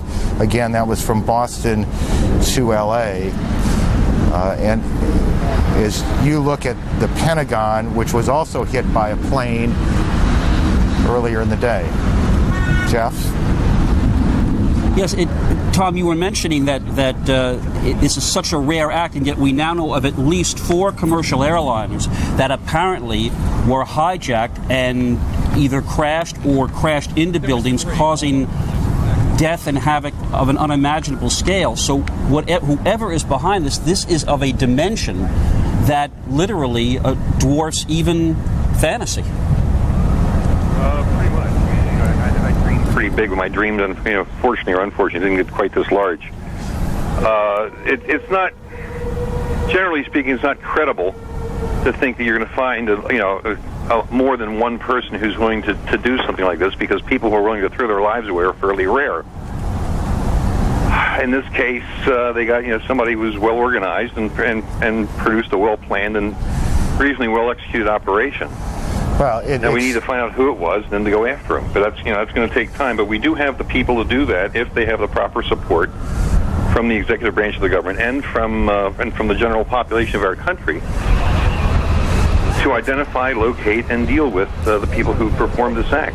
The president said earlier today, shortly after the Trade Center attacks, the president characterizing these as terrorist attacks, and said that the United States government will do whatever it is necessary to hunt down those people responsible. I think it is fair to say, Tom, Jeff, all of you on the line here, it is fair to say that what we know is that this is an extraordinarily large operation, and what we don't know, in a way, is just how big it is. It seems that at each passing moment or so, we get another report of another incident, and our instinct tells us that they are all connected. We have a number of planes down, 2 American airline jets, 2 United jets down. We have a plane that hit the Pentagon. We had 2 that hit the Trade Center. You're talking about something that is, I think it's fair to say, Jeff, it is beyond anything any of us could possibly have imagined. I think that those of us who dealt with Oklahoma City, those of us who dealt with the Trade Center here in '93, as we both did, you say, that is awful what happened. And you look at what appears to be playing out today, and we have no idea yet what the loss of life will be. certainly in the hundreds. We know that hospitals here in New York are overwhelmed with people being brought there all over the city of New York and beyond. The only piece of news that is the least bit, I guess, reassuring is that there is no report of any kind of chemical result. That is, the folks on the ground around the World Trade Center, the rescue crews, the survivors, there is absolutely no indication at this moment that there was any kind of bioterrorism involved. Not that what happened here isn't horrific enough. Yeah, absolutely. And let me just add on again, small, medium-sized pieces of information as we go. All airlines in the country are closed down. All airports in the country are closed down. We now are being told that the U.S.-Mexican border has been sealed. We don't know if that is just simply part of a plan that the government puts into effect